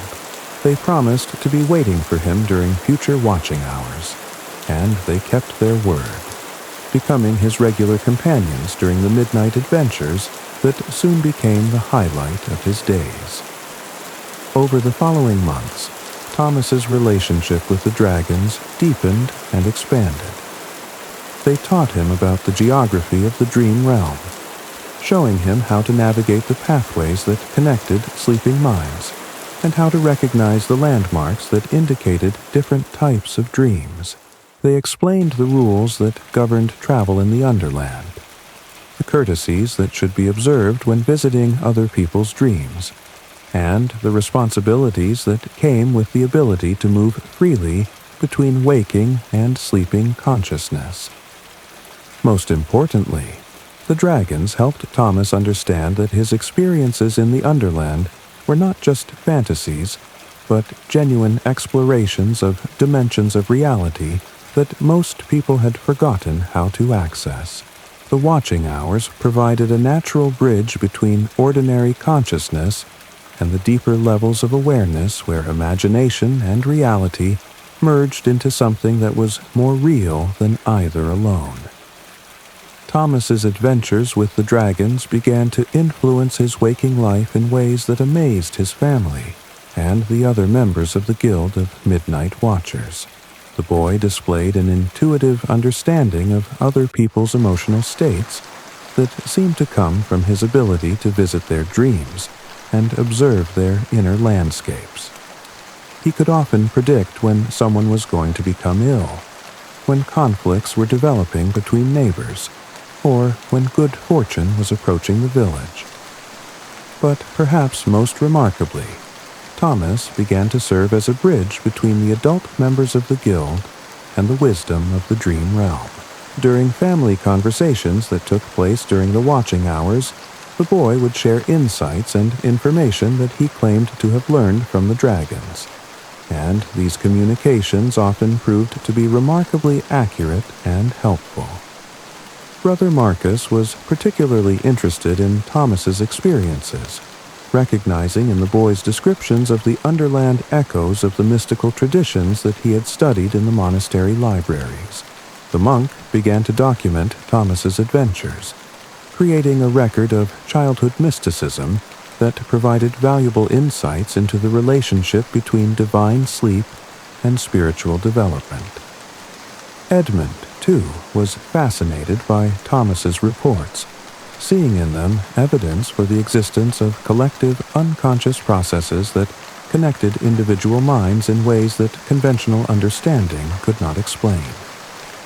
The scholar began to develop theories about the nature of consciousness that were informed by the boy's descriptions of the dream realm's geography and inhabitants.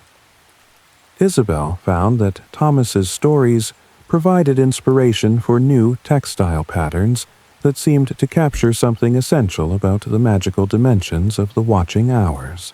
Working in collaboration with the boy, she began to create tapestries that depicted scenes from the Underland, and these pieces proved to have remarkable effects on viewers, often triggering their own memories of childhood experiences with the dream realm. Even Gerald the healer recognized the value of Thomas's connection to the dragons. The old man had long suspected that children possessed natural healing abilities that were gradually lost as they grew older and became more disconnected from the magical dimensions of existence. Thomas's experiences suggested that the practice of divine sleep could help preserve and develop these abilities, creating possibilities for healing approaches that worked with rather than against the natural wisdom of childhood. As Thomas grew older and his adventures in the Underland became more sophisticated, he began to understand that his relationship with the dragons was preparing him for a larger role in the preservation and transmission of the guild's wisdom. The creatures explained that children who maintained their connection to the dream realm as they matured could serve as bridges between the magical consciousness of childhood and the practical wisdom of adulthood, helping to ensure that essential knowledge was not lost as communities evolved and changed. Thomas's role in the Guild of Midnight Watchers was that of the child mystic, the young visionary whose natural connection to the magical dimensions of consciousness provided access to wisdom that was not available through conventional adult understanding. His experiences demonstrated that the practice of divine sleep could preserve and enhance the natural spiritual gifts of childhood, while his ability to communicate with the inhabitants of the dream realm provided the guild with access to sources of guidance and inspiration that transcended individual human knowledge. The boy understood, with the clarity that sometimes comes to children who have been touched by genuine magic, that his adventures with the dragons were not just personal experiences, but part of a larger pattern of awakening that was spreading through the world. The watching hours were opening doorways that had been closed for generations, and those who learned to walk through these doorways were helping to restore connections between human consciousness and the deeper sources of wisdom that sustained all life. As word of Thomas's experiences spread beyond Thornwick, the boy became a symbol of the possibilities that divine sleep could unlock for those who approached it with the openness and wonder that characterized the best of childhood. His stories reminded adults of their own forgotten connections to the magical dimensions of existence, while his ongoing adventures with the dragons provided hope that these connections could be restored and strengthened through the practice of ancient sleep wisdom. Part 6. The Guild of Midnight Watchers. 6 months had passed since that transformative night in Brother Marcus's chamber, and the spring of 1348 brought with it changes that would have seemed impossible to imagine during the previous winter's planning sessions. The partnership between Master Geoffrey, Brother Marcus, Edmund, and Isabel had grown beyond their most optimistic projections, evolving into something that was part trading company, part educational institution, and part spiritual movement. The Guild of Midnight Watchers, as they had come to call their organization, now operated from a complex of buildings that had been constructed on land purchased between Thornwick and the monastery. The main hall was a marvel of medieval architecture, designed specifically to accommodate the unique rhythms of biphasic sleep and the watching hours. The building contained workshops where craftsmen could pursue their trades during both daylight and midnight hours, dormitories arranged to support the natural cycle of first sleep and second sleep, and a great library where the accumulated wisdom of the night guardians was being collected and preserved. But it was the success of their commercial ventures that had truly astonished everyone involved. The guild's products, textiles, metalwork, illuminated manuscripts, and other crafts produced by artisans who practiced divine sleep had gained a reputation throughout England for exceptional quality and innovative design. Merchants from London, York, and even continental cities were seeking out guild products, willing to pay premium prices for goods that consistently exceeded the standards achieved by conventional workshops. Master Geoffrey had established trading relationships with customers who specifically requested items produced by the Midnight Craftsmen, as they had become known in commercial circles. These customers weren't just paying for superior quality. They were investing in a story, a way of life that represented something deeper than mere commercial success. The guild's products carried with them the mystique of ancient wisdom applied to contemporary needs. The success had attracted attention from unexpected quarters. Other villages and regions had begun sending delegations to study the guild's methods, hoping to understand how they could achieve similar results in their own communities. Some came as skeptics, convinced that the guild's success must be based on some secret technique or hidden advantage that had nothing to do with sleep patterns. Others came as believers, already convinced of the value of traditional practices, but needing guidance on how to implement them effectively.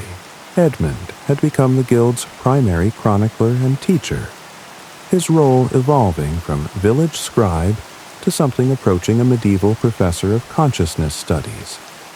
His original journal of midnight experiences had grown into a comprehensive library of texts documenting every aspect of divine sleep and its applications. Students came from throughout England to study with him, learning not just the techniques of biphasic sleep, but the deeper principles that made the watching hours so effective. The teaching program that Edmund had developed was unlike anything that existed in medieval education. Instead of the rote memorization and rigid discipline that characterized most schools, Edmund's approach emphasized experiential learning and personal discovery. Students lived according to the rhythm of divine sleep, participated in midnight vigils under the guidance of experienced night guardians, and gradually developed their own understanding of how the watching hours could enhance their chosen crafts or professions. The watching hours cannot be taught like other subjects, Edmund would explain to new students. They must be experienced, lived, integrated into the very fabric of one's daily existence. We can provide guidance and support, but each person must discover for themselves how the midnight consciousness can serve their unique gifts and purposes. Isabel had become the Guild's master of symbolic arts, developing new techniques for weaving meaning into textiles that served both practical and spiritual purposes. Her tapestries had evolved beyond mere decoration to become teaching tools, meditation aids, and historical records. Each piece told a story about the relationship between consciousness and creativity, between rest and productivity, between individual development and community well-being. The loom that had belonged to her grandmother had been moved to a place of honor in the Guild's main hall, where Isabel worked during the midnight hours while students and visitors observed her techniques. But she had also trained other weavers in her methods, creating a school of textile arts that was beginning to influence fashion and design throughout the region. Every thread carries intention, Isabel would tell her students as they worked at their looms during the watching hours. Every pattern reflects the state of consciousness from which it emerges. When we weave during the midnight hours, we're not just creating cloth. We're making visible the invisible connections that bind all things together. Brother Marcus had taken on the role of the Guild's spiritual director and chief researcher, continuing his studies of divine sleep while also serving as liaison with the broader religious community. His correspondence with monasteries throughout Europe had created a network of institutions that were experimenting with traditional sleep patterns and sharing their results. The monastery of St. Aldrich had become a center for what was being called the New Monasticism, a movement that sought to integrate ancient wisdom with contemporary challenges. The monks' research had expanded beyond simple documentation to include what we might recognize today as scientific experimentation. He had developed systematic methods for measuring the effects of different sleep patterns on various aspects of human performance, creating data that supported the Guild's claims about the practical benefits of the watching hours. We are not asking people to accept our methods on faith alone, Brother Marcus would explain to skeptical visitors. We are providing evidence that can be tested and verified. The watching hours produce measurable improvements in creativity, problem-solving ability, emotional stability, and physical health. These are not mystical claims. They are observable facts. But it was Master Geoffrey's transformation that perhaps best illustrated the profound changes that the Guild represented. The sharp-edged London merchant had evolved into something entirely different. A business leader who understood that true success required honoring both human nature and market demands. His approach to commerce had become a model for what would later be called conscious capitalism, though he would have used different terms to describe his philosophy. Master Geoffrey had maintained his residence in London, but he spent increasing amounts of time at the Guild's headquarters, participating in the midnight vigils, and contributing his commercial expertise to the organization's continued growth. His London workshops had been reorganized according to guild principles, with workers following biphasic sleep schedules and using the watching hours for creative problem-solving and quality improvement. The results in London had been as dramatic as those achieved in Thornwick. Master Geoffrey's businesses had not only maintained their competitive edge, but had actually increased their market share while reducing the working hours required from their employees. The combination of improved efficiency during working hours and enhanced creativity during the watching hours had created a business model that seemed almost too good to be true. I used to believe that success required sacrifice, Master Geoffrey would tell visitors to his London workshops. I thought that prosperity demanded that we work against our natural rhythms, that we push ourselves beyond our limits in order to achieve our goals. What I've learned is exactly the opposite. True success comes from working with our deepest nature, from honoring the rhythms that sustain us rather than depleting us. The Guild's success had not gone unnoticed by those who felt threatened by its approach. Traditional craft guilds complained that the Midnight Watchers were gaining unfair advantages through what they called unnatural practices. Some religious authorities questioned whether the emphasis on dreams and midnight consciousness was compatible with orthodox Christian teaching. A few merchants and manufacturers had begun spreading rumors that the Guild's success was based on some form of sorcery or demonic influence. These criticisms had led to what became known as the Great Examination, a formal investigation of the Guild's practices by a commission of bishops, scholars, and Guild representatives appointed by the king himself. The examination took place over several weeks during the summer of 1348. With the commissioners living at the Guild's headquarters and observing every aspect of their operations. The examination had been a crucial test of the Guild's legitimacy and future prospects. If the commissioners had found evidence of heretical practices or fraudulent claims, the Guild could have been disbanded and its leaders prosecuted. But the investigation had instead provided an opportunity for the Midnight Watchers to demonstrate the genuine value of their practices to some of the most influential people in medieval England. Brother Marcus had served as the Guild's primary spokesman during the examination, presenting evidence from his years of research and inviting the commissioners to experience divine sleep for themselves. Several of the investigating bishops had been so impressed by their own experiences with biphasic sleep that they had returned to their dioceses as advocates for the Guild's methods. We have found no evidence of heretical teaching or fraudulent practice, the Commission's final report had stated. The Guild of Midnight Watchers appears to be engaged in the legitimate pursuit of traditional Christian practices that have been preserved and refined through careful study and application. Their methods produce demonstrable benefits for both individuals and communities, and their commercial success appears to be based on genuine improvements in the quality and innovation of their products. The royal approval had removed the last significant obstacle to the Guild's expansion, and by the autumn of 1348, they were receiving requests for assistance from communities throughout England and even from the continent. The Guild had established a formal process for helping villages and regions implement the practices of divine sleep, sending teams of experienced night guardians to provide training and support during the transition period. But success had also brought new challenges and responsibilities.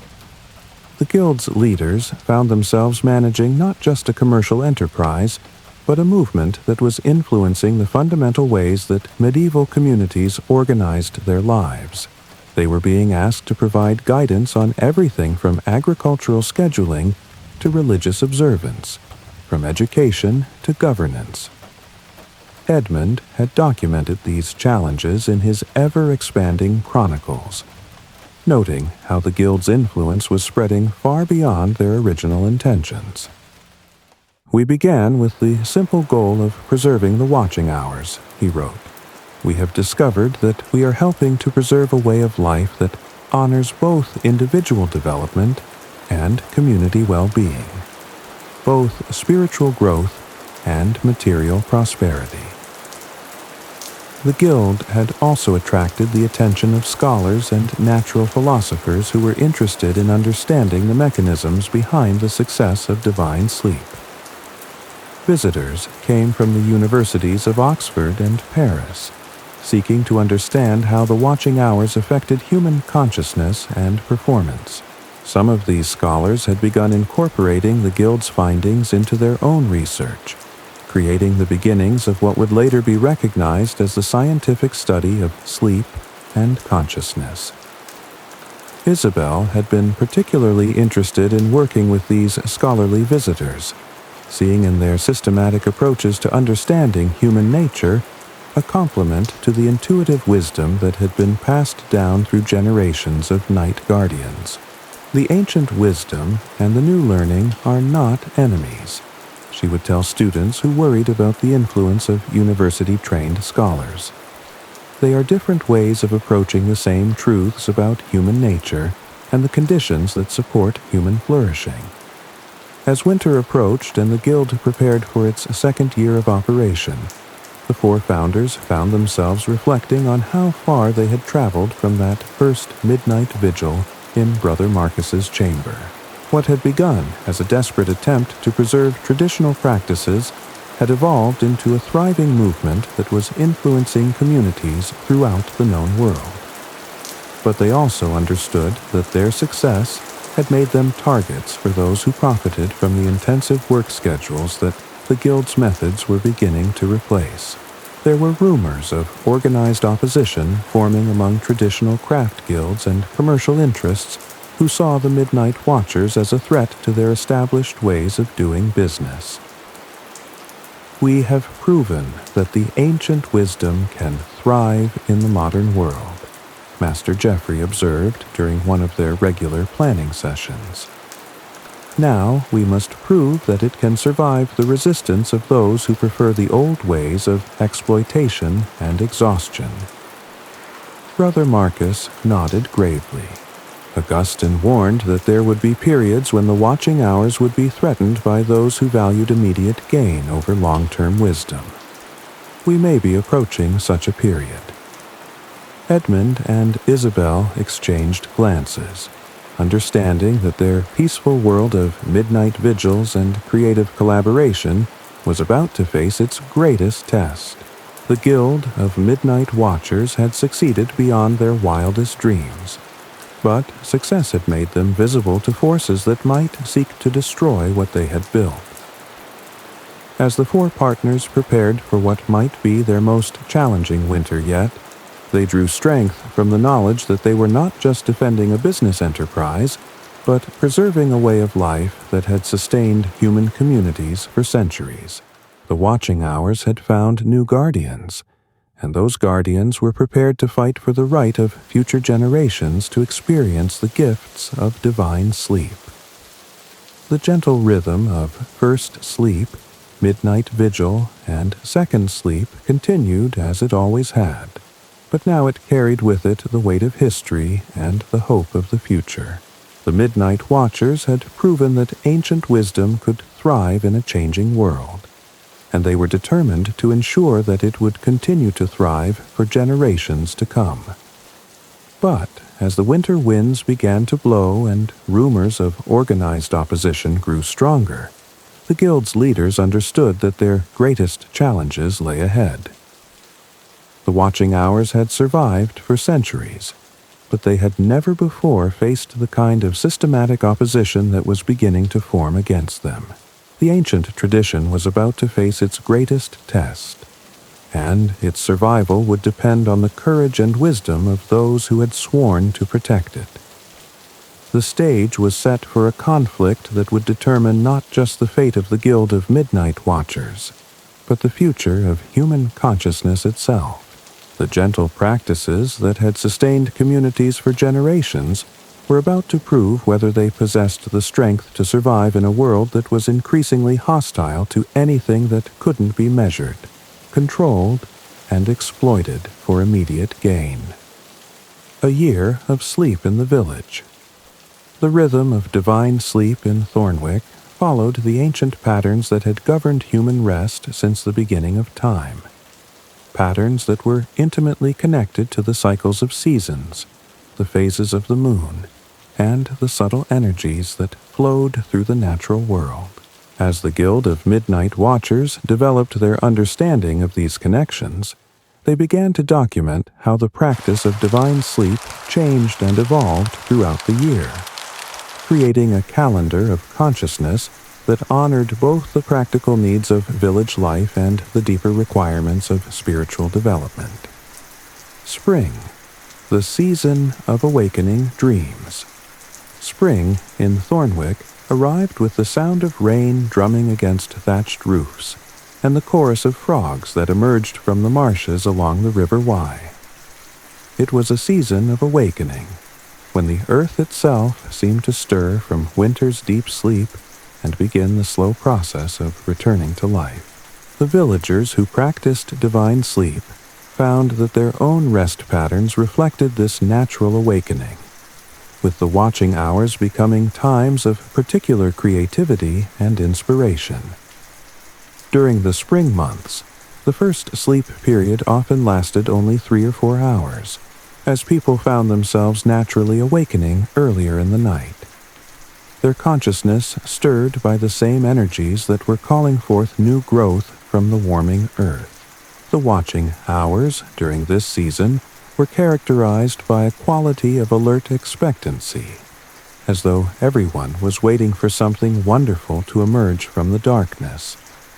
Brother Marcus observed that the spring watching hours were particularly conducive to the kind of visionary experiences that had been reported by mystics throughout the history of the Church. People who had never shown any inclination toward spiritual matters would find themselves experiencing profound insights during these midnight vigils, often describing encounters with divine presence that transformed their understanding of themselves and their relationship to the sacred. Edmund documented remarkable increases in creative problem-solving during the spring watching hours, with villagers developing innovations and solutions that had eluded them during the more conventional thinking of daylight hours. Farmers would devise new techniques for improving crop yields. Craftsmen would discover better methods for their trades, and even children would demonstrate enhanced learning abilities that seemed to emerge from the heightened consciousness of the season. Isabel found that the textiles she created during spring watching hours possessed a particular vibrancy and life that set them apart from work produced during other seasons. The patterns that emerged during these sessions seemed to capture something essential about the energy of renewal and growth, creating pieces that had remarkable effects on viewers, often triggering their own experiences of creative awakening. The spring watching hours were also characterized by an increase in prophetic dreams and visions that seemed to provide guidance for the year ahead.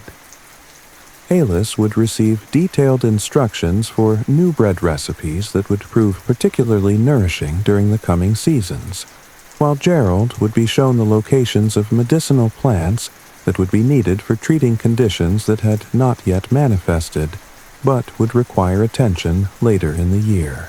Young Thomas's adventures with the dragons took on a particular intensity during the spring months, with his nocturnal journeys extending into realms of the underland that were only accessible during this season of awakening. The dragons would show him gardens where dream flowers bloomed only in spring, their petals carrying seeds of inspiration that could be planted in sleeping minds throughout the village. Summer, the season of shortened sleep. Summer brought long days and short nights to Thornwick, with darkness lasting only a few hours, and the watching period sometimes reduced to a brief interlude between 2 short sleep sessions. But rather than diminishing the practice of divine sleep, these seasonal changes created opportunities for different types of contemplative experience that were uniquely suited to the abundant energy of the summer months. The heat of summer nights made sleep more challenging, with many villagers finding that they naturally awakened more frequently and for longer periods than during other seasons.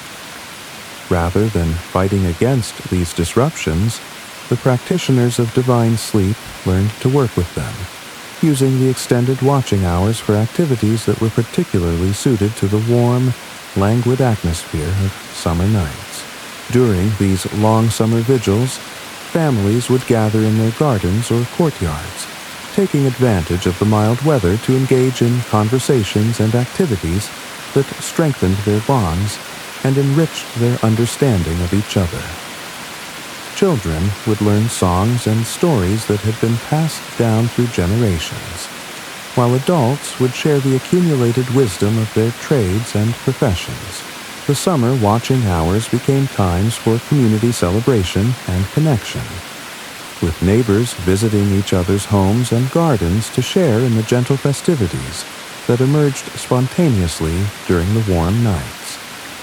These gatherings were characterized by a quality of peaceful joy that was different from the more boisterous celebrations of daylight hours, creating opportunities for the kind of deep communication that strengthened the social fabric of the village. Craftsmen found that the summer watching hours were ideal for projects that required delicate work in good light, taking advantage of the long twilight hours when the sun's rays slanted through windows at angles that illuminated their workbenches with perfect clarity. Isabel would often work at her loom until well past midnight, creating textiles that captured the golden quality of summer light in their patterns and colors. The summer heat also created natural opportunities for the kind of meditative practices that were enhanced by physical comfort and relaxation. People would lie on cool stone floors or in shaded gardens, allowing their consciousness to drift into the receptive states that made possible the deeper levels of divine sleep experience.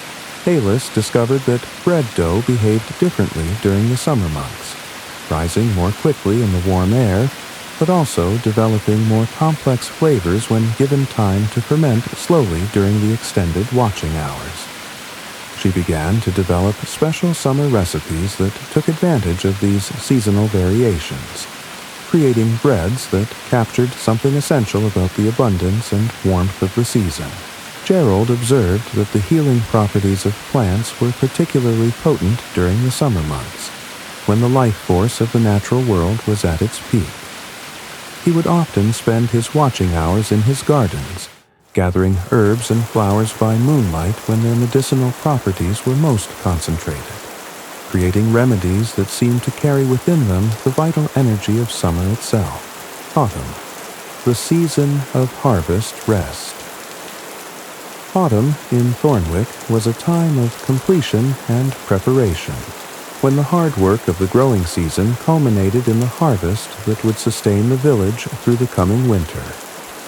It was also a season when the practice of divine sleep took on particular importance, as people's bodies and minds required deeper rest to recover from the intensive labor of gathering and preserving the year's crops. The autumn watching hours were characterized by a quality of peaceful satisfaction, as people reflected on the accomplishments of the year and prepared for the quieter months ahead. The first sleep period often extended longer during this season, as bodies that had been pushed to their limits during the harvest required additional time for restoration and healing. But the watching hours during autumn were also times of particular richness and depth, as people found that their consciousness was enhanced by the sense of completion that came with successful harvest. The accumulated experiences of the year seemed to crystallize during these midnight vigils, creating opportunities for integration and understanding that were not available during the busy activities of the growing season. Brother Marcus noted that the autumn watching hours were particularly conducive to the kind of contemplative practices that led to spiritual maturity and wisdom. People who had been practicing divine sleep throughout the year often experienced significant breakthroughs during this season, achieving new levels of understanding about themselves and their relationship to the divine. Edmund documented remarkable increases in philosophical and analytical thinking during the autumn watching hours, with villagers demonstrating enhanced abilities to synthesize complex information and draw meaningful conclusions from their experiences. The season seemed to promote the kind of reflective consciousness that was essential for learning and growth. Isabel found that the textiles she created during autumn watching hours possessed a particular depth and complexity that reflected the accumulated wisdom of the year. The patterns that emerged during these sessions often incorporated elements from work created during previous seasons, creating pieces that seemed to tell the story of the year's journey through their intricate designs. The autumn watching hours were also times for preserving and transmitting the knowledge that had been gained throughout the year.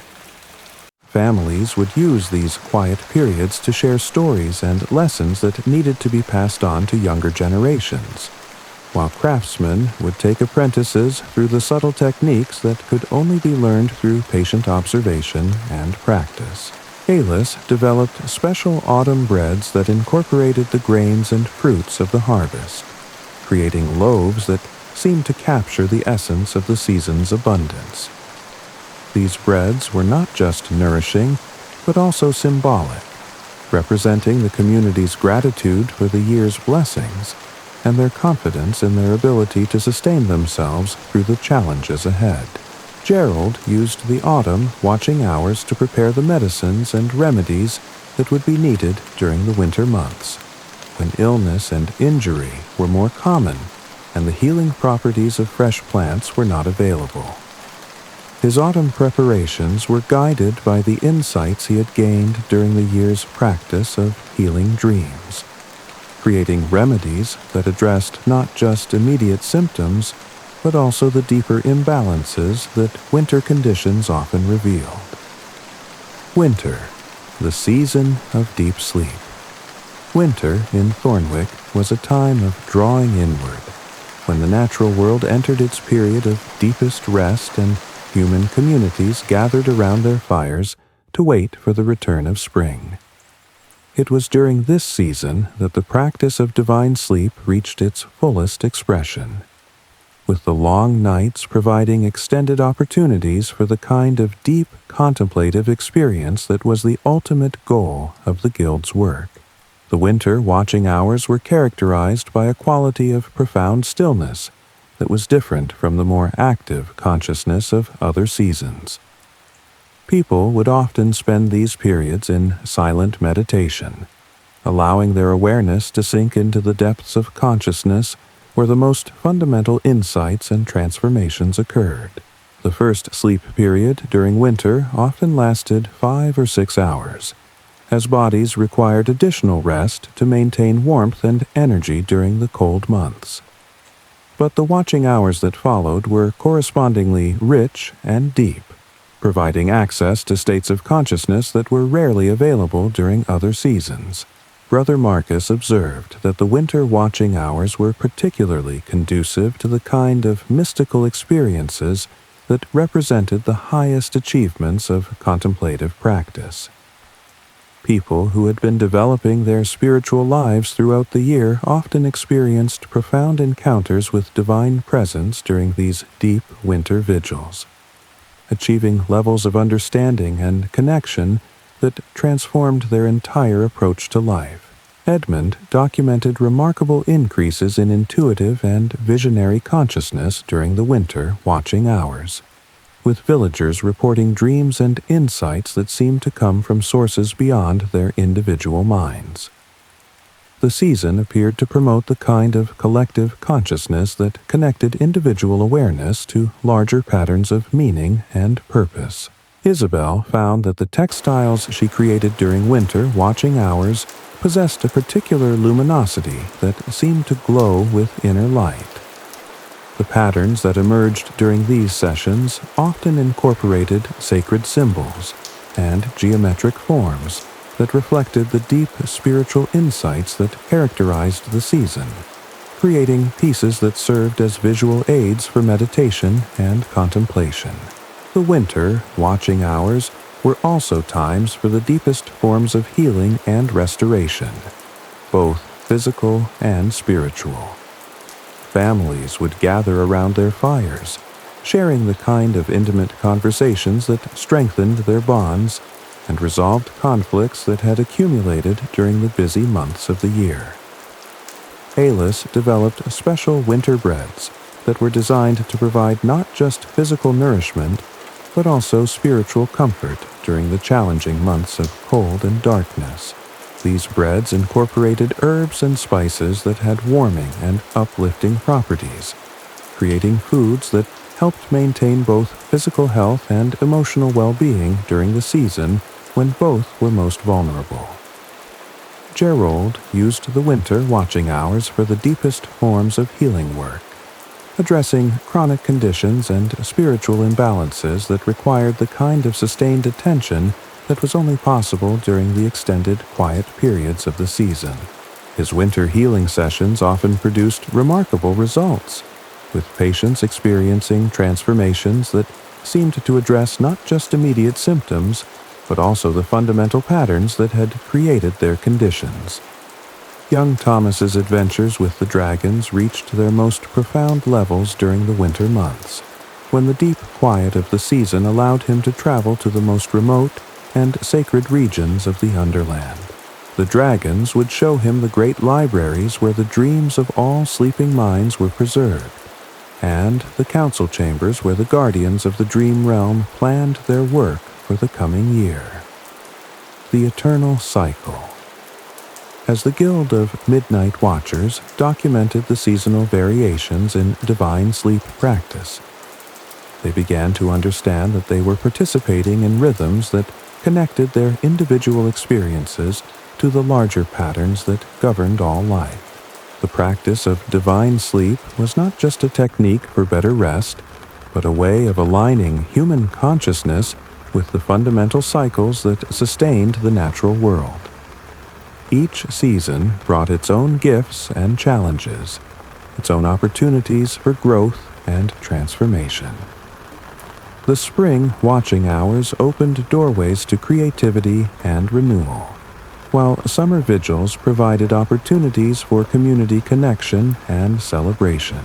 Autumn brought the deep satisfaction of completion and harvest, while winter offered access to the most profound levels of contemplative experience. But perhaps most importantly, the yearly cycle of divine sleep practice created a framework for continuous development and growth that honored both individual needs and community requirements. People who followed the seasonal rhythms of the practice found that their consciousness evolved in harmony with the natural world, creating a sense of integration and wholeness that was rarely achieved through conventional approaches to spiritual development. The Guild's documentation of these seasonal patterns became one of their most valuable contributions to the preservation and transmission of ancient wisdom. By showing how divine sleep practice could be adapted to the changing requirements of the natural year, they created a system that was both flexible and sustainable, capable of supporting human development across all the varied conditions that life presented. As word of their discoveries spread throughout medieval Europe, the seasonal calendar of divine sleep became a model for communities seeking to rediscover their connection to natural rhythms and cycles. The Guild had shown that it was possible to honor both the practical requirements of agricultural life and the deeper needs of spiritual development, creating a way of living that was both productive and fulfilling. The eternal cycle of seasons continued to turn, and with each revolution, the practice of divine sleep grew deeper and more refined, offering new insights and opportunities for those who had learned to dance with the ancient rhythms that connected human consciousness to the heart of creation itself. Part 7. The Trial of Traditions. The winter of 1348 brought more than just snow and cold to the English countryside. It brought a challenge that would test everything the Guild of Midnight Watchers had built during their remarkable first year of operation. The opposition that Brother Marcus had predicted was materializing in the form of a coordinated campaign, led by Master Robert Ashford, the most powerful guild leader in London, who saw the Midnight Watchers as a direct threat to the established order of medieval commerce. Master Ashford was a man who had built his fortune on the intensive work schedules that the guild's methods were beginning to replace. His workshops operated on what he called maximum efficiency principles: 14-hour workdays, continuous nighttime sleep, and production schedules that prioritized quantity over quality. His success had made him wealthy and influential, but it had also made him dependent on a system that required workers to sacrifice their health and well-being for his profit. The guild's success had begun to undermine Master Ashford's business model in ways that he found intolerable. Craftsmen who had experienced the benefits of divine sleep were leaving his workshops to seek employment with guild-affiliated enterprises. Customers who had discovered the superior quality of products created during the watching hours were canceling orders with his traditional manufacturers. Most troubling of all, other business leaders were beginning to question whether his intensive methods were actually necessary for commercial success. Master Ashford's response had been swift and systematic. He had formed what he called the Alliance for Commercial Progress, a coalition of traditional guild leaders, conservative religious authorities, and government officials who shared his concern about the guild's influence. The Alliance's stated goal was to protect English commerce from dangerous innovations that threaten the stability and prosperity of our established trades. But the Alliance's real purpose was to destroy the Guild of Midnight Watchers before their methods could spread further throughout English society. Master Ashford understood that if the Guild's approach to work and rest became widely adopted, it would fundamentally transform the relationship between employers and workers, making it impossible to maintain the exploitative practices that had made him wealthy. The Alliance's campaign began with a series of pamphlets distributed throughout London and other commercial centers, warning of the dangers posed by what they called the sleep heretics. These pamphlets claimed that the Guild's practices were based on pagan traditions that were incompatible with Christian teaching, that their success was achieved through supernatural means that bordered on witchcraft, and that their methods would lead to the collapse of English commerce if they were allowed to spread unchecked. The so-called Midnight Watchers, one pamphlet declared, seek to overturn the natural order established by God and sanctified by centuries of Christian practice. Their claims of superior productivity are based on deception and dark arts, and their influence represents a threat to the very foundations of our society. The pamphlets were followed by a campaign of economic pressure designed to isolate the Guild from their customers and suppliers.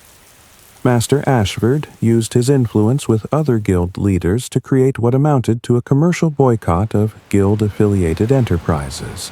Merchants who dealt with the Midnight Watchers found themselves excluded from traditional trading networks. Craftsmen who adopted Guild methods discovered that their products were being rejected by established customers, and suppliers who provided materials to Guild workshops were pressured to terminate their relationships. The economic warfare was accompanied by legal challenges designed to question the Guild's right to operate outside the traditional Guild system. Master Ashford's lawyers argued that the Midnight Watchers were violating established commercial law by creating what amounted to an unauthorized guild, and that their practices constituted unfair competition that threatened the livelihoods of legitimate craftsmen.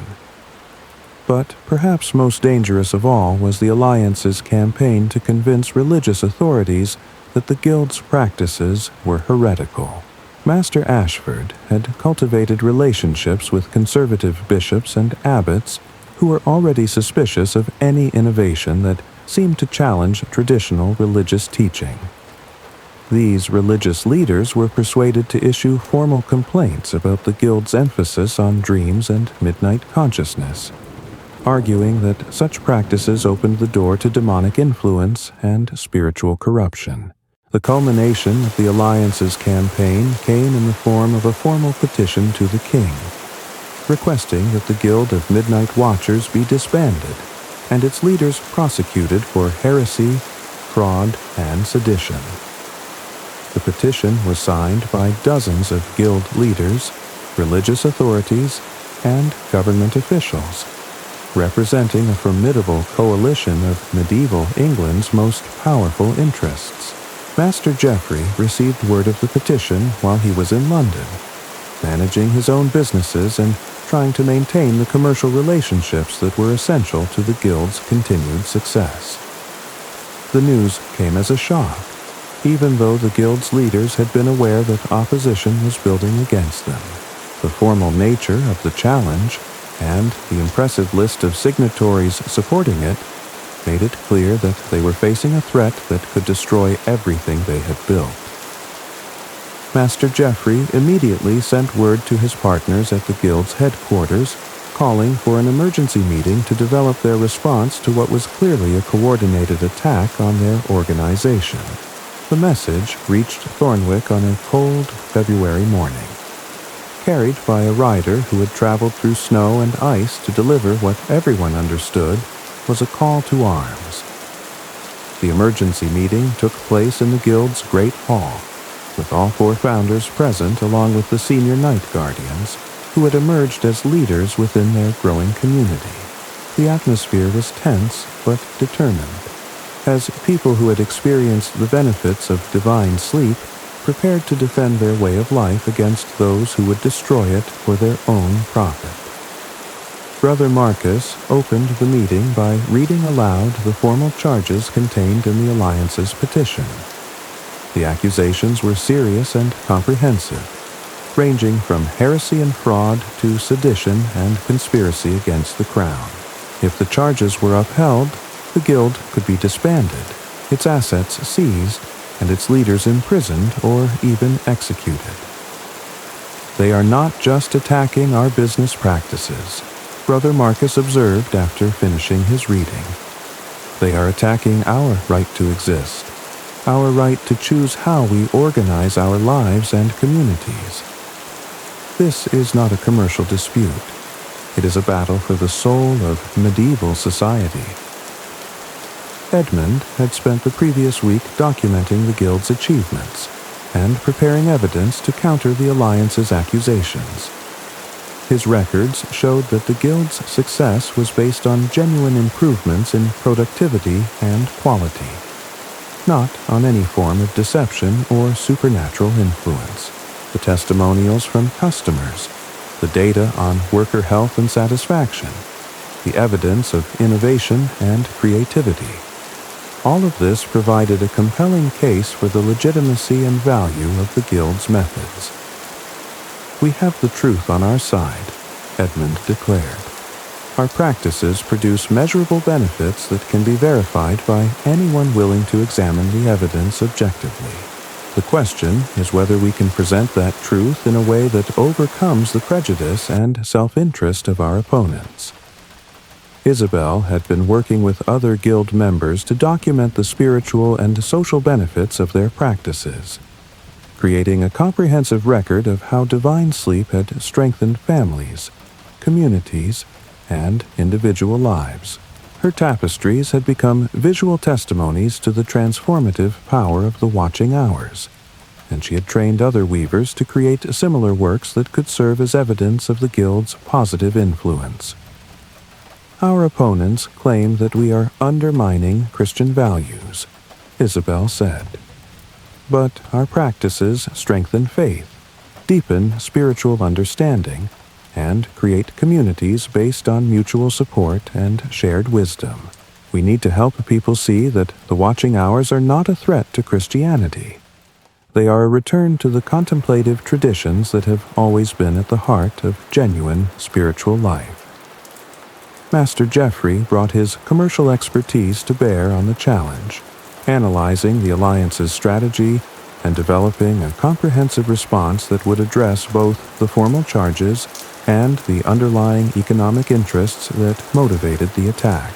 He understood that the Guild's survival would depend not just on defending their practices, but on demonstrating that those practices served the broader interests of English society. Master Ashford and his allies are not really concerned about heresy or fraud, Master Geoffrey observed. They are concerned about losing their ability to exploit workers and maintain artificial scarcity in the marketplace.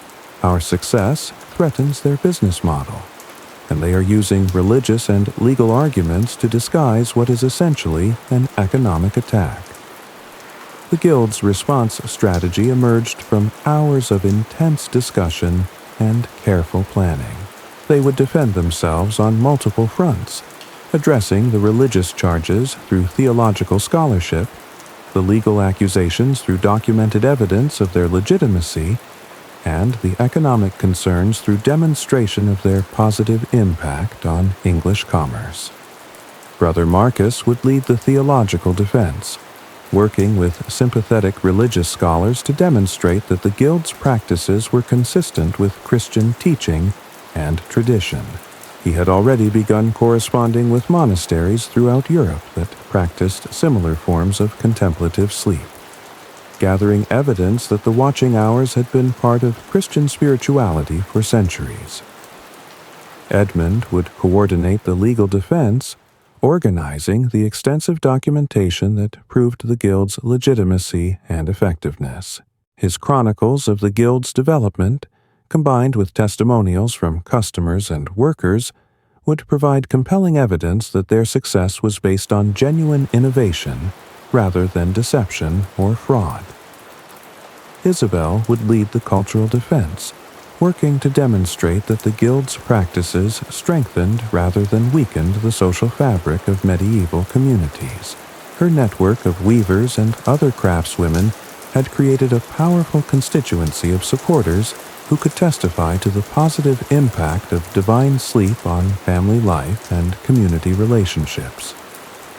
Master Geoffrey would manage the economic defense, using his commercial connections and business expertise to demonstrate that the Guild's methods actually enhanced English commerce rather than threatening it.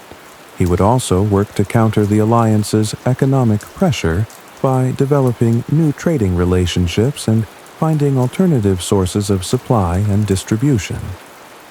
But the Guild's leaders understood that their formal defense, however comprehensive, might not be sufficient to overcome the political and economic forces arrayed against them. They would need to find ways to build popular support for their cause, to help ordinary people understand what they stood to lose if the ancient practices of divine sleep were destroyed by those who valued profit over wisdom.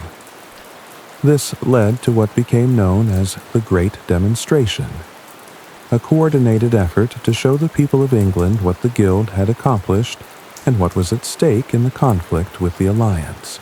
Guild members throughout the country would open their workshops and homes to visitors, allowing people to observe the practices of divine sleep and experience their benefits firsthand.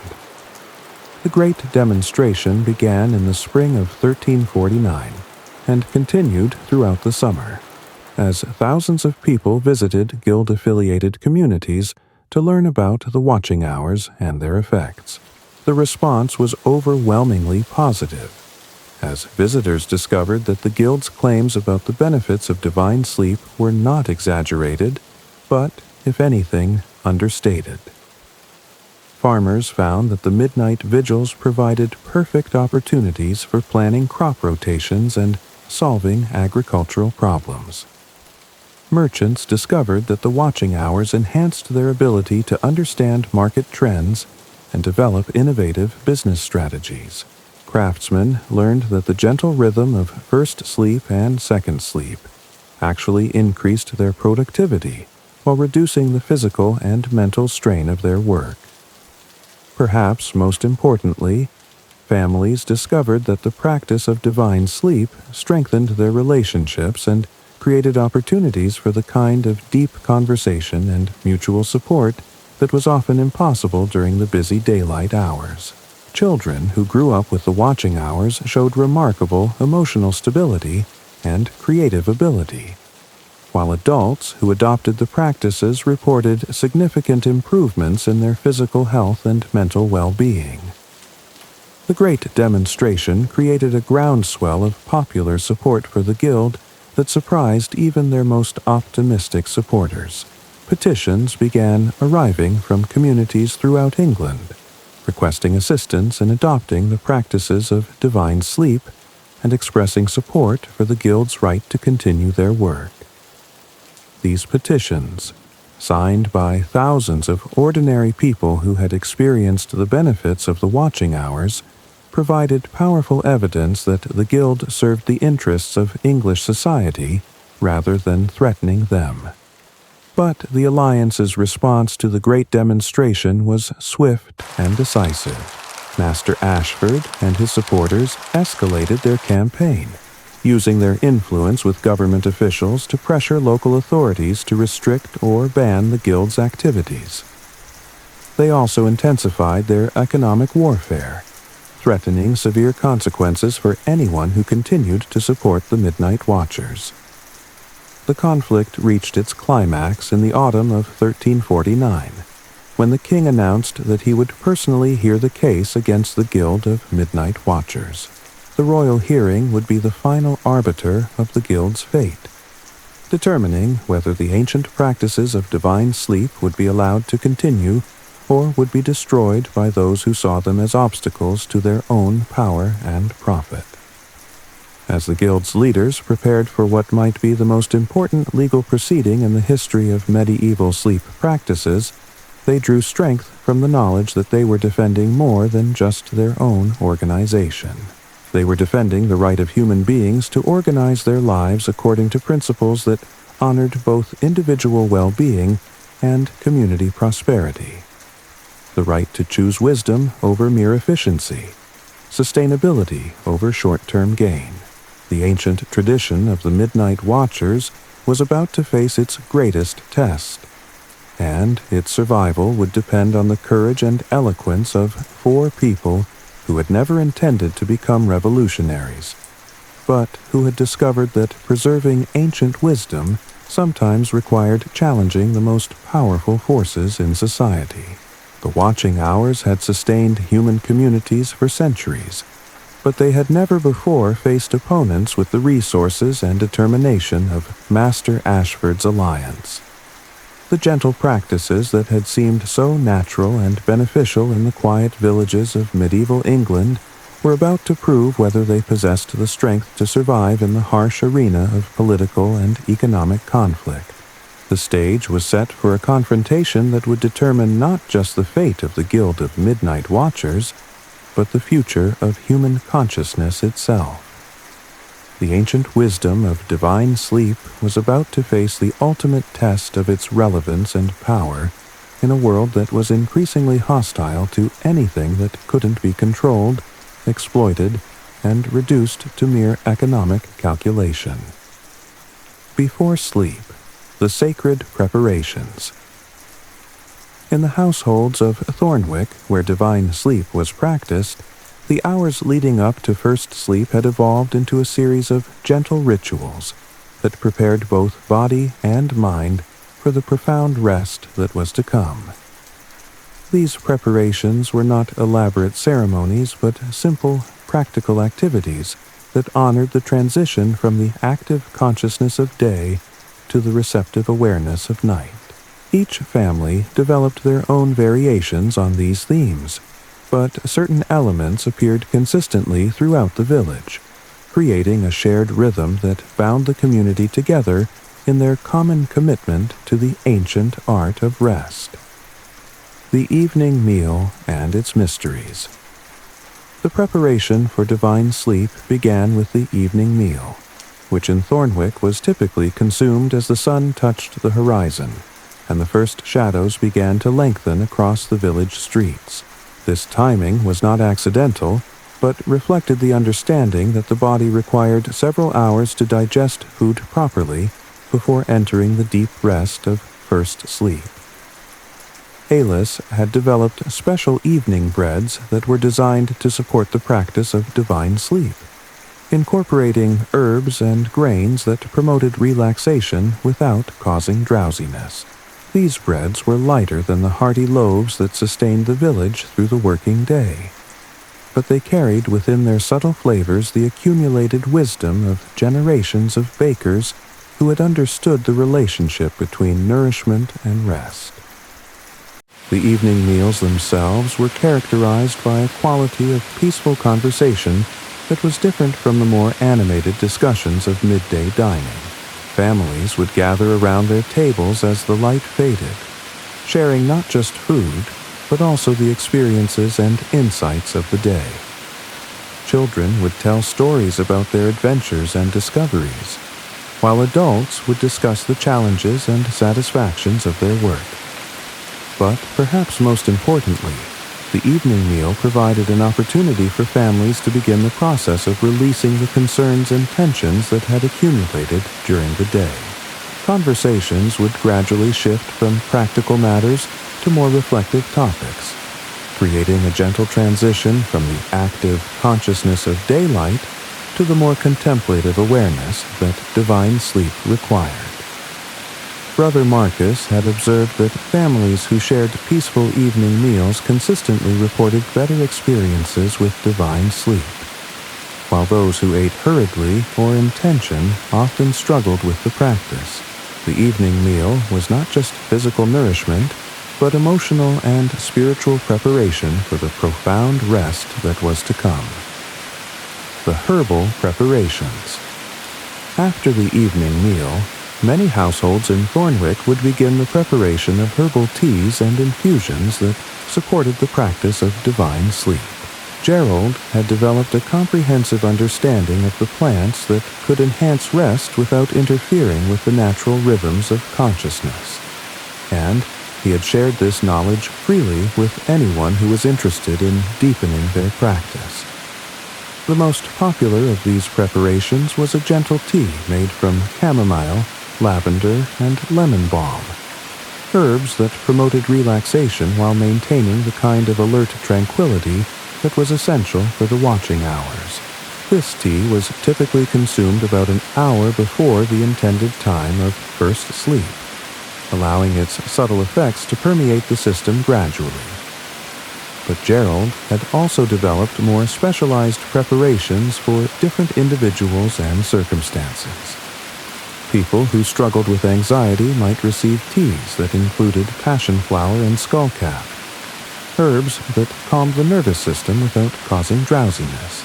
Those who had difficulty with the transition between sleep periods might be given preparations that included mugwort and vervain, plants that were said to enhance the clarity of consciousness during the watching hours.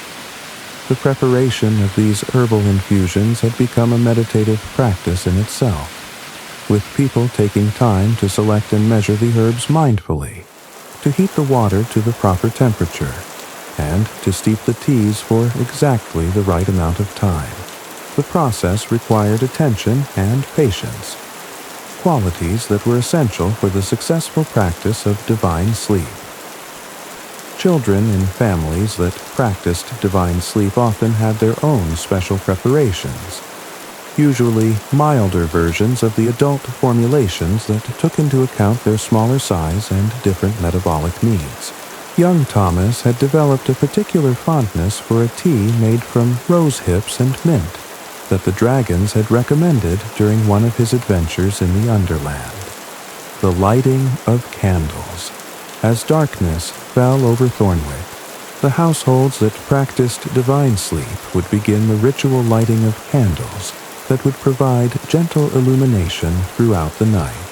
This practice served both practical and symbolic purposes, creating the kind of soft, warm light that supported the watching hours, while also marking the transition from the harsh brightness of day to the gentle mysteries of night. The candles used for divine sleep were typically made from beeswax, which burned cleanly and produced a light that was both bright enough for reading and gentle enough to maintain the peaceful atmosphere that the practice required. Many families would make their own candles, incorporating herbs and essential oils that enhanced their ability to promote relaxation and contemplative awareness. The placement of candles throughout the house was considered carefully, with lights positioned to provide adequate illumination for the activities that would take place during the watching hours, while avoiding the harsh shadows that could disturb the peaceful atmosphere. Typically, a single candle would be placed in each room where family members might gather during the night, with additional candles available for specific activities, like reading or handwork. The lighting of these candles had become a family ritual in many households, with different members taking responsibility for different rooms, and everyone participating in the gentle ceremony that marked the beginning of the night's journey into divine sleep. Children would often compete for the privilege of lighting the candles, understanding instinctively that they were participating in something sacred and important. Brother Marcus had noted that the soft light of candles seemed to promote the kind of consciousness that was most conducive to spiritual insight and contemplative experience. Unlike the harsh brightness of daylight or the complete darkness of conventional sleep, candlelight created an environment that was neither fully active nor completely passive, but perfectly suited to the alert tranquility of the watching hours. The telling of stories. In many households throughout Thornwick, the hour before first sleep had become a time for storytelling, when parents would share with their children the tales and legends that had been passed down through generations of families who understood the power of narrative to shape consciousness and transmit wisdom. These bedtime stories were different from the exciting adventures that might be told during daylight hours. Instead, they were gentle tales that promoted peace and reflection, stories that prepared the mind for the kind of receptive awareness that divine sleep required.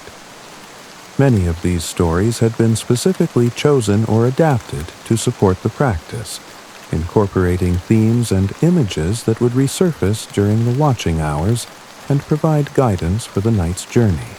Isabel had begun to collaborate with storytelling families, creating textiles that illustrated the most popular bedtime tales, and that could be displayed in children's rooms to provide visual reminders of the story's messages. These tapestries seemed to have a calming effect on young minds, helping them to enter first sleep more easily and to maintain connection with the story's wisdom throughout the night. The practice of bedtime storytelling also served to strengthen family bonds and to ensure that important cultural knowledge was transmitted from one generation to the next. Children who grew up hearing these stories during their preparation for divine sleep often carried their messages throughout their lives, using them as sources of guidance and inspiration during challenging times. Some families had developed the practice of allowing children to contribute their own stories to the bedtime repertoire, encouraging them to share the adventures and insights they had experienced during their own practice of divine sleep. Young Thomas had become particularly skilled at this, regaling his siblings with tales of his journeys through the Underland and his conversations with the dragons who lived beneath his bed. The preparation of sleeping spaces. The physical preparation of sleeping spaces was another important element in the evening rituals that supported divine sleep. Unlike conventional sleep, which often involved simply falling into bed when exhaustion demanded it, divine sleep required careful attention to the environment where rest would take place. Beds were prepared with special care, with fresh linens that had been washed in water scented with lavender or other calming herbs. Pillows were fluffed and positioned to provide optimal support for the head and neck, while blankets were arranged to ensure warmth without weight that might interfere with the natural movements of sleep. Many practitioners of divine sleep had developed preferences for specific types of bedding that supported their practice. Some preferred firm mattresses filled with straw or horsehair, while others found that softer surfaces made from down or wool were more conducive to the kind of rest they sought. The important thing was not the specific materials used, but the attention and care that went into their selection and preparation.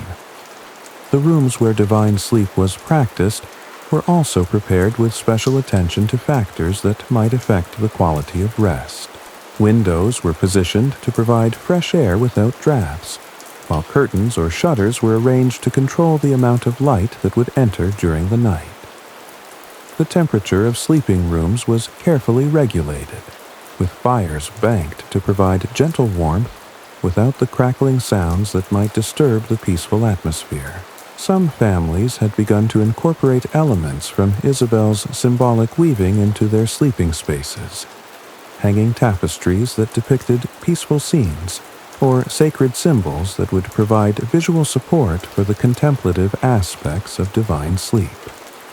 These textiles seemed to create an atmosphere that was particularly conducive to the kind of profound rest that the practice made possible. The practice of gratitude. Many households in Thornwick had developed the custom of ending each day with expressions of gratitude for the blessings that had been received and the lessons that had been learned. This practice served both to release the tensions and concerns of the day and to create the kind of positive, receptive consciousness that was most conducive to divine sleep. Families would gather in their main rooms as the final preparations for sleep were completed, taking turns to share their appreciation for specific events, encounters, or insights that had enriched their day. Children were encouraged to participate in this practice, learning to recognize and articulate the gifts that each day brought, no matter how challenging the circumstances might have been. The practice of gratitude had proven to be particularly effective in helping people release the anxieties and frustrations that could interfere with peaceful rest. By focusing attention on positive experiences and meaningful connections, families found that they could enter first sleep with minds that were clear and hearts that were open to whatever wisdom the night might bring. Brother Marcus had observed that families who practiced evening gratitude consistently reported more profound experiences during their watching hours, with enhanced ability to access the kind of spiritual insights that were the ultimate goal of divine sleep. The practice seemed to create a foundation of positive consciousness that supported all the other aspects of the night's journey. The final blessing. As the time for first sleep approached, many families in Thornwick would conclude their evening preparations with a simple blessing that committed the night's rest to divine guidance and protection. These blessings were not elaborate religious ceremonies, but heartfelt expressions of trust in the wisdom that governed the natural rhythms of rest and wakefulness. Brother Marcus had developed a simple blessing that many families had adopted, though others preferred to create their own expressions of faith and commitment. The important element was not the specific words used, but the intention behind them. The recognition that divine sleep was not just a technique for better rest, but a spiritual practice that required humility, patience, and trust in forces larger than individual will. The blessing typically included expressions of gratitude for the day's experiences, requests for peaceful rest and meaningful dreams, and commitments to use whatever insights emerged during the watching hours for the benefit of family and community.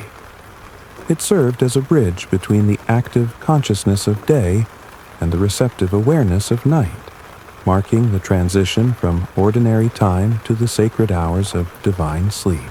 As the final blessing was spoken and the last preparations completed, the households of Thornwick would settle into the profound quiet that preceded first sleep.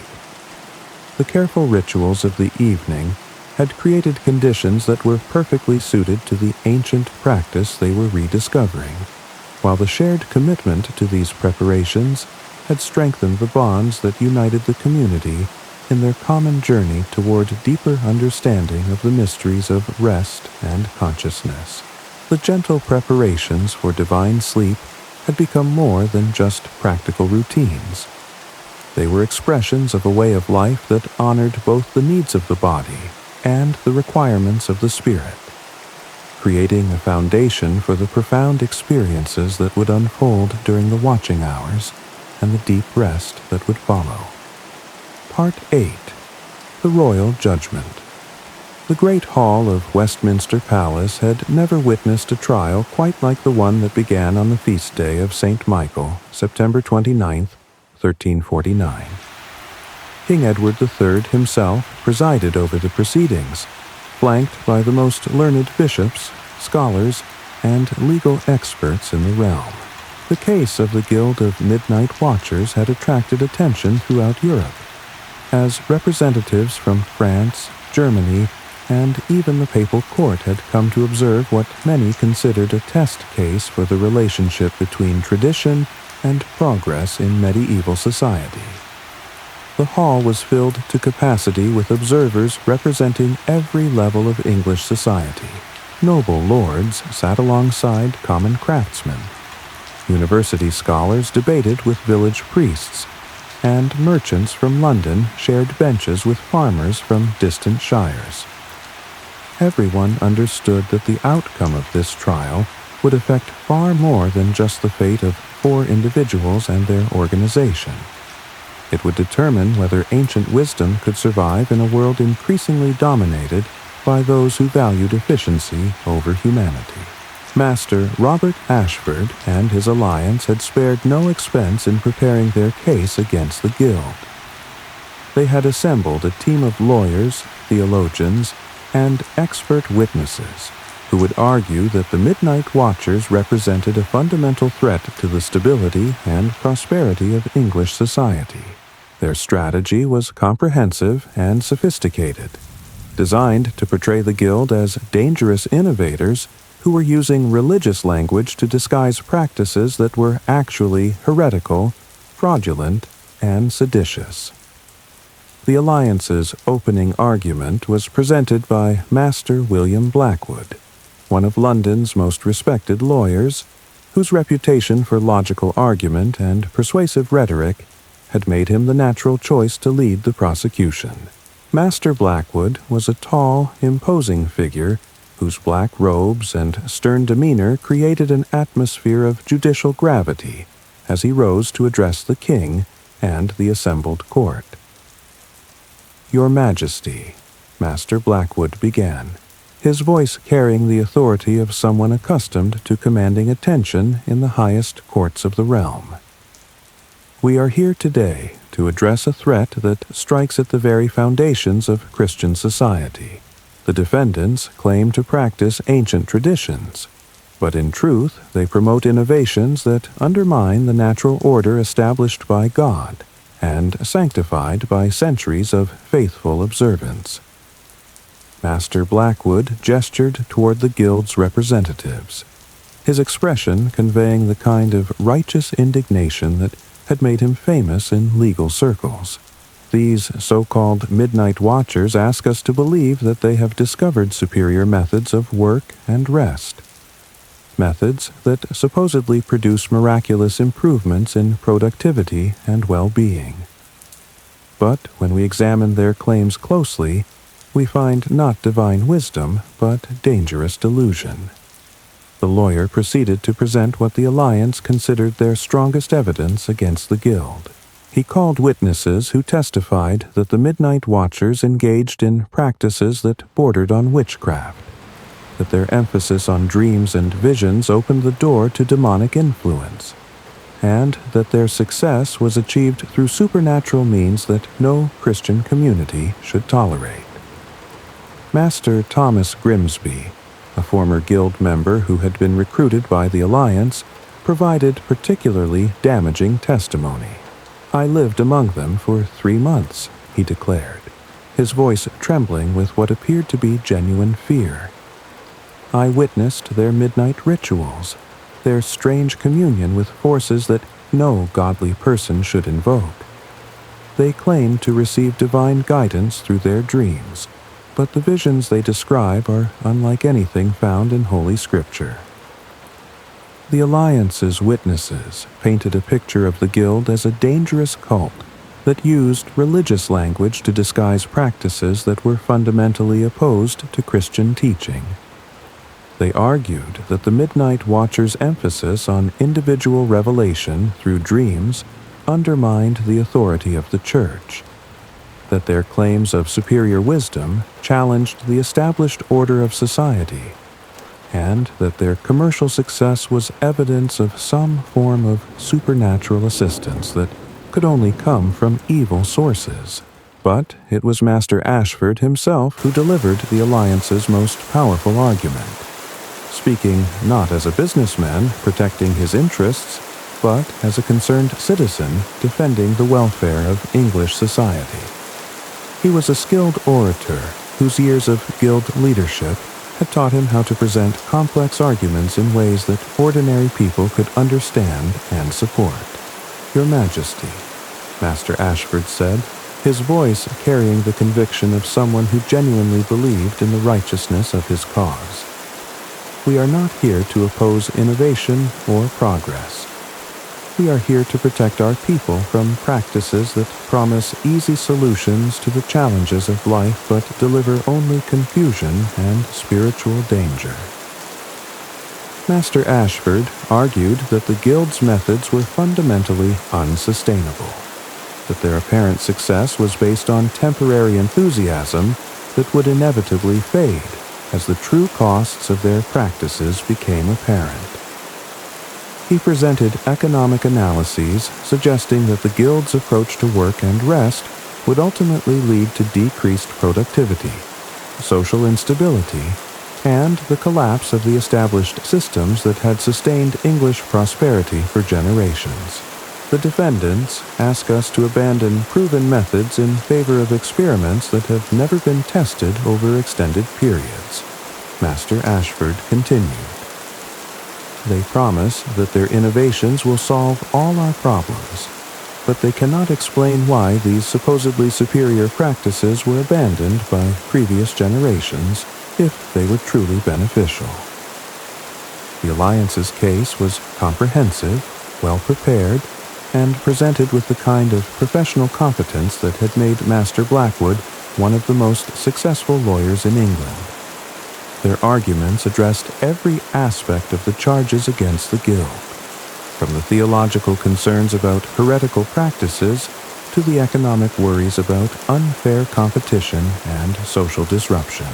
But as the prosecution concluded their presentation and the time came for the Guild's defense, the atmosphere in the Great Hall began to shift. The 4 founders of the Guild of Midnight Watchers rose to present their case with the quiet dignity of people who had spent years living according to principles they were now called upon to defend with their lives. Brother Marcus served as the Guild's primary spokesman, his years of monastic training having prepared him for exactly this kind of public testimony. The monk's appearance was striking. His simple brown robes contrasted sharply with the elaborate costumes of the court officials, but his bearing conveyed the kind of authority that came from deep learning and genuine spiritual conviction. "Your Majesty," Brother Marcus began, his voice carrying the measured cadence of someone accustomed to speaking in sacred spaces. "We stand before you today not as innovators or revolutionaries, but as guardians of traditions that are older than the stones of this palace, traditions that have sustained Christian communities since the earliest days of our faith." The monk's opening statement immediately challenged the Alliance's characterization of the Guild as dangerous innovators. Instead of defending new practices, Brother Marcus presented evidence that the Midnight Watchers were preserving ancient wisdom that had been gradually lost as medieval society became increasingly focused on productivity and efficiency at the expense of human well-being. Brother Marcus called his first witness, Father Benedict from the monastery of Cluny in France, whose testimony provided crucial historical context for the guild's practices. Father Benedict was an elderly monk whose reputation for scholarship was known throughout Europe, and his presence in the Westminster court lent immediate credibility to the guild's defense. The practices described by these good people, Father Benedict testified, are not innovations but restorations. The division of sleep into two periods, separated by hours of prayer and contemplation, was standard practice in Christian monasteries for centuries. Saint Benedict himself prescribed such a schedule in his rule, and the greatest saints and scholars of our tradition have followed similar patterns of rest and wakefulness. Father Benedict's testimony was supported by manuscripts and documents that proved the historical legitimacy of biphasic sleep within Christian tradition.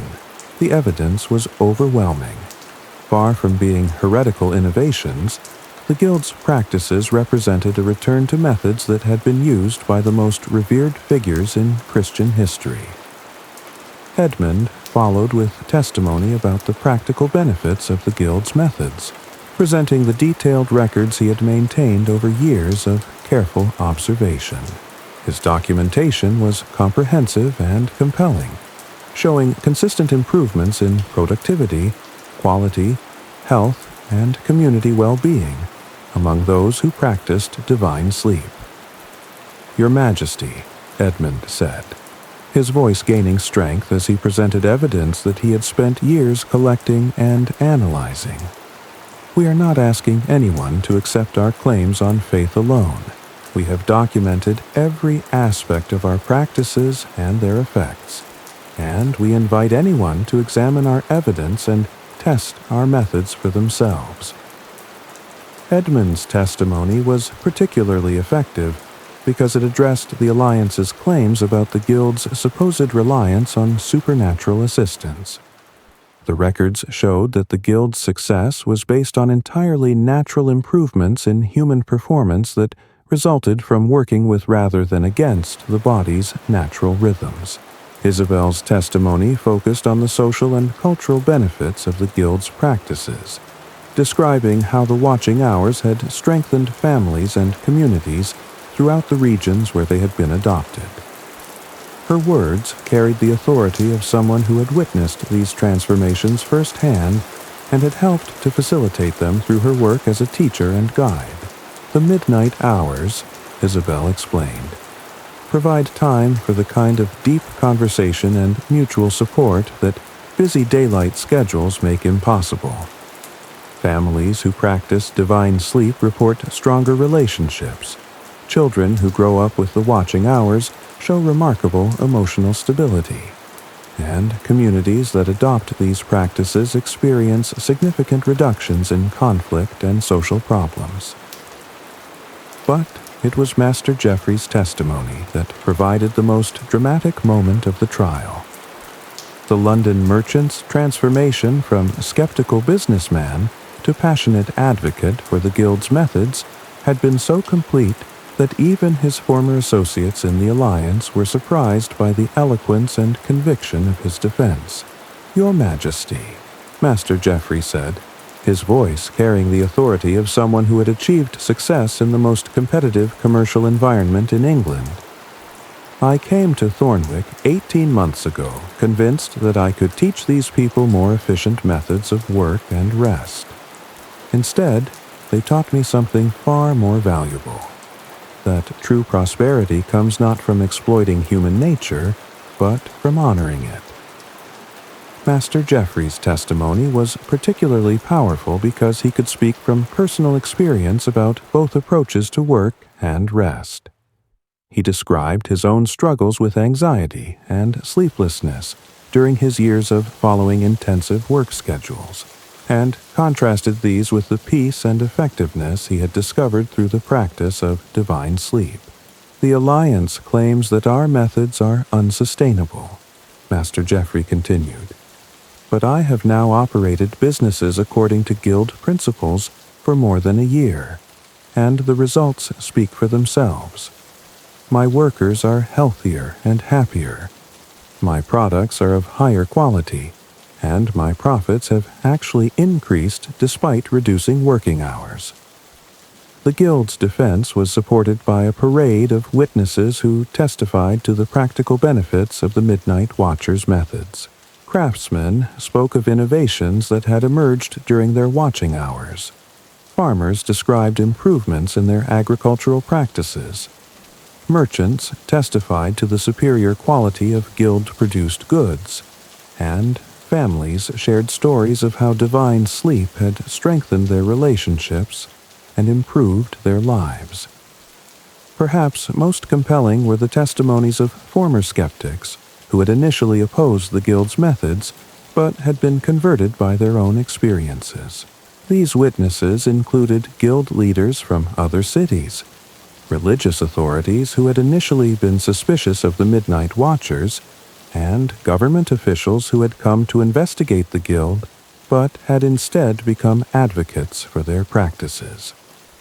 Brother Thomas from York testified that his monastery had adopted the Guild's methods after months of careful study, and had experienced remarkable improvements in the spiritual life and scholarly productivity of his community. Master William Cooper, a Guild leader from Bristol, described how his craftsmen had embraced divine sleep and had subsequently produced work of unprecedented quality and innovation. But the most dramatic testimony came from Lady Margaret Beaufort, a noblewoman whose household had adopted the Guild's practices after her physician had recommended them for her chronic insomnia. Lady Margaret was a figure of considerable influence at court, and her public support for the Midnight Watchers carried significant political weight. Your Majesty, Lady Margaret testified, I had suffered from sleeplessness for years, trying every remedy that physicians could suggest. Nothing provided lasting relief until I learned the practices of divine sleep from these good people. Now I sleep peacefully and wake refreshed, and my household has never been more harmonious or productive. As the testimonies continued, it became clear that the Guild had touched the lives of people throughout English society, from the humblest craftsmen to the most powerful nobles. The evidence of their positive impact was overwhelming, contradicting every claim made by the Alliance about the dangers and ineffectiveness of their methods. The trial's climax came when King Edward himself questioned the Guild's founders directly, seeking to understand the principles that guided their work and the vision that motivated their efforts. The king was known for his practical intelligence and his ability to cut through complex arguments to reach the heart of important issues. Brother Marcus, the king said, his voice carrying the authority of absolute power tempered by genuine curiosity. Your accusers claim that your practices undermine the established order of society. How do you respond to this charge? Brother Marcus's answer was simple but profound. Your Majesty, we seek not to undermine society but to strengthen it. We believe that communities are strongest when they honor both the needs of individuals and the requirements of collective prosperity. The watching hours provide time for the reflection and creativity that benefit everyone, while the natural rhythm of divine sleep ensures that people can work effectively without sacrificing their health or well-being. The king turned to Master Geoffrey with a question that went to the heart of the economic arguments. Master Geoffrey, you were once a successful merchant using traditional methods. Why did you abandon proven practices for untested innovations? Master Geoffrey's response was immediate and heartfelt. Your Majesty, I discovered that what I thought were proven practices were actually destroying the very people whose labor made my success possible. The Guild's methods are not untested. They have been tested by centuries of use and have proven their worth in the most demanding circumstances. I changed my practices not because I was dissatisfied with my profits, but because I was dissatisfied with the human cost of achieving them. The king's final question was directed to all 4 founders together. If your methods are as beneficial as you claim, why have they not been more widely adopted? Why do you face such strong opposition from established authorities? It was Edmund who answered, his voice carrying the quiet conviction of someone who had spent years documenting the resistance to change that characterized human institutions. Your Majesty, beneficial practices are often opposed by those who profit from harmful ones.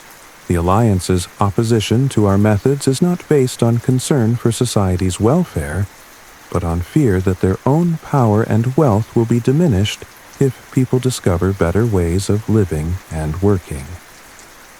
As the formal testimonies concluded, and the time came for final arguments, the atmosphere in the great hall was electric with anticipation.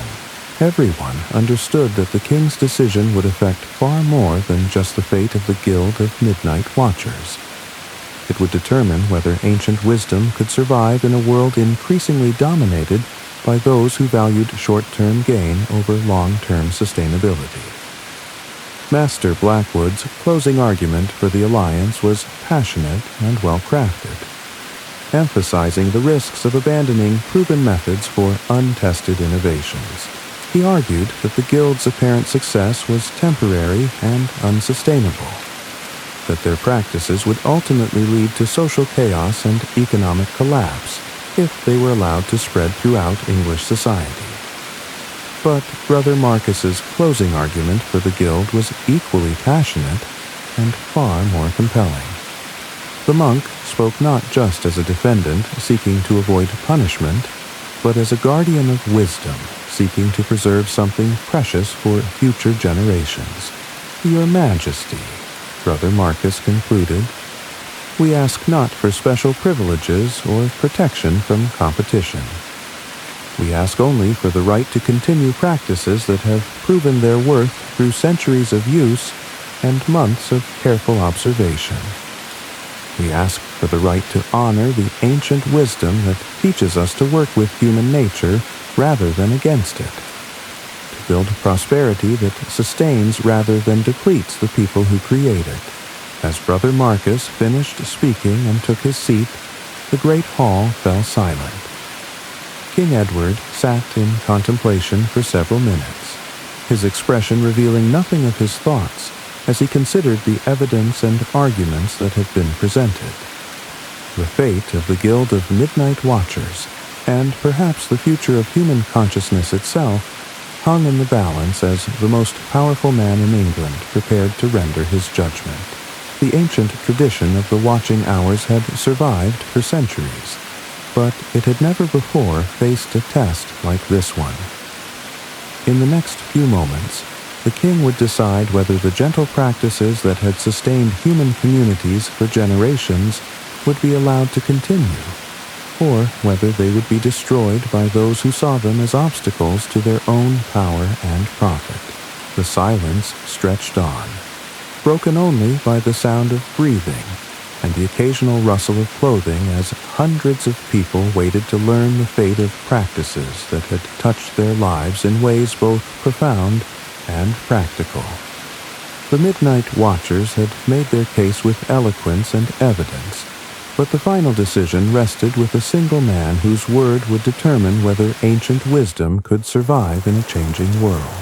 In the deepest hours of night, when the veil between waking and sleeping consciousness grew thin, the members of the Guild of Midnight Watchers began to experience dreams that transcended the ordinary boundaries of individual awareness. These were not the chaotic fragments of imagery that typically characterized sleep, but coherent visions that seemed to emerge from sources of wisdom beyond personal experience. As the practice of divine sleep deepened throughout Thornwick, these profound dreams became a shared language through which the community explored the mysteries of consciousness and discovered new dimensions of human potential. Edmund's dream of the eternal garden. On a night in late autumn, when the first frost had touched the village rooftops and the air carried the scent of wood smoke and dying leaves, Edmund experienced a dream that would forever change his understanding of time, memory, and the nature of human consciousness. He had fallen into first sleep easily, his mind quieted by the day's scholarly work, and his body relaxed by the herbal tea that Gerald had prepared for him. But when he entered the watching hours around midnight, he found himself not in his familiar room at the Miller cottage, but standing at the entrance to a garden unlike any he had ever seen. The garden stretched beyond the horizon in all directions, filled with plants and flowers from every season and every climate, all blooming simultaneously in defiance of natural law. Spring daffodils nodded beside summer roses, while autumn chrysanthemums shared space with winter holly, their berries gleaming like jewels in the soft light that seemed to emanate from the very air itself. As Edmund walked deeper into this impossible garden, he began to recognize some of the plants as species he had studied in his scholarly work. Herbs mentioned in ancient texts, flowers described in the writings of classical authors, trees that had been sacred to peoples whose civilizations had vanished centuries ago. But alongside these familiar specimens were others that seemed to exist nowhere in the waking world. Plants whose very existence suggested possibilities that conventional botany could not explain. The paths through the garden were paved with stones that seemed to shift and change as Edmund walked upon them, sometimes appearing as rough fieldstone, sometimes as polished marble, sometimes as materials that had no names in any earthly language. The paths themselves seemed to respond to his intentions, leading him toward whatever aspect of the garden most needed his attention at any given moment. As he wandered through this miraculous landscape, Edmund began to encounter other figures. Some he recognized as people from his past, others who seemed to be strangers, and still others who appeared to be beings of a different order entirely. All of them moved through the garden with the same sense of wonder and recognition that he felt, as though they too had discovered something that had been lost and was now found again. An elderly woman who might have been his grandmother, though she had died when he was too young to remember her clearly, approached him near a fountain where water flowed upward in spirals that defied gravity. She smiled at him with eyes that held all the warmth and wisdom he had ever longed for, and when she spoke, her voice carried the authority of someone who had spent lifetimes learning the secrets of existence.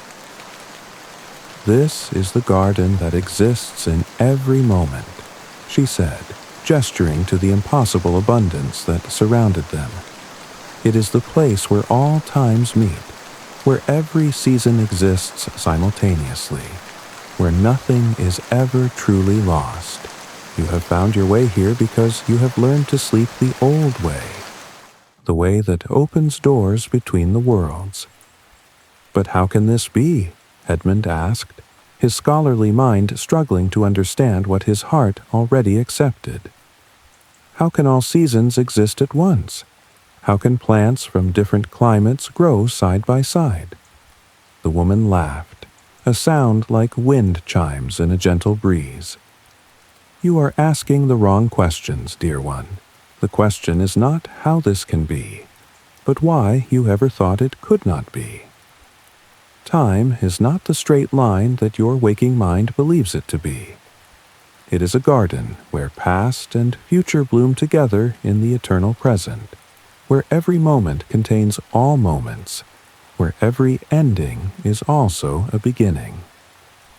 As she spoke, Edmund began to understand that the garden was not just a place but a state of consciousness, a way of perceiving reality that was normally hidden beneath the surface of ordinary awareness. The practice of divine sleep had opened his mind to dimensions of existence that were always present but rarely accessible, revealing a world where the limitations of linear time and physical space no longer applied. He spent what felt like hours exploring the garden with his grandmother, learning to read the symbolic language of the plants and flowers, understanding how different species represented different aspects of human experience and spiritual development. The roses spoke of love in all its forms, while the oak trees embodied strength and endurance. The herbs carried healing wisdom, while the fruit trees offered nourishment for both body and soul. But perhaps most remarkably, Edmund discovered that he could plant seeds in this dream garden. Seeds that represented intentions and aspirations that would manifest in his waking life. His grandmother showed him how to select the proper seeds for his deepest desires, how to plant them in soil that was enriched with the compost of past experiences, and how to tend them with the water of attention and the sunlight of faith. When Edmund finally returned to ordinary consciousness as dawn approached, he found that the memory of the eternal garden remained vivid and accessible, not fading like ordinary dreams, but becoming more real and meaningful with each passing day. The experience had given him a new understanding of his role as chronicler of the Guild's work. He was not just documenting historical events, but participating in the creation of a new reality, where ancient wisdom could flourish in contemporary soil. The insights he had gained in the dream garden began to influence all aspects of his work, from his systematic observations of divine sleep practices to his theoretical understanding of consciousness and its relationship to time and space. The garden had shown him that the Guild's work was part of a larger pattern of awakening that transcended individual lives and historical periods, connecting their efforts to a timeless tradition of human spiritual development. Isabel's dream of the loom of time. 3 nights after Edmund's vision of the eternal garden, Isabel experienced a dream that revealed to her the cosmic significance of her work as a weaver, and the role that textiles played in the preservation and transmission of wisdom across generations. She had been working late into the evening on a particularly complex tapestry that was intended to commemorate the first anniversary of the Guild's formation. And when she finally retired to bed, her mind was still filled with images of threads and patterns, colors and textures. But when she entered the deep sleep that preceded the watching hours, Isabel found herself standing before a loom of impossible size and complexity, a weaving apparatus that seemed to stretch beyond the boundaries of vision, and that was operated by figures whose hands moved with the precision and grace of master craftspeople. The loom itself appeared to be constructed from materials that had no earthly counterparts, threads that gleamed like starlight, pedals that chimed like bells when touched, and a frame that seemed to be carved from crystallized music. As Isabel watched in fascination, she began to understand that the figures at the loom were weaving the very fabric of reality itself, creating the patterns and structures that gave form and meaning to existence. Every thread that passed through their hands carried within it the story of a life, the memory of an event, the essence of an emotion or insight that had touched the world and left its mark upon the great tapestry of being. The weavers noticed her presence and welcomed her with smiles that conveyed recognition and acceptance, as though they had been expecting her arrival. One of them, a woman whose age seemed to shift and change like the patterns she was creating, gestured for Isabel to approach the loom and observe the work more closely. Every weaver who has ever lived contributes to this great work, the woman explained, her voice harmonizing with the rhythmic sounds of the loom. Every thread that is spun, every pattern that is created, every textile that is completed adds to the tapestry that tells the story of human consciousness and its evolution toward greater understanding and compassion. As Isabel looked more closely at the work being done on the cosmic loom, she began to recognize patterns and motifs that she had incorporated into her own textiles, designs that she had thought were original creations of her individual imagination. But here she could see that these patterns were part of a larger design that connected her work to the efforts of weavers throughout history, creating a continuity of wisdom and beauty that transcended individual lives and cultural boundaries. "But how do I know what patterns to weave?" Isabel asked, overwhelmed by the magnitude of what she was witnessing. "How can I be sure that my work contributes to this greater tapestry rather than detracting from it?" The cosmic weaver smiled and guided Isabel's hands to touch one of the threads that was passing through the loom. As soon as her fingers made contact with the luminous fiber, she felt a surge of understanding that seemed to flow directly from the thread into her consciousness. "The patterns choose themselves," the weaver explained. "When you work during the watching hours, when your mind is open to the deeper currents of inspiration, you become a channel for the designs that need to be expressed in your time and place. Your individual creativity is not separate from the cosmic pattern, but is one of the ways that the greater design manifests itself in the world." Isabel spent the remainder of her dream learning to read the symbolic language of the cosmic tapestry, understanding how different colors and patterns represented various aspects of human experience and spiritual development. She saw how her own work with divine sleep textiles was part of a larger effort to preserve and transmit wisdom that was essential for human evolution, and she began to understand the responsibility that came with her gifts as a weaver. The cosmic weavers showed her techniques that were beyond anything she had learned in her earthly training. Methods for incorporating multiple dimensions of meaning into single patterns. Ways of creating textiles that could serve as portals between different levels of consciousness. They taught her how to weave with threads of light and shadow, how to create patterns that would change and evolve as viewers' understanding deepened, and how to embed healing energies into the very structure of her work. When Isabel awakened from this profound dream, she found that her understanding of her craft had been transformed. She no longer saw herself as simply creating beautiful objects, but as participating in a sacred work that connected her to weavers throughout history, and that contributed to the evolution of human consciousness itself. The techniques she had learned in the dream began to manifest in her waking work, as she found herself able to create textiles that possessed qualities she had never achieved before. Her post-dream tapestries seemed to glow with inner light, their patterns shifting subtly as viewers' perspectives changed, and their effects on observers were consistently profound and transformative. Brother Marcus's Dream of the Celestial Choir. On the night of the winter solstice, when darkness reached its deepest point and the promise of returning light hung in the balance, Brother Marcus experienced a vision that revealed to him the cosmic significance of the Guild's work and its connection to the great spiritual traditions that had sustained human civilization throughout history. He had spent the evening in prayer and meditation, preparing for the longest night of the year with the kind of spiritual discipline that had been ingrained in him during his years of monastic training.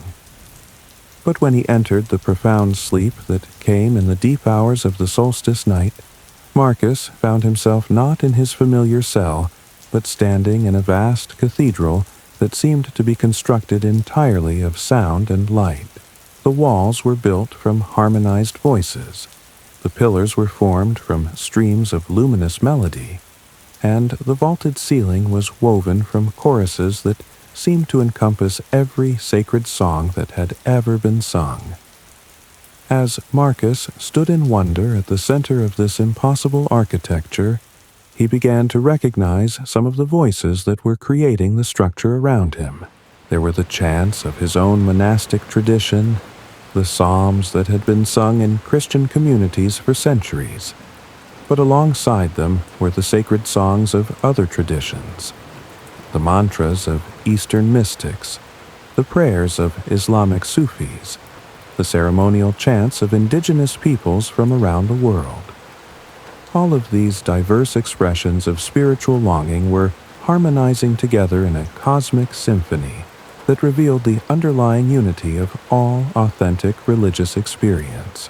The differences in language, culture, and theological understanding that seemed so important in the ordinary world were revealed to be variations on a single theme.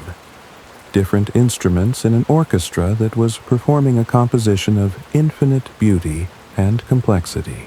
As Marcus listened to this celestial choir, he began to understand that the practice of divine sleep was not just a Christian contemplative technique, but a universal human capacity that had been recognized and cultivated by spiritual traditions throughout history. The watching hours that he had learned about in monastic libraries were connected to the meditation practices of Buddhist monks, the vision quests of Native American shamans, and the ecstatic experiences of mystics from every culture and time period. A figure approached him through the Cathedral of Sound, a being whose appearance seemed to shift and change, sometimes appearing as a Christian saint, sometimes as a Buddhist bodhisattva, sometimes as a wise teacher from traditions he could not name. When this figure spoke, its voice harmonized perfectly with the cosmic choir that surrounded them. "You have been chosen to serve as a bridge," the being said, its words carrying the authority of absolute truth. "The practice you are teaching in your small village is part of a great awakening that is beginning to spread throughout the world. Humanity is remembering its capacity for the kind of consciousness that connects individual awareness to the cosmic patterns that govern all existence." "But why now?" Marcus asked, his monastic training making him cautious about claims of special revelation. "Why is this awakening happening at this particular time in history?" The celestial teacher smiled, and Marcus felt waves of compassion and understanding flowing from the being's presence. "Because the world is approaching a time of great transformation, when the old ways of thinking and living will no longer be sufficient for the challenges that humanity will face. The practice of divine sleep is one of the keys that will help people navigate these changes, maintaining their connection to the sacred while adapting to new circumstances and possibilities." The teacher showed Marcus visions of the future, glimpses of how the practices being developed in Thornwick would spread throughout Europe and beyond, adapting to different cultures and circumstances, but always maintaining their essential connection to the ancient wisdom that had sustained human spiritual development throughout history.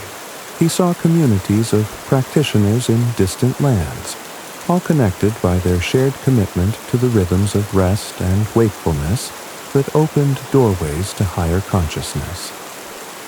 "Your role," the celestial teacher continued, "is not to convert the world to a single way of thinking, but to preserve and transmit the universal principles that underlie all authentic spiritual practice. The divine sleep techniques you are teaching are valuable not because they are Christian or monastic, but because they reconnect human beings with the natural rhythms that have always been the foundation of spiritual development." Marcus spent the remainder of his vision learning about the cosmic significance of the Guild's work, understanding how their small community experiment was connected to a vast network of awakening consciousness that spanned the globe and transcended religious boundaries. He saw how the practices they were developing would eventually influence not just individual lives, but entire civilizations, helping humanity evolve toward greater wisdom, compassion, and understanding. The celestial choir that surrounded him seemed to be singing the story of this great awakening, their harmonized voices weaving together the diverse threads of human spiritual experience into a tapestry of hope and transformation.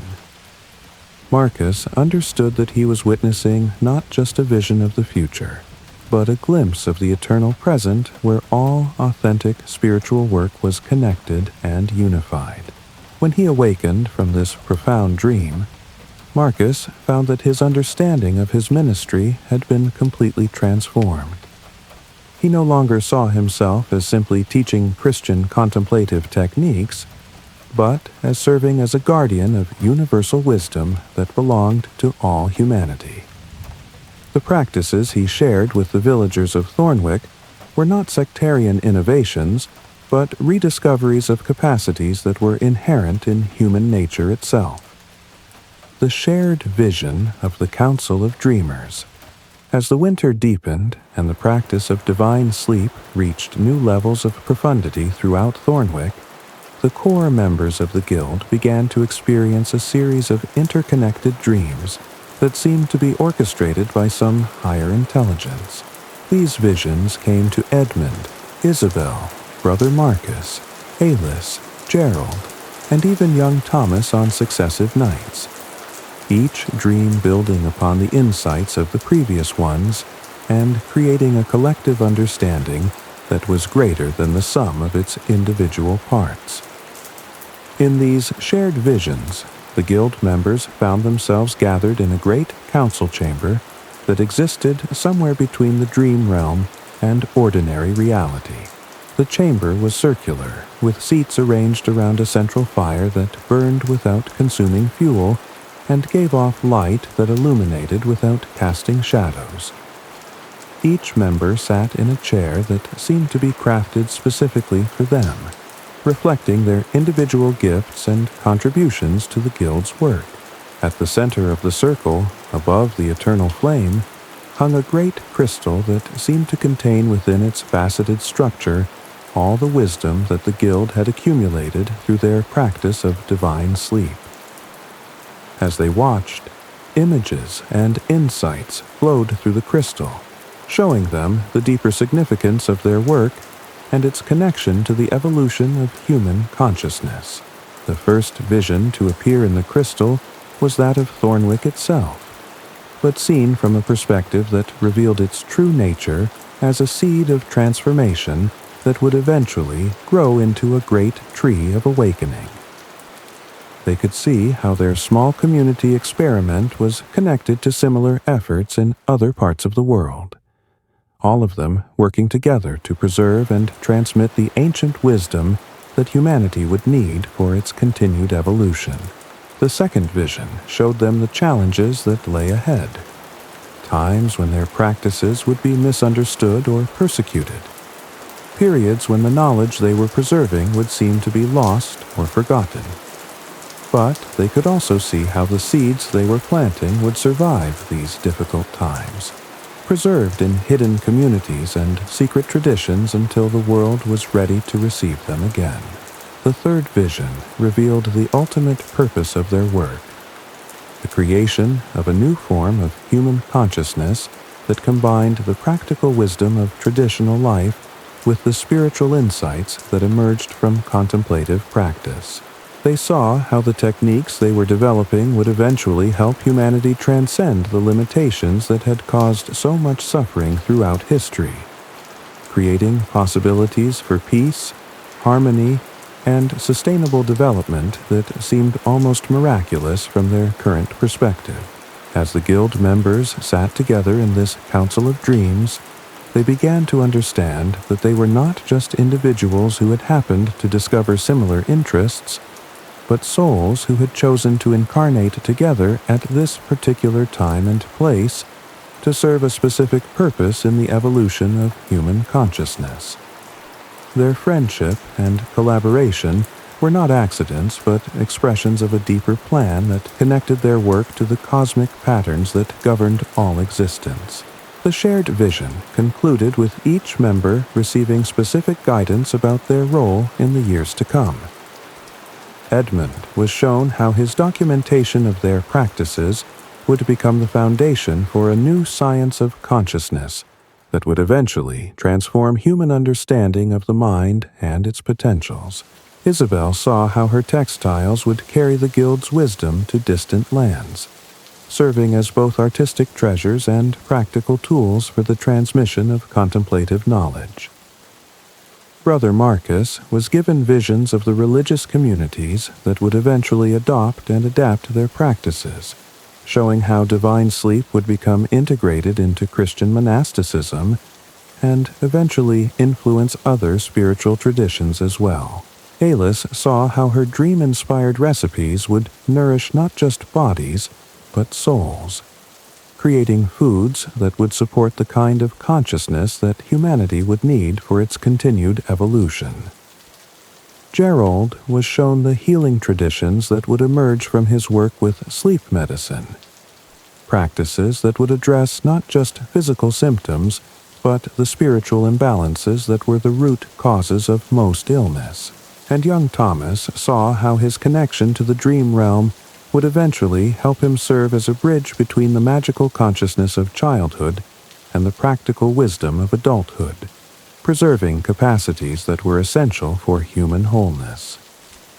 When the guild members awakened from these shared visions, they found that their commitment to their work had been deepened, and their understanding of its significance had been expanded beyond anything they had previously imagined.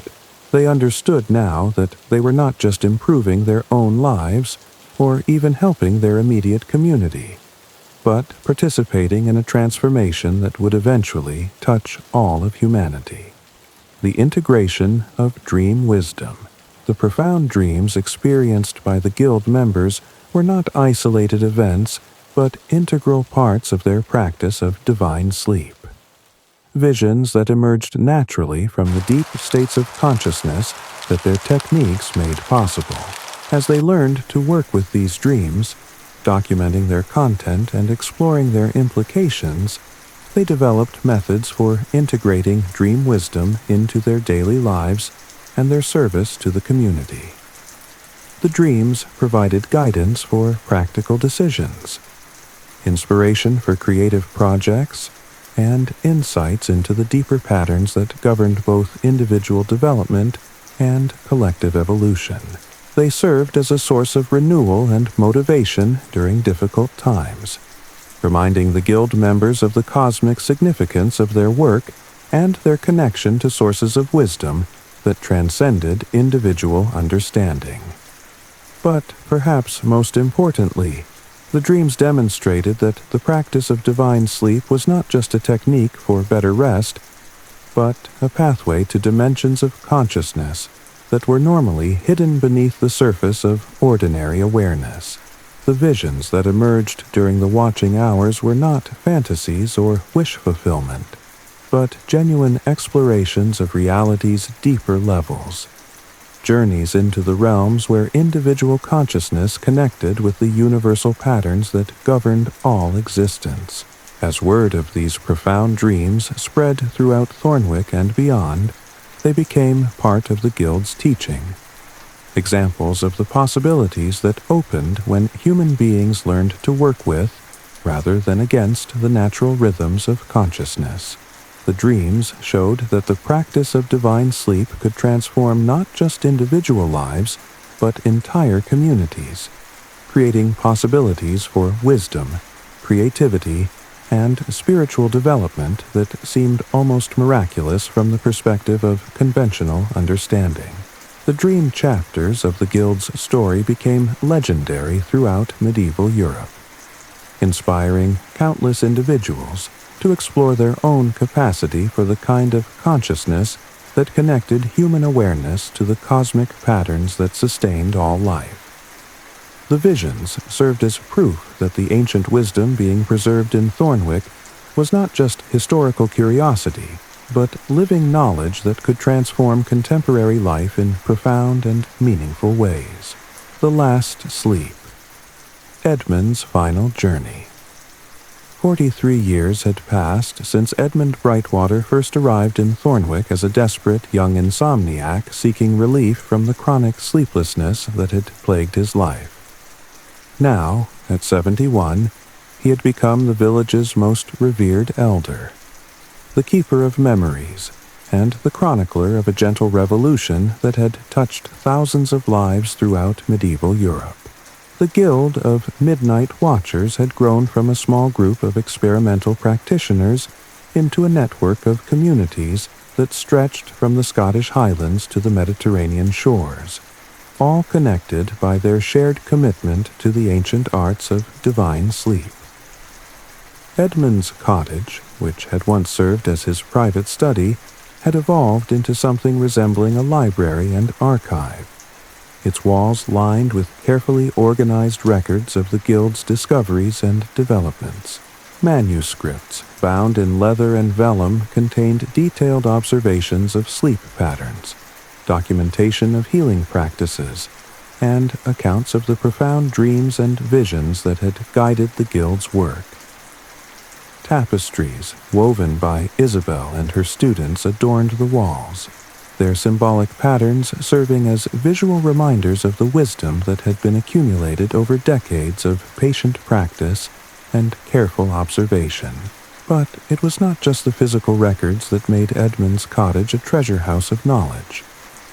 The old scholar himself had become a living repository of the Guild's history, his memory containing stories and insights that had never been written down, but that were essential for understanding the deeper significance of their work. Visitors would travel from distant lands to spend time with Edmund, seeking not just information about divine sleep techniques, but also the kind of wisdom that could only be transmitted through personal relationship with someone who had devoted his life to the exploration of consciousness and its mysteries. As autumn deepened in what would prove to be Edmund's final year, he began to experience a subtle but unmistakable change in his relationship to sleep and wakefulness. The clear boundaries that had once separated his periods of rest from his times of activity began to blur, creating a state of consciousness that seemed to exist in a realm between sleeping and waking. He would often find himself uncertain whether he was dreaming or remembering, whether the conversations he was having were taking place in the present moment or in some timeless dimension where past and future merged into an eternal now. Rather than being disturbed by these changes, Edmund found them fascinating and somehow appropriate. He had spent his life studying the mysteries of consciousness, and now he was being given the opportunity to explore territories that were normally accessible only at the moment of death. The boundaries between individual awareness and universal consciousness were becoming increasingly permeable, allowing him to experience states of being that provided profound insights into the nature of existence itself. During what proved to be his final watching hours, Edmund found himself revisiting the eternal garden that had appeared in his dreams decades earlier. But now he could see it with a clarity and understanding that had been impossible during his younger years. The garden was revealed to be not just a symbol or metaphor, but an actual dimension of reality, where all times and places existed simultaneously, where every moment of his life was preserved and accessible, where the wisdom he had accumulated through years of practice and service was integrated into a coherent understanding of his soul's journey. As he walked through the garden's impossible landscapes, Edmund encountered figures from every period of his life. His parents and siblings from his childhood in Oxford, his teachers and colleagues from his merchant family's business, the friends and fellow practitioners who had shared his journey with the Guild of Midnight Watchers.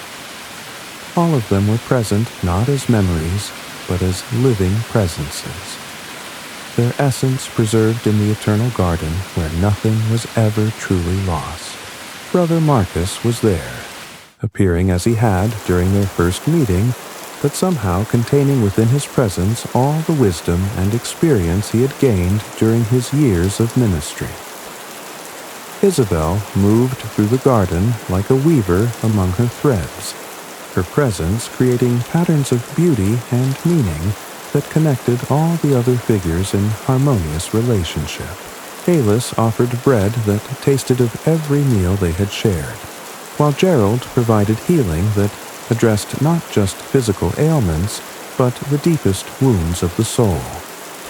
Even young Thomas was present, though he appeared sometimes as the child Edmund had first known, and sometimes as the wise teacher he had become, his connection to the dragons and the dream realm having evolved into a profound understanding of the magical dimensions of existence that sustained all life. But perhaps most remarkably, Edmund encountered versions of himself from every stage of his journey. The anxious young insomniac who had first arrived in Thornwick, the enthusiastic scholar who had documented the Guild's early discoveries, the mature practitioner who had helped establish communities throughout Europe, and the wise elder who had become a guardian of ancient wisdom. All of these selves were present simultaneously, their individual experiences contributing to a comprehensive understanding of the soul's evolution through time and circumstance. As Edmund moved deeper into the eternal garden, he began to understand that his entire life had been preparation for this moment of transition, when individual consciousness would merge with the universal awareness that was the source and destination of all existence. The sleeplessness that had driven him to Thornwick had not been a problem to be solved but a calling to be answered, a sign that his soul was ready to explore dimensions of consciousness that were normally hidden from ordinary awareness. The practice of divine sleep that had transformed his life was revealed to be not just a technique for better rest, but a training program for the kind of consciousness that would be needed for the soul's journey beyond physical existence. The watching hours had been rehearsals for this final awakening, opportunities to practice the kind of alert tranquility that would be required for navigating the realms that lay beyond the boundaries of individual life. On the morning of the winter solstice, Edmund's housekeeper found him in his study, sitting peacefully in his favorite chair with a gentle smile on his face and his hands resting on an open manuscript that contained his final observations about the nature of consciousness and its relationship to the eternal patterns that governed all existence. He had died during the watching hours, in the state of alert tranquility that had characterized his practice of divine sleep for more than 4 decades. But those who had known Edmund well understood that he had not simply died, but had graduated to a different level of existence, one where the consciousness he had developed through years of practice could continue to serve the evolution of human awareness. His presence could still be felt in the cottage where he had worked, in the manuscripts he had created, and in the lives of all those who had been touched by his dedication to the ancient arts of rest and contemplation. The funeral that was held for Edmund became a celebration of a life that had been devoted to service and discovery, a recognition of the profound impact that one individual could have when their personal transformation was aligned with the needs of their community and their time. Representatives from guild communities throughout Europe gathered in Thornwick to honor the man who had documented their shared journey, and to commit themselves to continuing the work he had begun. But perhaps the most fitting tribute to Edmund's life and work was the fact that his death marked not an ending, but a transformation. The Guild of Midnight Watchers continued to grow and evolve, carrying forward the wisdom he had helped to preserve and transmit. New communities adopted the practices of divine sleep. New practitioners discovered the profound benefits of working with rather than against the natural rhythms of consciousness, and new insights emerged from the ongoing exploration of the mysteries that Edmund had devoted his life to understanding. In the years that followed Edmund's transition, many guild members reported encountering his presence during their own watching hours, experiencing his guidance and wisdom in dreams and visions that seemed to come from beyond the boundaries of ordinary consciousness. These encounters suggested that the consciousness he had developed through decades of practice had indeed transcended the limitations of individual existence, becoming part of the larger field of awareness that connected all practitioners of divine sleep across time and space. Edmund's final manuscript, discovered on his desk after his death, contained observations about the nature of consciousness that were decades ahead of their time. Insights that would not be fully understood until future generations developed the scientific and philosophical frameworks needed to appreciate their significance. The manuscript served as a bridge between the ancient wisdom that the Guild had preserved and the future understanding that would eventually emerge from humanity's continued evolution. The cottage where Edmund had lived and worked became a pilgrimage destination for those seeking to understand the deeper significance of the Guild's practices. Visitors would spend time in the study where he had written his chronicles, sleeping in the bed where he had practiced divine sleep for so many years, and walking in the garden where he had often spent his watching hours in contemplation and reflection. But the true monument to Edmund's life was not any physical location, but the living tradition that he had helped to create and sustain. The Guild of Midnight Watchers continued to grow and evolve, adapting to new circumstances and challenges while maintaining its essential commitment to the ancient wisdom that had transformed so many lives. The practices of divine sleep spread throughout Europe and beyond, carrying with them the insights and innovations that Edmund had documented during his decades of careful observation and patient practice. As the seasons turned and new generations of practitioners discovered the benefits of divine sleep, Edmund's story became part of the Guild's teaching, an example of how individual transformation could serve collective evolution, and how the ancient arts of rest and contemplation could provide solutions to the challenges of contemporary life. His journey from chronic insomniac to wise elder demonstrated the profound possibilities that opened when human beings learned to work with, rather than against, the natural rhythms that governed consciousness and its development. The last sleep that Edmund experienced was not an ending, but a graduation, a transition from one level of service to another. His consciousness, refined through decades of practice and dedication, had become part of the larger field of awareness that sustained the Guild's work and that would continue to guide and inspire future generations of Midnight Watchers. In learning to sleep divinely, Edmund had discovered how to live eternally, his individual awareness merging with the universal consciousness that was the source and destination of all existence. The gentle revolution that had begun in a small English village continued to spread throughout the world, carrying with it the wisdom that Edmund had helped to preserve and the hope that he had helped to kindle.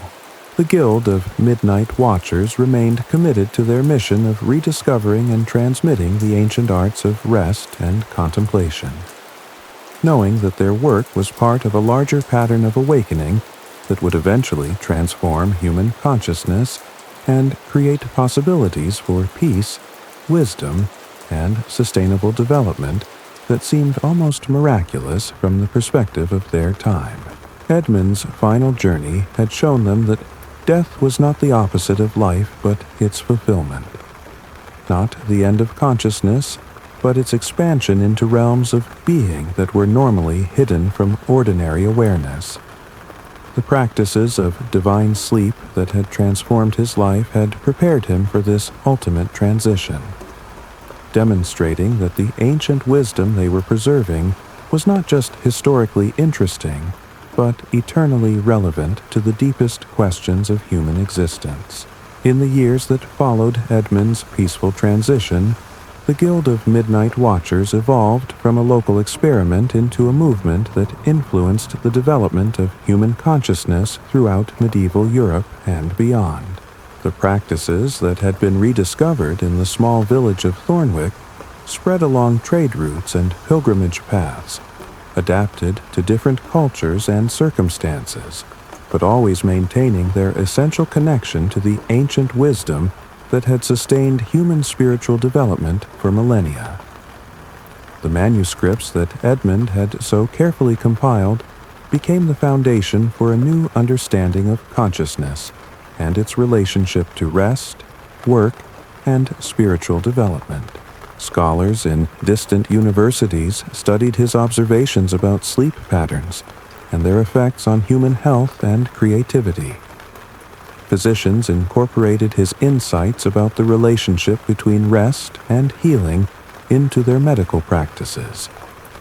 Spiritual teachers used his documentation of contemplative experiences to guide their students toward deeper levels of awareness and understanding. But perhaps, most importantly, ordinary people throughout Europe began to rediscover their own capacity for the kind of consciousness that the Guild had pioneered. Families in villages and towns started experimenting with divine sleep practices, finding that these ancient techniques could address the growing problems of anxiety, insomnia, and social fragmentation that were becoming increasingly common as medieval society evolved toward greater complexity and urbanization. The network of guild communities that had emerged during Edmund's lifetime continued to grow and develop, each one adapting the core practices to their particular circumstances while maintaining connection to the larger tradition through shared principles and regular communication. Monasteries incorporated divine sleep techniques into their contemplative practices, finding that these methods enhanced rather than replaced their traditional approaches to prayer and meditation. Craft guilds discovered that artisans who practiced divine sleep produced work of exceptional quality, leading to the development of new training programs that combined technical instruction with contemplative practice.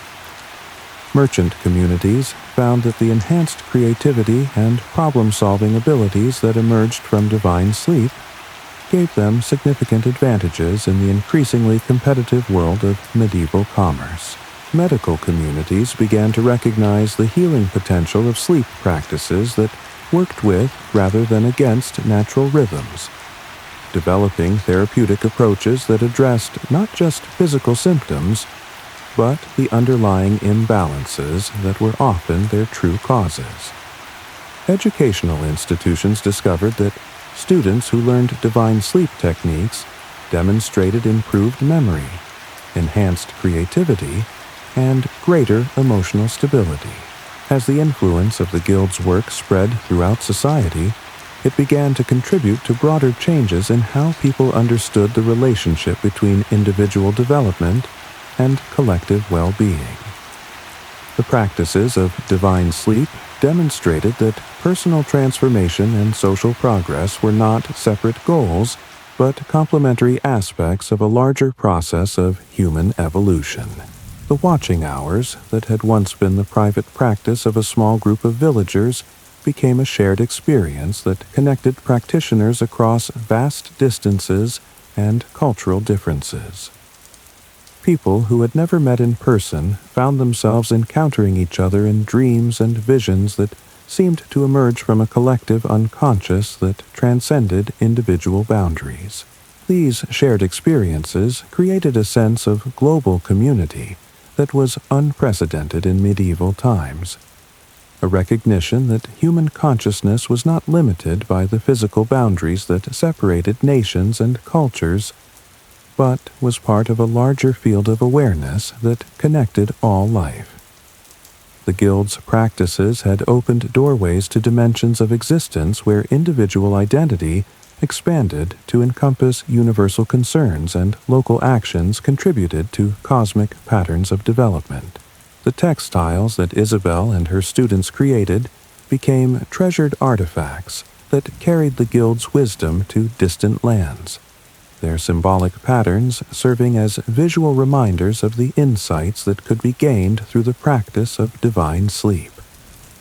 These tapestries were displayed in churches and monasteries, in the homes of wealthy merchants and the cottages of simple farmers, creating a network of visual teaching that transcended linguistic and cultural barriers.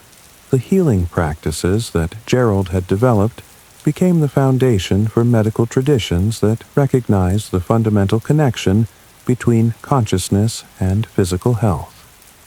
Physicians trained in guild methods could often achieve remarkable results with patients who had been given up as incurable by conventional medicine, demonstrating the power of approaches that addressed the spiritual dimensions of illness as well as its physical manifestations.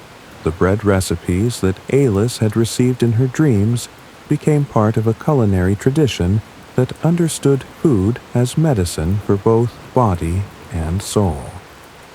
Bakers throughout Europe learned to create breads and other foods that not only nourished the physical body, but also supported the kind of consciousness that was conducive to spiritual development and emotional well-being. The stories that young Thomas had brought back from his adventures in the Underland became part of a new mythology that helped children and adults alike understand the magical dimensions of existence that were normally hidden beneath the surface of ordinary awareness. These tales provided maps for navigating the realms of consciousness that opened during the practice of divine sleep, offering guidance for those who were ready to explore the deeper mysteries of human potential. Brother Marcus's integration of divine sleep practices with Christian contemplative tradition helped to preserve and transmit ancient wisdom within the framework of medieval religious life. His work demonstrated that the techniques being developed by the Guild were not innovations or departures from orthodox spirituality, but rediscoveries of capacities that had always been inherent in authentic religious practice.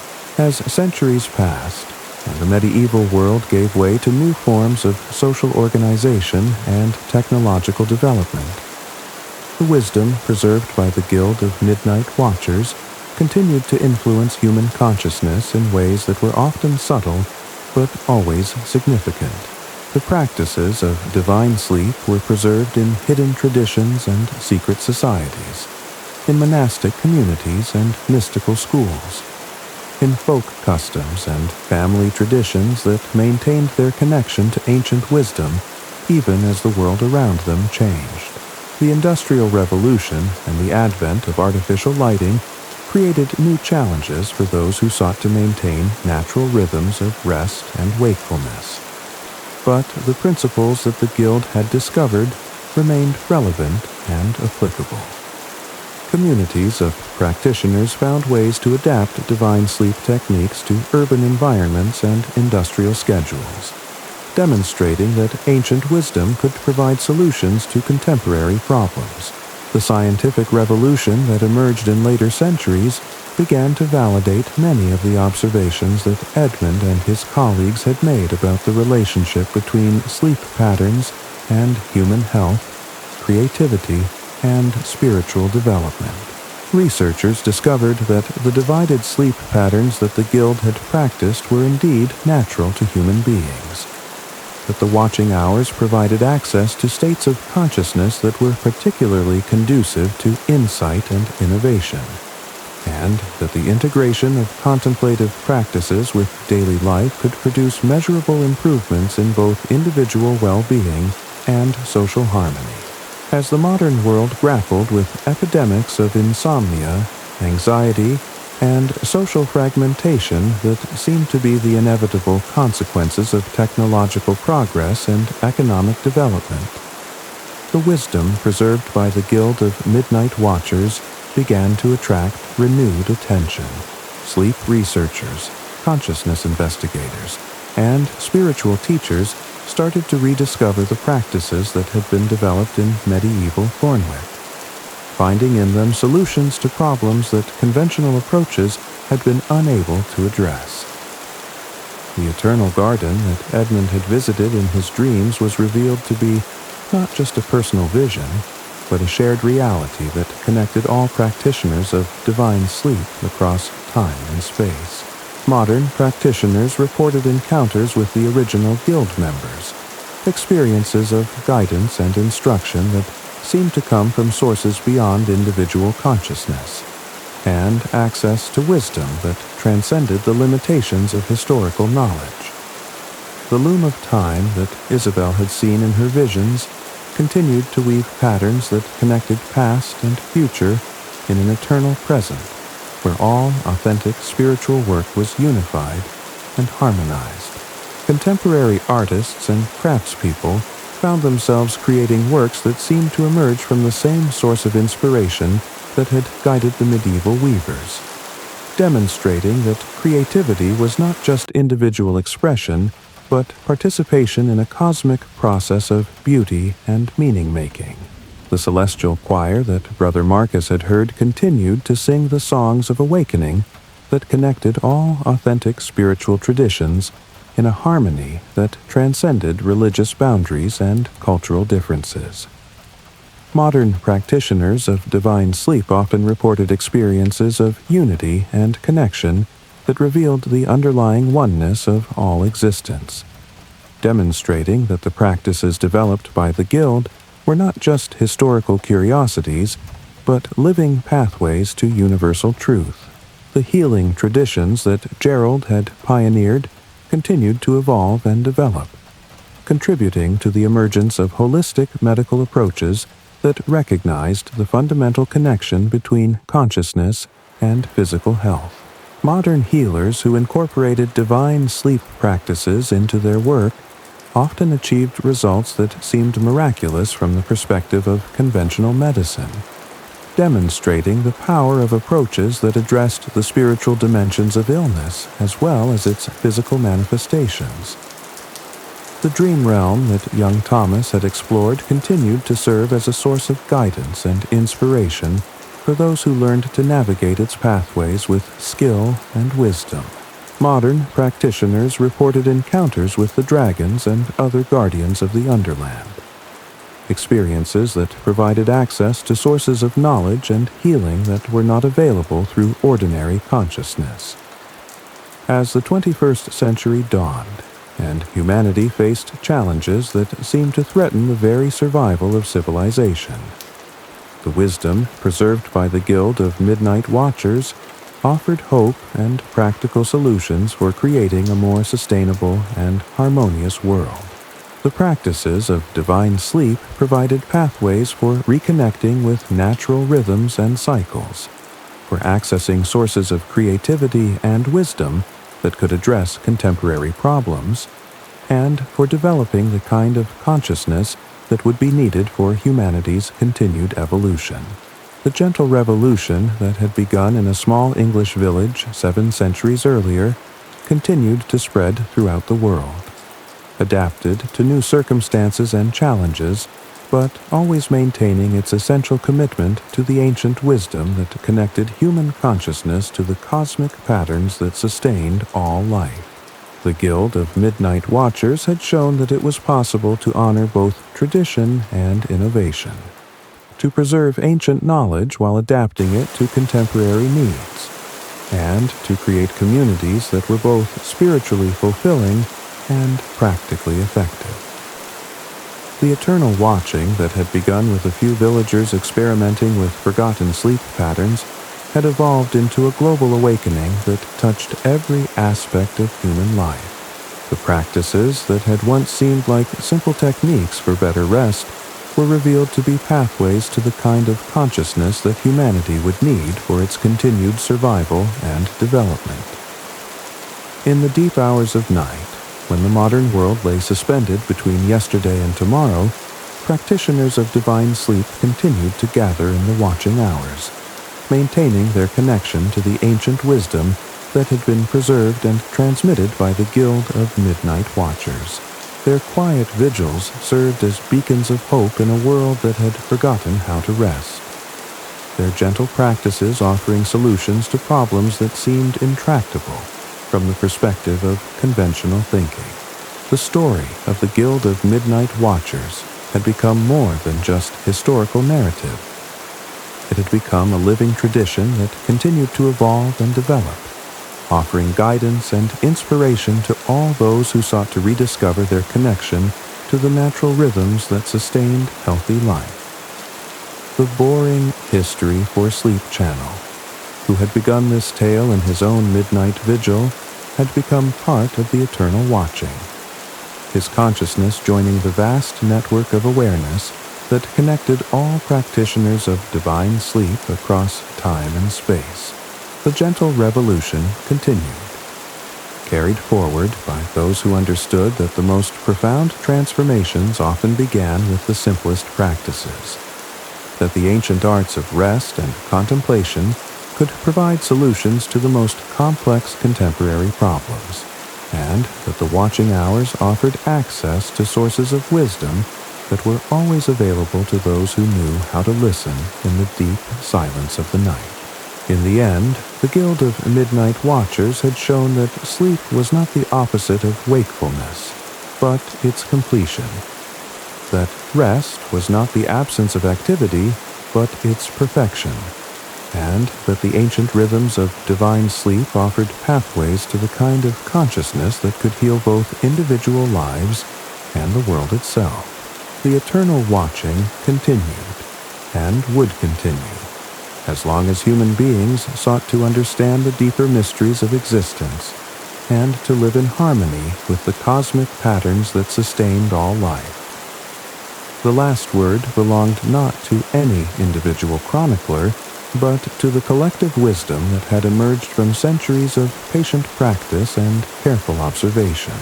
The Guild of Midnight Watchers had discovered that the most revolutionary act was often the simplest one, learning to rest in the ancient way, to honor the natural rhythms of consciousness, and to trust in the wisdom that emerged when human beings aligned themselves with the deeper patterns that governed existence itself. In the watching hours that connected night to day, sleep to wakefulness, individual consciousness to universal awareness, the gentle revolution continued, offering hope and healing to all those who were ready to remember what it meant to sleep divinely, and to wake eternally to the infinite possibilities that lay hidden in the depths of human consciousness.